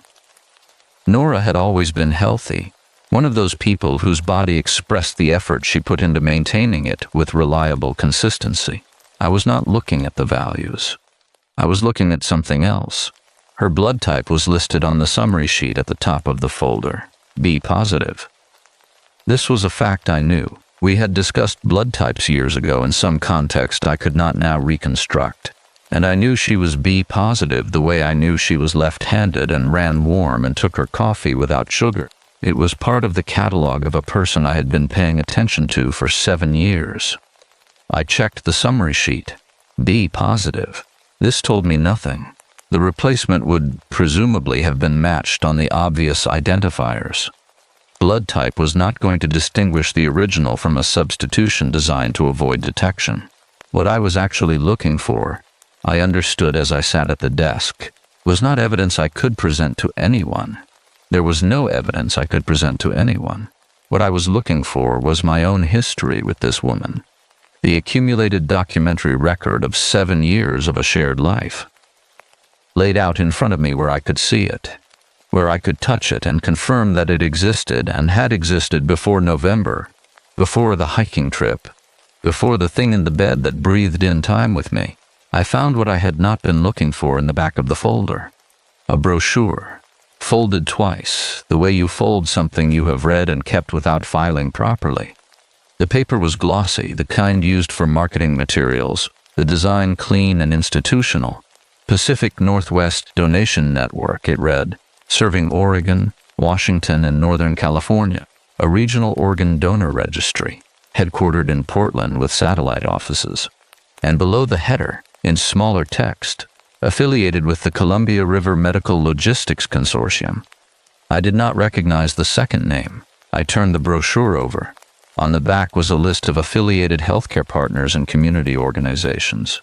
Astoria Medical Center, Clatsop County Health Services, several private practices I did not recognize, and near the bottom, a line that I read twice to make sure I had read it correctly. Community Partnership, Voss Family Counseling and Wellness, Astoria. Nora had been seeing a therapist at Voss Family Counseling for 14 months. She had started in September of the previous year, around the time I had begun to feel the marriage contracting, which I had attributed to the therapy itself. People in therapy often needed a period of internal reorganization. I had understood, and I had given her the space for it, because giving space was what the literature on supporting a partner in therapy recommended, and because giving space was also the option most consistent with my trained habit of not naming what I was observing. 14 months ago. The contraction had begun 14 months ago. The hiking trip had opened a window of 4 days in which I was unreachable in the Clatsop State Forest, my phone off and in the bottom of the pack, my location approximate and unverifiable. A window in which the house had been empty of me and occupied only by whoever or whatever was already in it. I sat at the study desk with the brochure in my hands and felt the thing I had been holding off all week arrive without permission. Not panic. Nothing as active as panic, but a cold and structural understanding of the dimensions of what I was inside.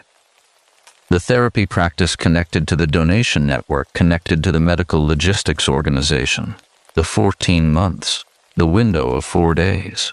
The thing in the bed learning my breathing patterns with increasing speed, calibrating itself to me the way a system calibrates to new data, getting faster and more precise with every night. I was being studied. I had been in the house for a week since returning from the trip, and I had been studying the thing in my bed, and the thing in my bed had been studying me back. And it was getting better at me faster than I was getting better at understanding it. The fog was complete at the windows now. The Sunday market would be winding down. She would be home in 30 minutes, perhaps 40, with the winter squash and the honey and the goat cheese from Jewel, the specific items that constituted the Sunday routine. The performance of a life continued unchanged. I put the brochure back in the folder and put the folder back in the third drawer behind the household insurance and closed the filing cabinet and left the study. In the kitchen, I put water on for tea and stood at the window and looked at the fog where the Washington shore should have been and thought about the word network and about what a network requires, which is not one location and not one operation, but a system of connected points through which things move, things or people. I thought about the hiking trip, about the 2 days I had been genuinely disoriented in the Clatsop State Forest, about the drainage creek I had followed out, and the forest road I had recognized. I thought about whether the disorientation had been entirely the result of the rerouted trail markers, or whether a person who knew the forest and knew my route might have been able to produce a 2-day window of isolation in which I was genuinely lost and genuinely unreachable and had no reliable accounting of my own time. I stood at the window with the water heating on the stove and the fog at the glass and thought about that for a long time. The kettle began its hum on the left burner. I did not turn around when I heard the front door open. I had been approaching this as a problem of evidence, of accumulating observations until the pattern declared itself. Standing at the kitchen window with my back to the door, I understood for the first time that it was also a problem of exposure.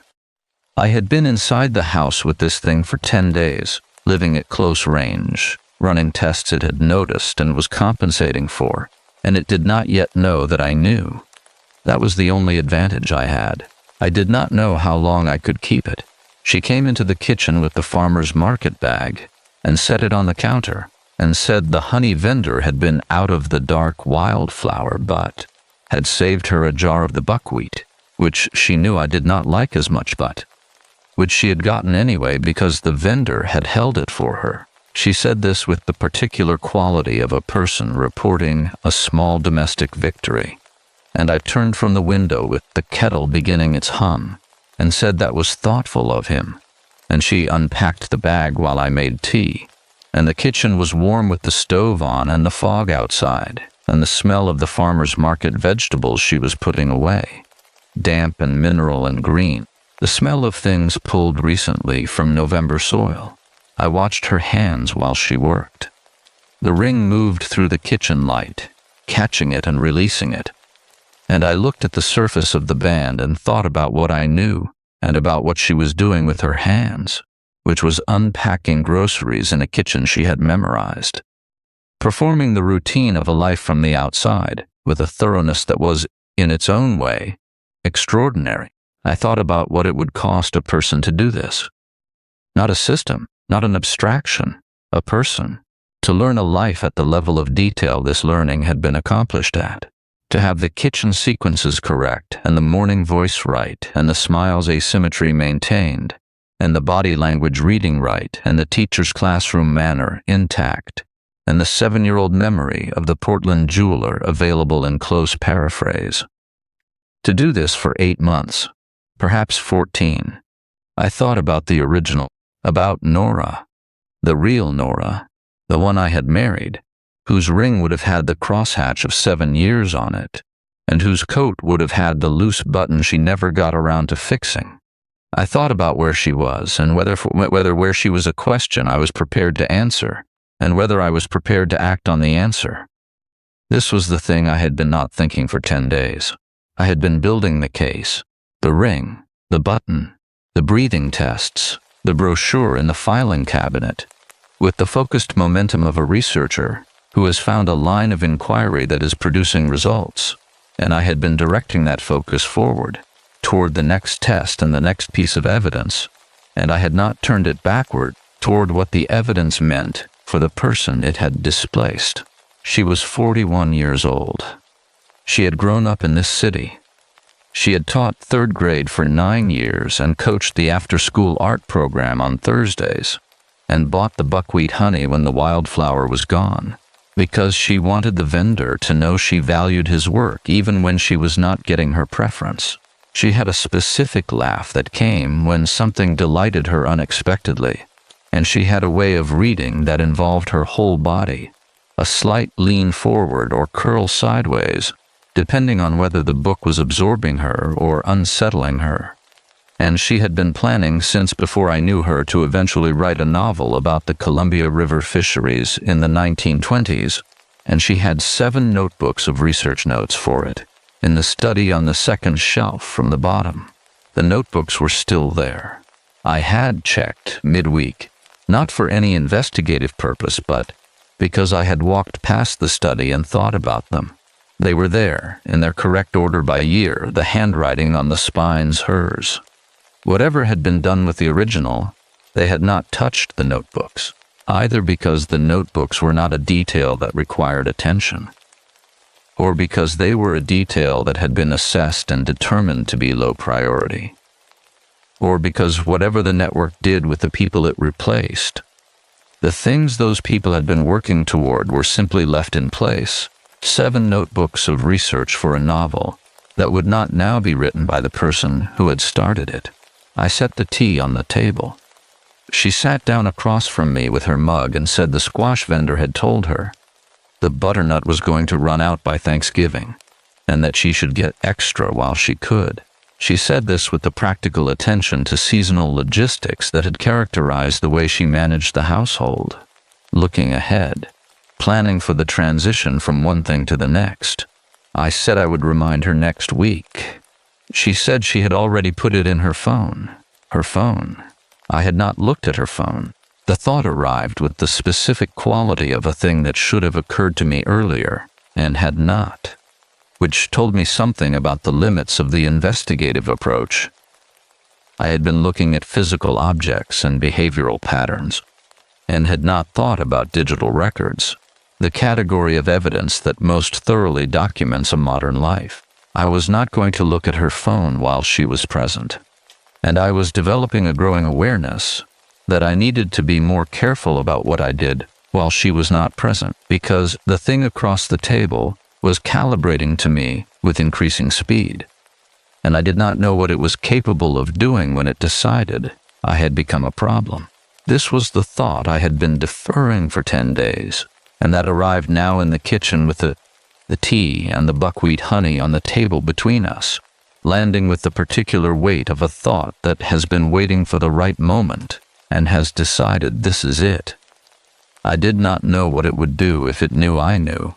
The thing in Story 2's architecture, the one that had spent a night under Arthur's bed, learning the dog's behavior precisely enough to reproduce it, that had called afterward with a cultured voice and intimate tone, and the specific threat of a person who has identified your points of vulnerability and is prepared to apply pressure to each of them. That thing had wanted something. It had been drawn to vulnerability. It had made a specific kind of contact and then returned to it, and the return had been the horror, the thing that could not be escaped because geography did not limit it. The thing beside me in this bed did not seem to want contact in the same register. It was not performing devotion or mimicking warmth with the agenda of a predator that had found a target. It was performing a life. The whole of a life, in continuous present tense, without apparent awareness that it was being tested or observed. This was a different order of thing from Arthur's tormentor, and what it suggested was a different order of organization.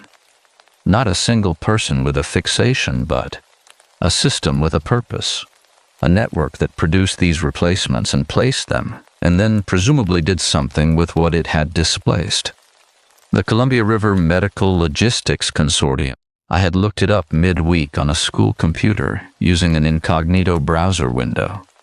The organization had a minimal web presence, a registration in the Oregon Secretary of State's business database, a listed address in Portland. No website beyond a single-page placeholder with a contact form and no other information. The registration was 3 years old. The listed agent was a name I could not find in any other public record, D. Reyes, which was a common enough name to be effectively anonymous. What it was registered as, a medical transportation and logistics services company. What medical transportation and logistics services could mean in the context of a network connected to an organ donation registry, connected to a therapy practice, connected to a woman who had been seeing that therapist for 14 months before her husband went on a 4-day solo hiking trip and came home to find her in the kitchen making soup.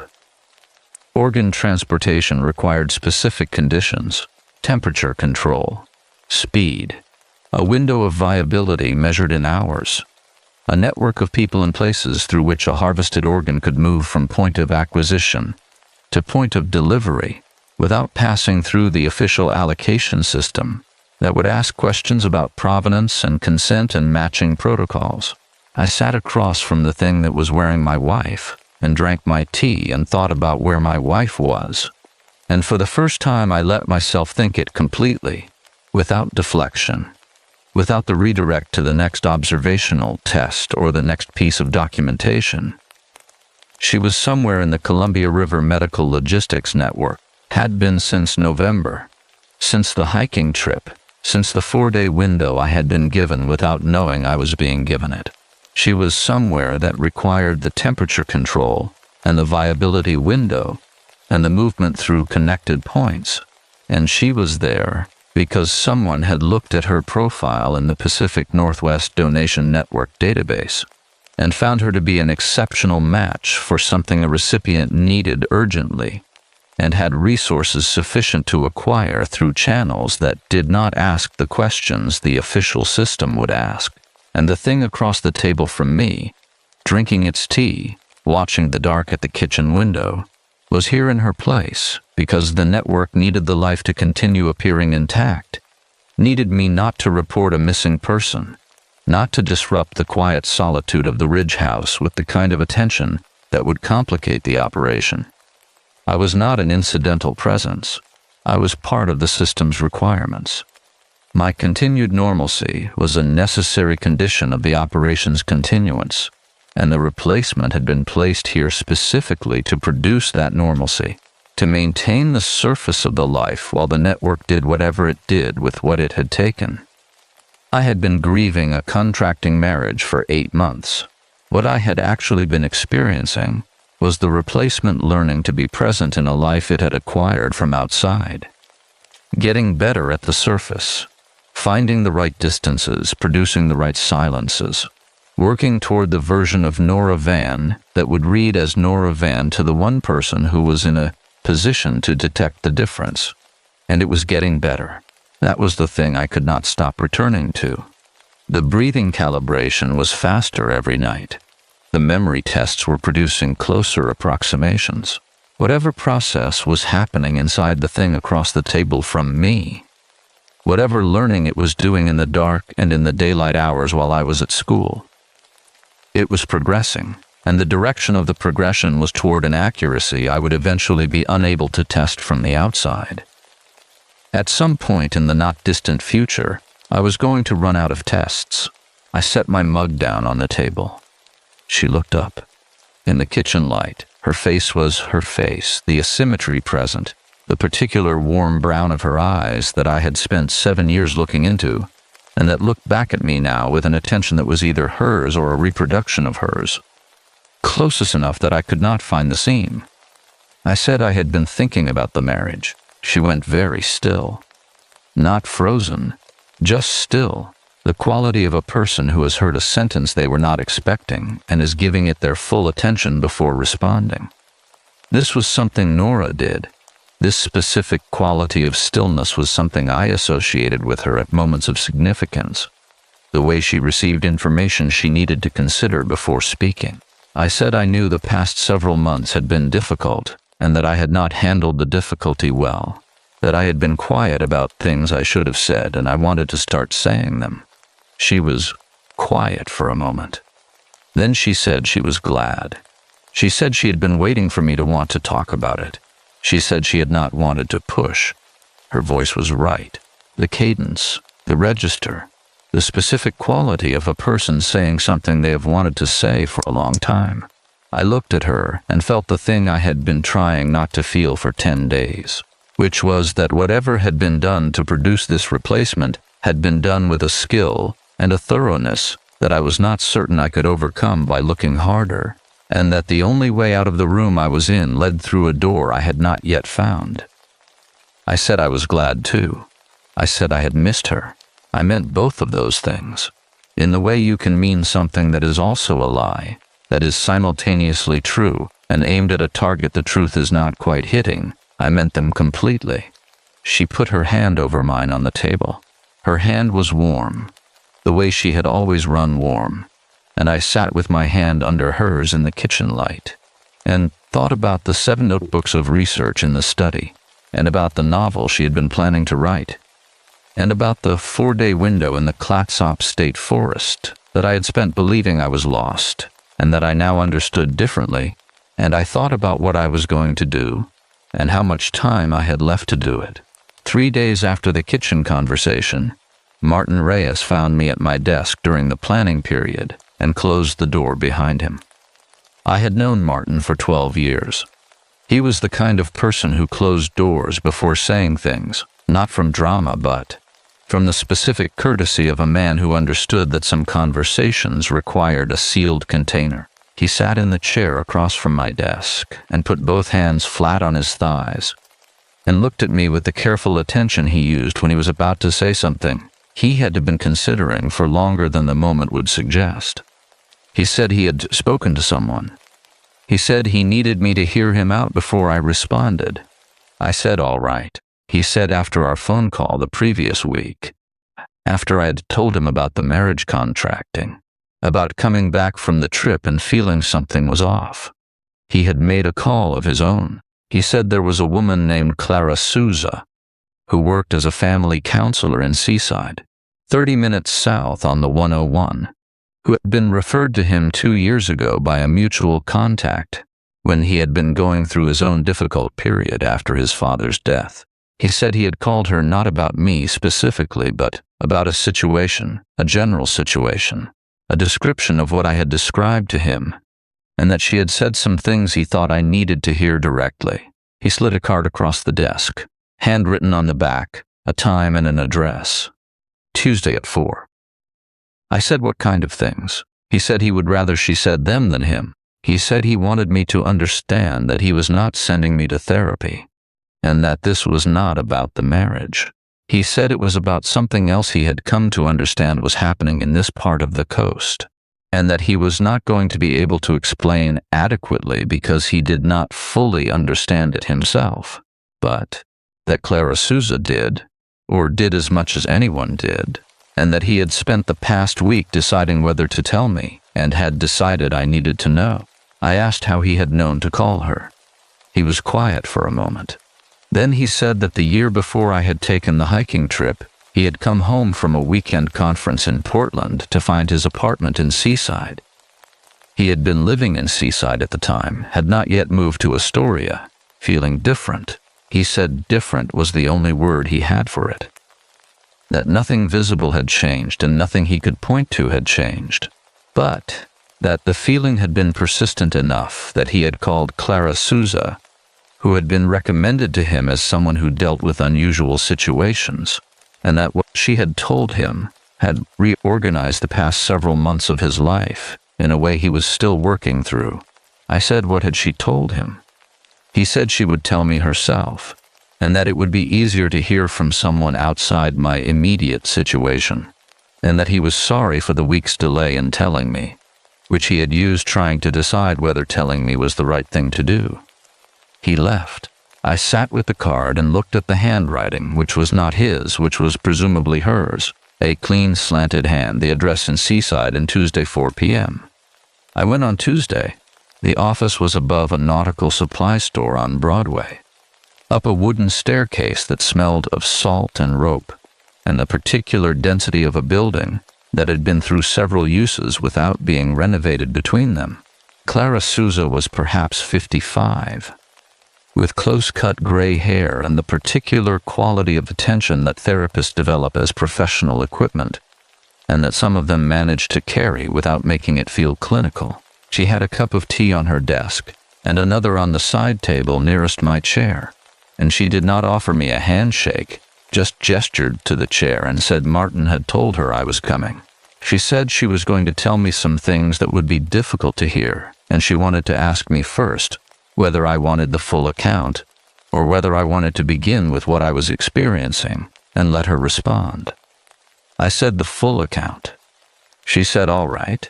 She said she had been working in this capacity. She did not name it, did not call it therapy or counseling, just this capacity, for 11 years on the Oregon coast, specifically in relation to what she called the network. She said the network had been operating in the Pacific Northwest for at least 15 years, possibly longer, that its infrastructure was built on 3 interconnected organizations: a regional organ donor registry that provided access to medical profiles and tissue compatibility data, a transportation and logistics company that handled the movement of harvested material, and a series of wellness and counseling practices that served as points of contact with the target population. She said target population in the flat register of someone who had said it many times and had stopped finding the phrase extraordinary. She said the network identified candidates through the donor registry database. Individuals whose medical profiles indicated tissue compatibility with high-priority recipients. Individuals who were, she said carefully, in life configurations that made extended disappearance manageable. She said she used that word deliberately. Extended disappearance. She said the network's operation required that the candidate's life continue appearing intact during the period between acquisition and the completion of whatever procedure the recipient required, and that this continuance was achieved through placement. A surrogate, trained and prepared, installed in the candidate's life to maintain its surface. I said, how were the surrogates produced?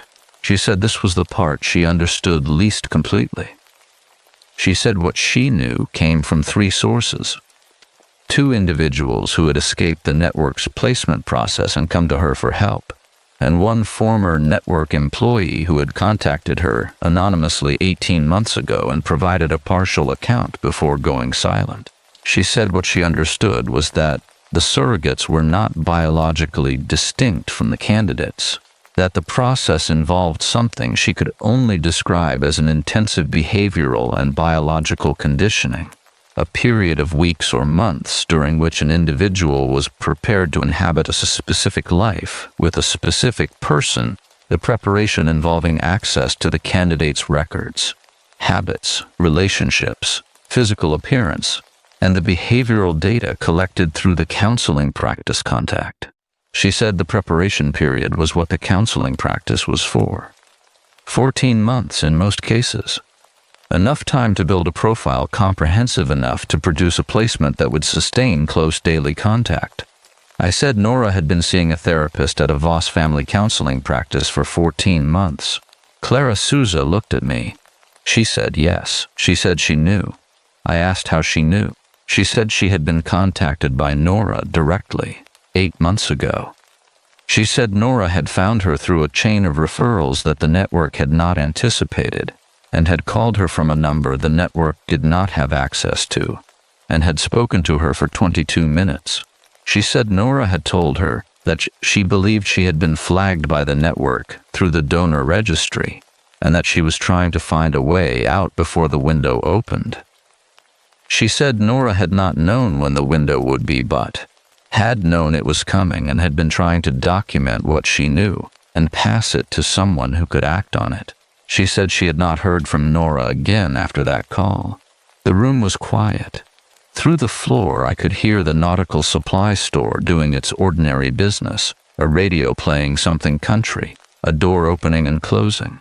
I sat in the chair with the untouched tea beside me, and felt the cold that had been living in my chest for 2 weeks settle into something permanent, a feature rather than a sensation, the cold of a fact that had found its final form. Nora had known. She had been trying to get out. She had found Clara Souza and had made the call, and had then been silenced, and the window had opened. My hiking trip, the 4 days in the Clatsop State Forest, the disorientation that I was now entirely certain had not been accidental, and the placement had gone in, and I had come home to the kitchen with the soup and the warm, asymmetric smile, and had noticed the ring and told myself I was tired and imagining things. I asked what Clara Souza needed from me. She said she had been building a case for 11 years. She said she had the accounts of the 2 escapees, the partial information from the anonymous contact, a set of documents she had obtained through channels she was not going to describe in detail, and a connection to a federal investigator in Portland who had been working the Pacific Northwest trafficking network from a different angle for 3 years and who was close, she said, closer than they had been before, but who lacked a current active case with a living witness inside the network's operation. She said I was a living witness inside the network's operation. She said what she needed from me was time. She said she needed me to go back to the house and continue the surface of the life for as long as I could do it safely. while she and the investigator in Portland prepared what they needed to move. She said she understood what she was asking. She said she was asking me to go back and sleep in that bed and eat at that table and maintain the marriage that was not a marriage for a period she estimated at 2 to 3 weeks, and that during that time, she needed me to find and document anything that connected the life in the house to the network's operation. She said the thing in the house was not aware that I knew. She said as long as that remained true, I was not in immediate danger. She said the network's investment in maintaining the surface of the life was too significant to risk disrupting with a direct action against me. She said if I decided I could not do it, she would understand, and she would find another way. But the other way would take longer, and she did not know how much time the people in the network system had. The people, plural. I said how many? She said she believed there were currently 11 active placements in Oregon and Washington. She said she believed the candidates were alive and in a state of suspended viability, a term she had gotten from the anonymous contact, who had used it with the matter-of-fact precision of someone reporting a technical condition while the procedures were completed or the arrangements finalized. I said 11. She said yes. I picked up the tea from the side table. It was cold by then, the heat long gone, but I held it anyway for the warmth of the ceramic against my palms, which had gone cold in the chair over the past 40 minutes without my noticing. She said she was sorry. She said she knew what this cost, and she was asking me to pay it anyway, and she would not pretend otherwise. I said I would go back. I said it before I had finished deciding it. The way you sometimes say the right thing, before you have assembled the full argument for why it is right. She looked at me and nodded, and I understood that she had expected this, and I was not sure whether that meant she trusted me, or whether it meant she had assessed me the way the network assessed candidates, had found a profile that predicted a particular response, and I set that thought aside because it was not useful. She said she would contact me through Martin. She said I should make no changes to my behavior in the house that would indicate awareness. She said if I found anything connecting the placement to the network's operation, I should document it and pass it through Martin only. I said there was one thing I needed to know before I left. She waited. I said, was Nora alive? She said she believed so. She said the anonymous contact had indicated that the candidates were maintained in suspended viability until the procedures were completed, and that the procedures in active cases took between 3 and 6 months, and that 8 months had passed since Nora had called, which was outside the standard window but not impossibly outside it. She said she believed so. She said it as a person who knew the weight of the words and was using them precisely, neither promising more than she had nor withholding the possibility she genuinely held. I thanked her and stood and put on my coat and went back down the wooden staircase that smelled of salt and rope and out into the seaside evening where the November air was coming in off the ocean with the cold of open water behind it, the kind of cold that does not pretend to be anything other than what it is.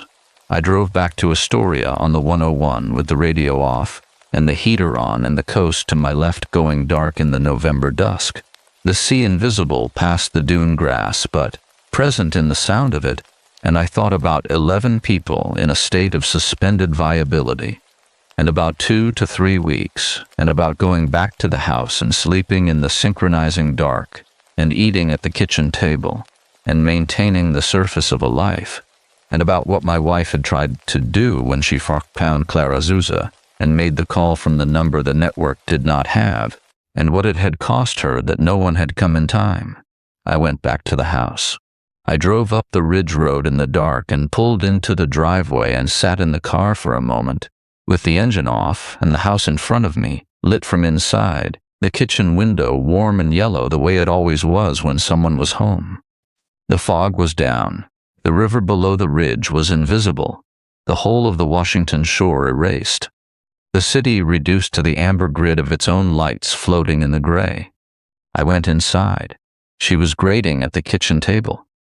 The first quarter reports, which I knew from 7 years of cohabitation with a teacher, ran through November in compressed and exhausting bursts of administrative density. She looked up when I came in and said I was back early. I said the dinner had ended early, which was the dinner I had told her I was going to. A school administration thing, not required. Something I had put on the calendar in October, and that had actually been canceled and replaced by Seaside and Clara Souza. She said, was it useful?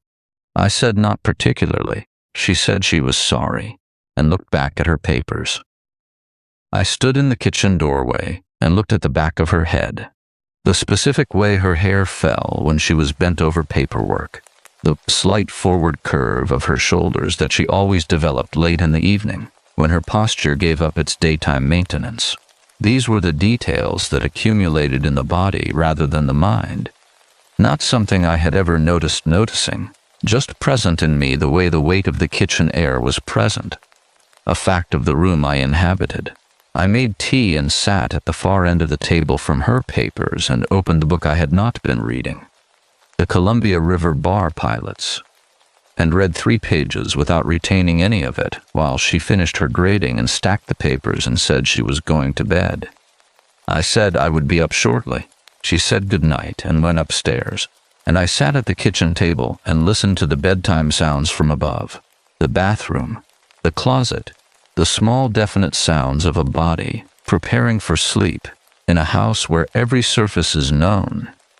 And I thought about what Clara Souza had asked me to do, and about the 2 to 3 weeks she had estimated, and about what it meant to document something connecting the placement to the network's operation. I had been thinking about this on the drive home. I was a historian. I understood what documentation meant and what it required. And I understood that the most useful documentation was not the kind that confirmed what you already believed, but the kind that revealed the mechanism, the how, and the through whom, the connective tissue between the visible surface and the operating structure beneath it, the ring, the button, the breathing. These documented the fact of the replacement, which Clara Souza already knew. What she needed, what the federal investigator in Portland needed, was the connection forward. The evidence that linked this specific placement to the network's specific infrastructure. The phone.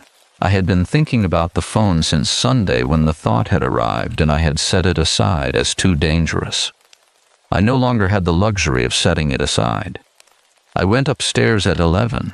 She was asleep, genuinely asleep, or performing sleep with the completeness she performed everything else. The breathing was already synchronizing with mine. By the time I had been in the bed for 3 minutes, I lay still and breathed slowly and let the synchronization complete, and then very gradually, over the next 40 minutes, extended my exhales by fractions of a second, decelerating my breathing toward the threshold of sleep, and the breathing beside me decelerated with mine, pace by pace, until we were both at the slow, deliberate rhythm of deep sleep. Then I got up. The phone was on the nightstand on her side. I had known this for 2 weeks and had not touched it, and I stood on the cold hardwood floor in the dark, with the fog at the windows, and made myself move around the foot of the bed to her side with the specific care of a person who understands that the floor has one board near the window that announces itself. The phone screen came on at my touch. It was not locked. This was correct. She had never locked her phone, had considered it unnecessary in the context of the life we shared, a decision I had respected as a reasonable expression of the particular trust that constitutes a marriage. The fact that it was not locked was therefore not suspicious.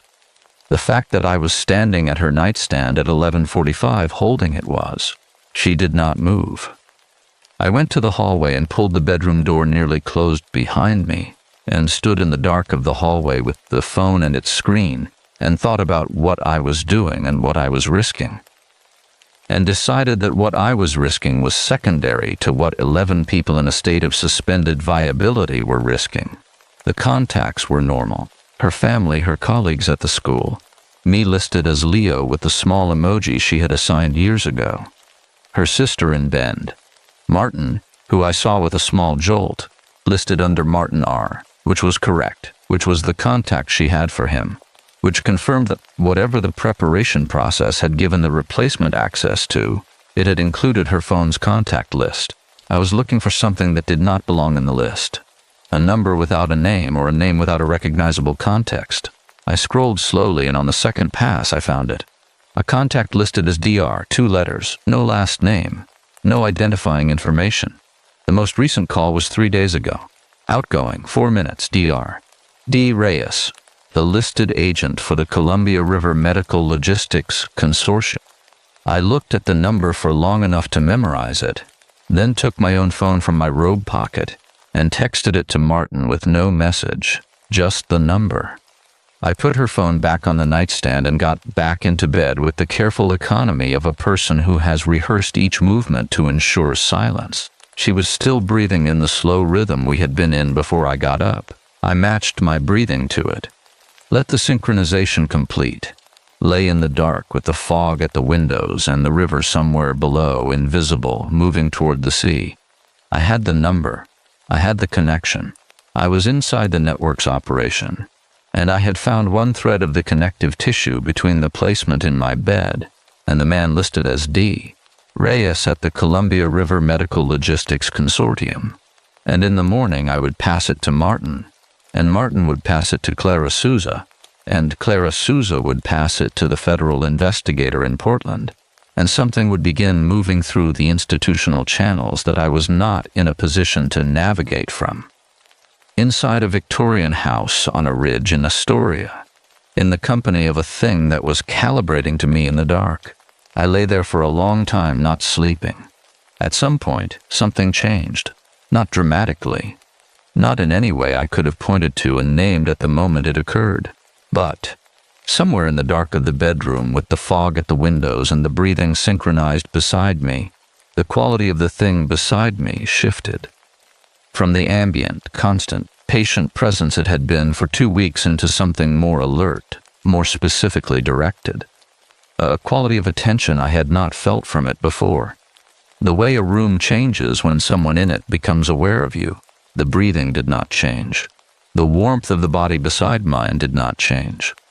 But something in the air of the room changed, and I felt it on the skin of my face and along the backs of my hands. A difference in the pressure of the dark, subtle and unmistakable. The way you know in a forest that something nearby has stopped moving because you have been detected. I did not move. I breathed slowly and steadily and kept the rhythm unchanged. 4 minutes passed. 5. The quality of attention beside me held without diminishing, and I lay in it and breathed and did not move and thought about Clara Souza's words. The network's investment in maintaining the surface of the life was too significant to risk disrupting with a direct action against me. As long as the thing beside me was not certain, it could not act without exposing the operation. As long as I was breathing normally and lying still and presenting as a sleeping person who had gotten up briefly and returned, the calculus held. I was not certain it was calculating. I was not certain it had a calculus.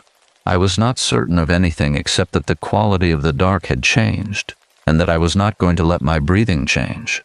At some point, I could not have said how long after, 15 minutes, 20, the quality of the dark shifted back. The attention beside me relaxed to its ambient level. The room was what it had been before. Fog, dark breathing, the radiator's tick in the hallway, the ordinary night sounds of an old house on a ridge in November. I breathed in the synchronizing dark until morning. When I got up at 6, the phone was exactly where I had left it on her nightstand, and she was asleep on her side. And the room was exactly as it should be. And I went downstairs and made coffee and stood at the kitchen window and looked at the river below the ridge, which the morning had given back from the fog, the surface of it silver and broad and moving steadily toward the mouth and the sea, and whatever waited on the other side of the bar. Martin replied to my text at 6:47. 2 words, got it. I drank my coffee. Outside the fog was lifting. The Washington shore was coming back, faint first, then defined.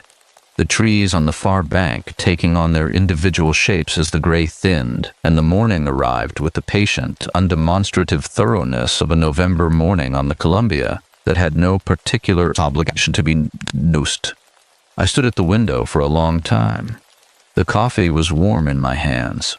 The river was the river. The fog was lifting. What I felt, standing there, I want to be honest about this, because I said I would be, was not relief. Relief would come later, or would not come at all, depending on what the next 2 weeks produced and what was found at the end of them. What I felt was something quieter than relief and more lasting. The specific sensation of having done the thing that was required, in the room where it was required, in the dark, without letting the breathing change. The call from Clara Souza came on a Thursday, 18 days after I had sat in her office above the nautical supply store in Seaside. 18 days of the surface, 18 mornings of coffee and the kitchen routine and the fog light through the windows, 18 evenings of dinner and the grating spread across the table, and the wood stove and the reasonable conversation of two people who have decided to recommit to a marriage that had been contracting. 18 nights of the synchronizing dark, the breathing tests abandoned. I had decided, after the night with the phone, that testing was finished, that whatever I could learn from additional tests was outweighed by the risk that the accumulated weight of them had already registered in whatever the thing beside me used to track inconsistency. I had been very still for 18 days. I had given it nothing to calibrate toward except the ordinary Leo van, the one it had been building toward for 8 months, before I came back from the forest, the one who went to school and came home and ate and read and slept. I had been that person as completely as I was able, and had not tested and had not visited the study, and had not called Clara Souza directly, communicating only through Martin, who passed short factual updates in the faculty room at lunch with the specific economy of a man who understood that brevity was its own form of safety. The updates had been, the number was viable, the investigator was moving. They needed 4 more days, then 7, then the call on Thursday. She called my cell while I was in the school parking lot after the final bell, sitting in the car with the heat running, and the November rain on the windshield doing what November rain in Astoria does, which is arrive without particular drama and settle in for the duration.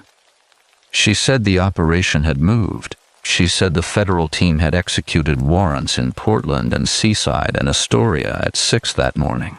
She said the Columbia River Medical Logistics and Consortium's facility in a Portland industrial district had been the primary location, and that what they had found there was consistent with what the anonymous contact had described and with what the 3 years of the investigators' work had been building toward.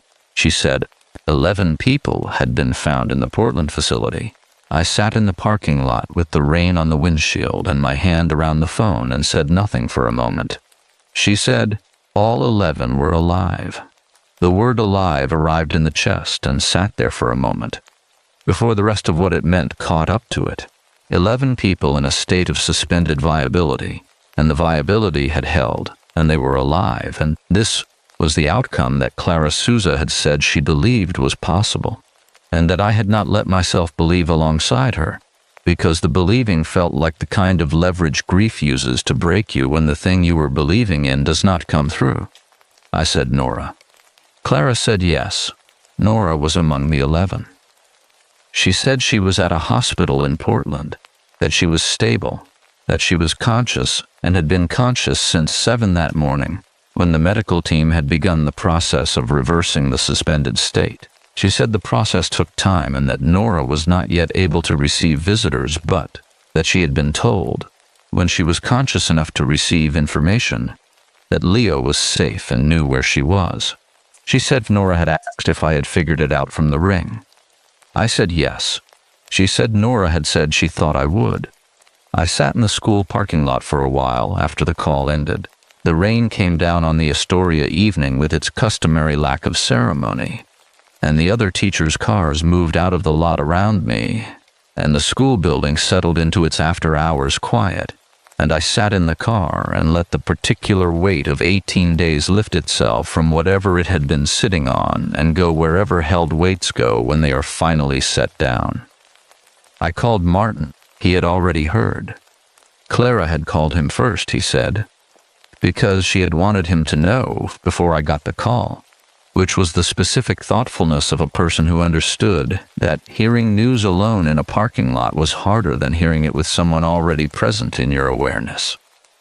He said he was glad. He said it with the directness of a man who knew that glad was not adequate, and was not going to pretend it was adequate by replacing it with something more elaborate. I said I was going to go to the house. The house on the ridge was where the placement had been for 8 months before I came back from the forest, and where I had lived alongside it for 18 days after, and I did not know what I expected to find when I pulled into the driveway. The warrant had been executed at 6 in the morning. I had been at school by 7:30 as usual. Clara had called at 3:45 in the afternoon, and the house had been unattended, as far as I knew, for 9 hours. It was dark when I got there, the ridge gone into the November evening, the river below a suggestion of water sound more than a visible thing. The house was unlit. I went in and turned on the kitchen light and stood in the kitchen and looked at the ordinary objects of the ordinary life. The kettle on the left burner, the mug on its hook, the bowl of winter squash on the counter from the farmer's market 2 Sundays ago, and felt the absence of the thing that had been in the house with the same precision that you feel the absence of a persistent sound when it finally stops. The house was empty. Entirely, unambiguously, correctly empty. I stood in the kitchen for a while and let it be empty. Then I went to the study. The 7 notebooks on the second shelf from the bottom were where they had always been, in their order by year, her handwriting on the spines. I took the most recent one, the one dated the previous year, the last year she had been working actively on the research, before whatever had been happening with the network began absorbing her attention, and I brought it to the kitchen table and opened it. Her handwriting, which I had not seen in 18 days because I had not gone to the study, was exactly hers, not the close paraphrase version I had been living with, not the reproduction that was accurate in every confirmable particular and subtly wrong in the particulars that required presence to know. Hers, the specific slant of it, the way she formed her lowercase g with the open tail rather than the closed loop, the margin notes that went sideways up the page when she ran out of space, the occasional small drawing, a fish, a net, a steamboat, when she was illustrating something the words were not capturing.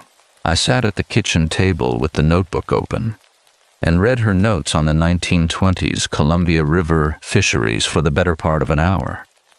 Not because I needed the information, but because reading her handwriting was a way of being in her presence that did not require her to be present, and I needed that before I could drive to Portland. I drove to Portland the following morning. The investigator, whose name was Beatrice Olin, met me in the hospital lobby and walked me through what they had found at the facility. She was not able to share everything, she said. The case was active, but she shared what was relevant to my understanding of what had been done to Nora and to the other 10. She said the suspended viability process was a proprietary pharmaceutical protocol, developed outside any regulatory framework, that reduced metabolic function to approximately 4% of normal while maintaining cardiac and neurological activity at levels sufficient to sustain long-term viability. She said the duration of the longest case they had found documentation for was 14 months. She said Nora had been in the facility for 8 months and 2 weeks. She said the reversal process was proceeding normally, and that the prognosis was good, and that the word good in this context meant what it was intended to mean, not a medical equivocation, but a genuine assessment. She said she would need me to come in for a formal interview the following week, and that she expected the case to move quickly now that the facility had been secured and the documentation was in federal custody. She said D. Reyes had been taken into custody at the Portland facility at 6:03 that morning and was cooperating. She said the number I had texted Martin had been the thread that allowed them to move when they did. I said I had found it on a phone. She said she knew. She said she was glad I had not broken cover to get it, that maintaining the surface for 18 days had been the right decision and had protected the case and had ultimately protected the other 10 people in the facility alongside Nora. She said Nora could see me at 2. She was in a room on the 4th floor with a window facing east, the Portland skyline gray and immediate in the November rain, the Willamette below it the color of old pewter. She was sitting up in the bed when I came in. She looked thinner than I had last seen her, which was not her, which was the person who had been in the kitchen making soup when I came back from the forest, who I had last seen that morning at breakfast before I drove to school, who had looked entirely herself in the ordinary way of a thing that has gotten very good at looking like itself. Nora looked like herself in a different way, the way that is not the result of preparation or practice, but of being a specific person with a specific history in a specific body that has been through something and is still present. She said she had known something was wrong by December. She said she had been trying to find a way to tell me without tipping off the network's monitoring, which she believed was active in the house through the placement. She said she had found Clara Souza in February and had made the call, and that 2 weeks after the call she had been told she was being taken in for a wellness check and had understood at that point that they knew she had made contact. She said she had spent the 8 months thinking about the notebooks, not about me, she said, and then corrected herself and said that was not true, that she had thought about me constantly, but that the thing she had used to stay oriented was the notebooks, the specific detail of the research, the facts of the Columbia River fisheries in the 1920s that she had been accumulating for 6 years with the intention of eventually making them into something. She said was the second shelf from the bottom still where she had left it. I said yes. She said she had needed to know that. I sat in the chair beside her bed, and we were quiet for a while in the way of people who have things to say and are choosing the order. Outside the window, the November rain continued its Willamette Valley version of what it had been doing all season, steadier and less salt-edged than the coast. The city going about its Thursday afternoon with the indifference to individual drama that cities maintain as a structural feature. She said she had figured I would find the ring first. I said it was the ring that started it. She said she had taken her real ring off and put it in the pocket of the green coat when she understood what was happening. She said she had thought if I ever found it I would know. She said she had not been certain I would look in the coat. She said she had taken a chance on my paying attention. I said I had been paying attention for 14 years and was not planning to stop. She laughed, the real laugh. Not the close paraphrase, not the reproduction. The actual laugh that came when something delighted her unexpectedly, slightly louder than she intended, the one I had not heard in 8 months and 2 weeks, and that landed now in the hospital room on the 4th floor like a thing that had been away on a long journey and had come home without making a particular event of it, simply by arriving. I drove back to Astoria that evening, on the 84 west to the 30. The Columbia on my right going dark in the November dusk, the basalt of the gorge walls rising out of the river in the way they have been rising for 10,000 years, indifferent to the particular Tuesday or Thursday or any other human accounting of time. The ring was in my jacket pocket. Her real ring, which I had taken from the coat when she told me it was there. And the road followed the river west toward the sea, and the river moved alongside me with the patient directional certainty of something that has always known where it is going. It is March now. 4 months since the warrants. 3.5 months since Nora came home. I am writing this at the kitchen table in the early morning. The Columbia below the ridge holding the particular gray silver of a March dawn, before the sun has fully committed to being up. Gordon.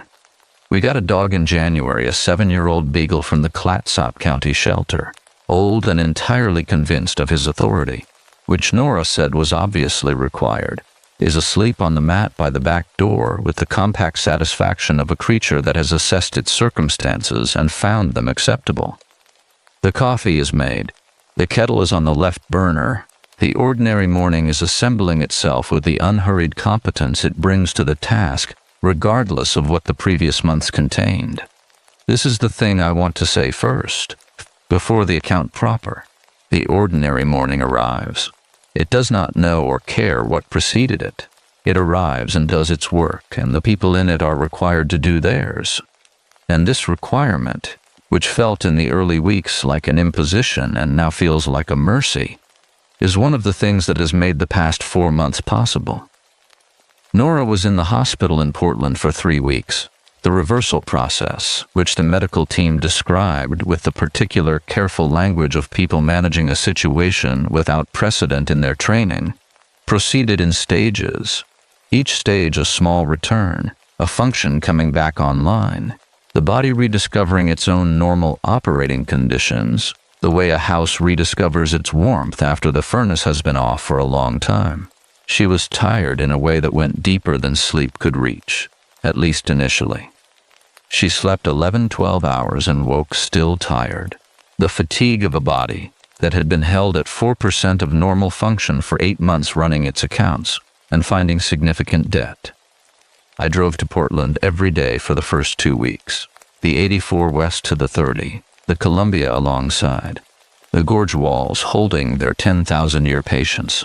I learned the route's specific qualities, which segments of the 30 flooded in heavy rain, where the log trucks came down off the coast roads at dawn, and required attention, the particular light on the river in the afternoons when the low winter sun came through the gaps in the overcast and turned the water from pewter to something warmer and briefly golden.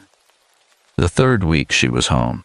The house had been empty for 3 weeks, which is long enough for a house to develop a specific quality of dormancy.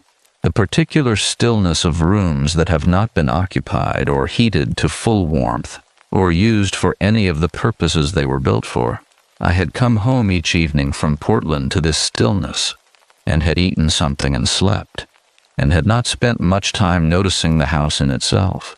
But the morning before she came home, I went through it room by room and turned the heat up and opened windows briefly to replace the stale with fresh, and put flowers on the kitchen table that I drove to the 24-hour grocery in Warrenton to buy, because it was November and nowhere in Astoria had flowers at 7 in the morning.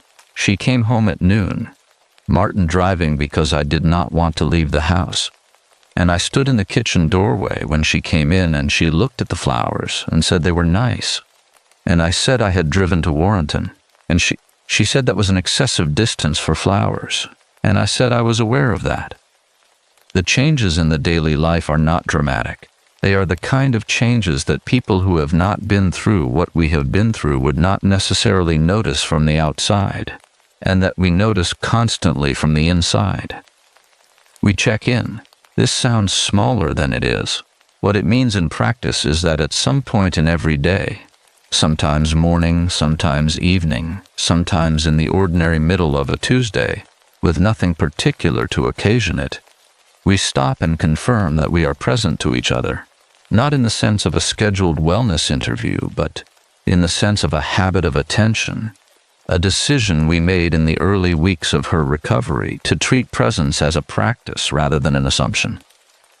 Marriage as a thing you do rather than a thing you are. We got the dog, which I mentioned, and which requires its own paragraph, because Gordon has reorganized our mornings in ways that turn out to be useful. He needs a walk before 7. This is not negotiable. He makes it clear through the specific persistent communication of a beagle who has opinions. And so we walked before 7, down the ridge road to the waterfront and back, in whatever the November and December and January weather produced, which was considerable and which we walked in anyway. The walk is not romantic. It is cold and Gordon is demanding, and the hills of Astoria in the rain require a level of physical commitment that neither of us was fully prepared for. But it is ours in a way that is new. Something we built together in the months after the hospital, a habit that belongs to this version of the life rather than the previous version. Nora has gone back to the notebook. She started in January, carefully at first, an hour in the study, then 2. Then the long weekend sessions she had been doing before the network began absorbing her attention. The novel is coming back to her not all at once, but in the gradual way that a practice returns when you have been away from it. Unevenly, with gaps, the most recent material requiring more effort to re-enter than the earlier work. She does not talk about this difficulty directly, but I can hear it in the quality of the sounds from the study on the evenings when she is there. The specific rhythm of writing that is going well is different from the rhythm of writing that is not. And 14 years of living near a writer has given me the ability to distinguish them without needing to ask. I do not ask. I make tea and bring it to the study door and knock and leave it on the small table in the hallway, where she can collect it when she comes out. She always comes out and collects it. The case is proceeding. Beatrice Olin calls every few weeks with updates delivered in the precise bounded language of an active federal prosecution. What she can share, clearly shared. What she cannot, not mentioned. D. Reyes is cooperating, which is producing information about the network's other nodes, the 4 other cities that the anonymous contact had referenced, the infrastructure behind the infrastructure. She said in January that the case was the largest prosecution of its kind in the history of the Pacific Northwest office and possibly beyond. And she said it with the flat affect of a person reporting a professional fact rather than a personal satisfaction, which I respected. The placement is not part of the prosecution. I do not know what happened to it, where it went when the warrants were executed, whether it was found at the facility or elsewhere, what it is now. Beatrice Olin has not told me, and I have not asked, and I think about this sometimes, the not asking. And I am not certain whether it reflects a healthy recognition that some things are outside my need to know or a studied avoidance of information that would require me to feel something I am not yet ready to feel. I do not sleep through the night without interruption. This is a change. Before the forest, before the trip, and everything after it, I had slept with the uncomplicated solidity of a person whose body had no particular complaint about the dark. Now I surface, once or twice a night, at random intervals, and lie still for a moment listening to the room. The sounds are correct. The breathing beside me is hers. The specific rhythm, the slight irregularity of the transition into sleep, the small pause before the full depth arrives, the rhythm I spent 7 years memorizing, and 18 days testing against a reproduction that was accurate in every way except the one that mattered. I listen and confirm and go back to sleep. This takes 30 seconds, a minute at most. It is not catastrophizing. It is attention, the same attention I've been paying for 14 years, the attention I told my students was the discipline of history. Looking at what is in front of you and asking what it is actually telling you. What the room tells me every time I surface is ordinary house, ordinary night, ordinary dark. The breathing beside you is hers. I go back to sleep. The title of this account came to me in February, on one of the pre-dawn walks with Gordon when the fog had come down overnight, and the ridge road was invisible past 20 feet, and the river below was entirely gone into the gray, and the only way I knew we were in Astoria, and not somewhere unrecognizable, was the weight of Gordon's leash in my hand, and the specific smell of the town in the fog. Diesel and brine, and the dark sweet cold of old spruce, and the sound of Nora's boots on the wet pavement beside me. The title is Something in the Breathing. I chose it because that is where it began, and that is where it lives, in the specific quality of the dark and the air and the body nearby, and the question of whether what you are registering is familiar or only resembles familiar, whether the warmth is the warmth you know, or a version of it produced at sufficient accuracy to satisfy everything but the one sense that cannot be satisfied by accuracy alone, the sense that knows without knowing why it knows, the one that told me on that first night in the synchronizing dark that the almost belief was not belief at all. I submitted this account to Beatrice Olin's office in March as she had requested, for the case record. Before I sent it, I read it back once, the whole of it, from the beginning. From the kitchen with the soup and the ring, and the hiking trip, and the forest where I had believed I was lost. And I noticed that reading it felt different from writing it, the way a distance looks different covered than it looked before you began. I sent it on a Tuesday. That evening, Nora made dinner, and Gordon supervised from the mat by the back door, and the March light stayed long enough that we ate in the last of it, the river below the ridge going gold for 20 minutes before the dark came.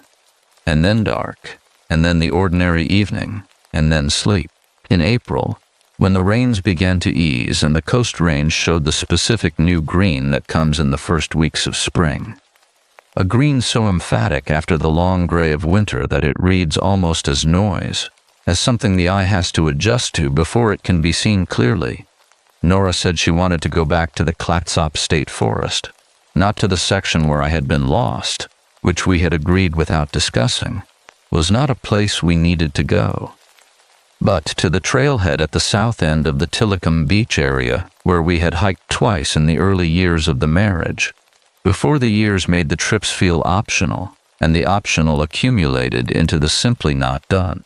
She said she had been thinking about it since January, and had decided that going back was the right thing to do, and that she wanted to do it before the spring really settled in, and the trails filled with the weekend crowds that come, once the weather becomes reliably passable. I said when. She said Saturday.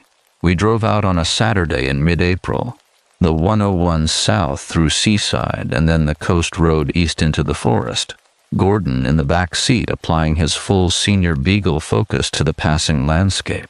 The forest was doing its April work. The alders coming into leaf, the sword ferns unfurling in the understory, the Douglas firs holding their dark, steady presence over everything the way they have held it for centuries and will continue to hold it long after anyone now alive is in a position to notice. The trailhead parking lot had 4 other cars in it. We got out and put Gordon on his leash and started walking. The trail follows a creek for the first mile, before climbing to a ridge view of the coast and the ocean. We walked the creek section in the particular quiet of 2 people who do not need to fill the space between them with sound. A quiet that had been easier to find in the past 4 months than it had been in the 8 months before the forest and the trip and all that followed. The quiet now with its older quality back, the comfortable silence of people who have run out of need for words, rather than the textured silence that had something moving in it. Gordon found a scent in the first quarter mile and conducted a systematic investigation of the relevant vegetation that required patience. We had patience. We had been learning patience in new ways since November and had gotten better at it than either of us had been before, though we had both been reasonably patient people to begin with. The ridge opened up above the tree line, and the Pacific was there, the April version of it, the light on the water less the flat pewter of November than a mobile, shifting blue-gray that caught the wind's passage across the surface in long traveling lines. The Washington coast was not visible from here. We were too far south, the Oregon coast curving away to the northwest. But the breadth of the water was present, the sense of a surface extending past any available horizon, which is the specific thing about the ocean that has always reorganized my sense of proportion in ways I find useful. We stood on the ridge for a while. Gordon sat between us and looked at the water with the calm authority of a creature that has been to the coast before and found it satisfactory. The wind came up the ridge slope with the salt smell of the water in it, and the firs on the ridgeline moved in it, and everything was doing what it normally did in April on the Oregon coast, indifferent to us in the particular way that large natural things are indifferent, not hostilely, not even actively, just fundamentally occupied with their own ongoing processes, which predate our presence and will outlast it. I took her ring from my jacket pocket. I had been carrying it since November, since the hospital room on the 4th floor, since she told me it was in the coat, and I went home and found it, small and cold and bearing the full crosshatch of 7 years of daily wear, the specific micro-scratching of a thing that has been lived in. I had been carrying it because she had not been ready to wear it again. Not immediately. Not until she decided she was ready in the way you decide things after what she had been through. Slowly, from the inside, without pressure from the outside. She looked at it on my palm. Then she held out her left hand. I put it on her finger. It slid on with the ease of something that has been in exactly that place for 7 years and knows where it belongs. She looked at it for a moment. The light on the ridge caught the surface of the band, and the crosshatch caught the light the way only worn gold catches it. Not the uniform brightness of a new thing, but something deeper and more distributed. The luminosity of a surface that has been inhabited, that holds in its accumulated small marks the record of all the days it has been present through. She said it still fits. I said it would always fit. She looked at the ring for another moment, then out at the water, then at Gordon, who had stood up and was indicating through the full vocabulary of his senior beagle body language that the standing on the ridge portion of the excursion had reached its natural conclusion, and the walking portion should resume. We resumed. We walked the ridge trail south for another mile before turning back, Gordon setting the pace, which was deliberate and thorough and attentive to every olfactory development along the route. The forest was doing its spring work around us. The light through the canopy had the new leaf quality of April light, softer than summer, brighter than winter, the specific quality of a season that is not trying to impress anyone, but simply arriving and getting on with it. We came back down the creek trail to the parking lot at noon.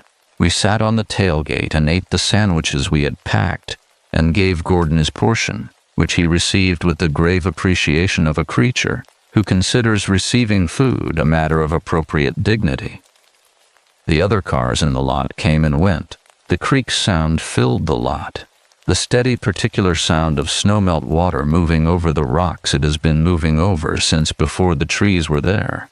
On the drive back, I thought about what I tell my students, that the past does not stay past, that it is present in documents, in architecture, in the way a city is laid out, in the specific silence of places where large numbers of people once lived and no longer do.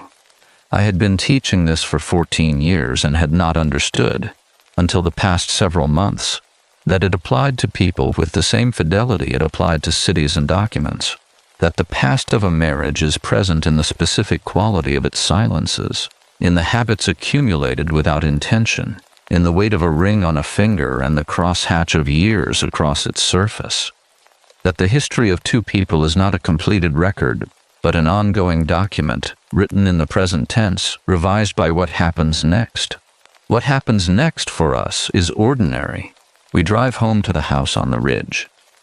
Nora goes to the study and I hear, from the kitchen where I am making dinner, the sound of writing that is going well.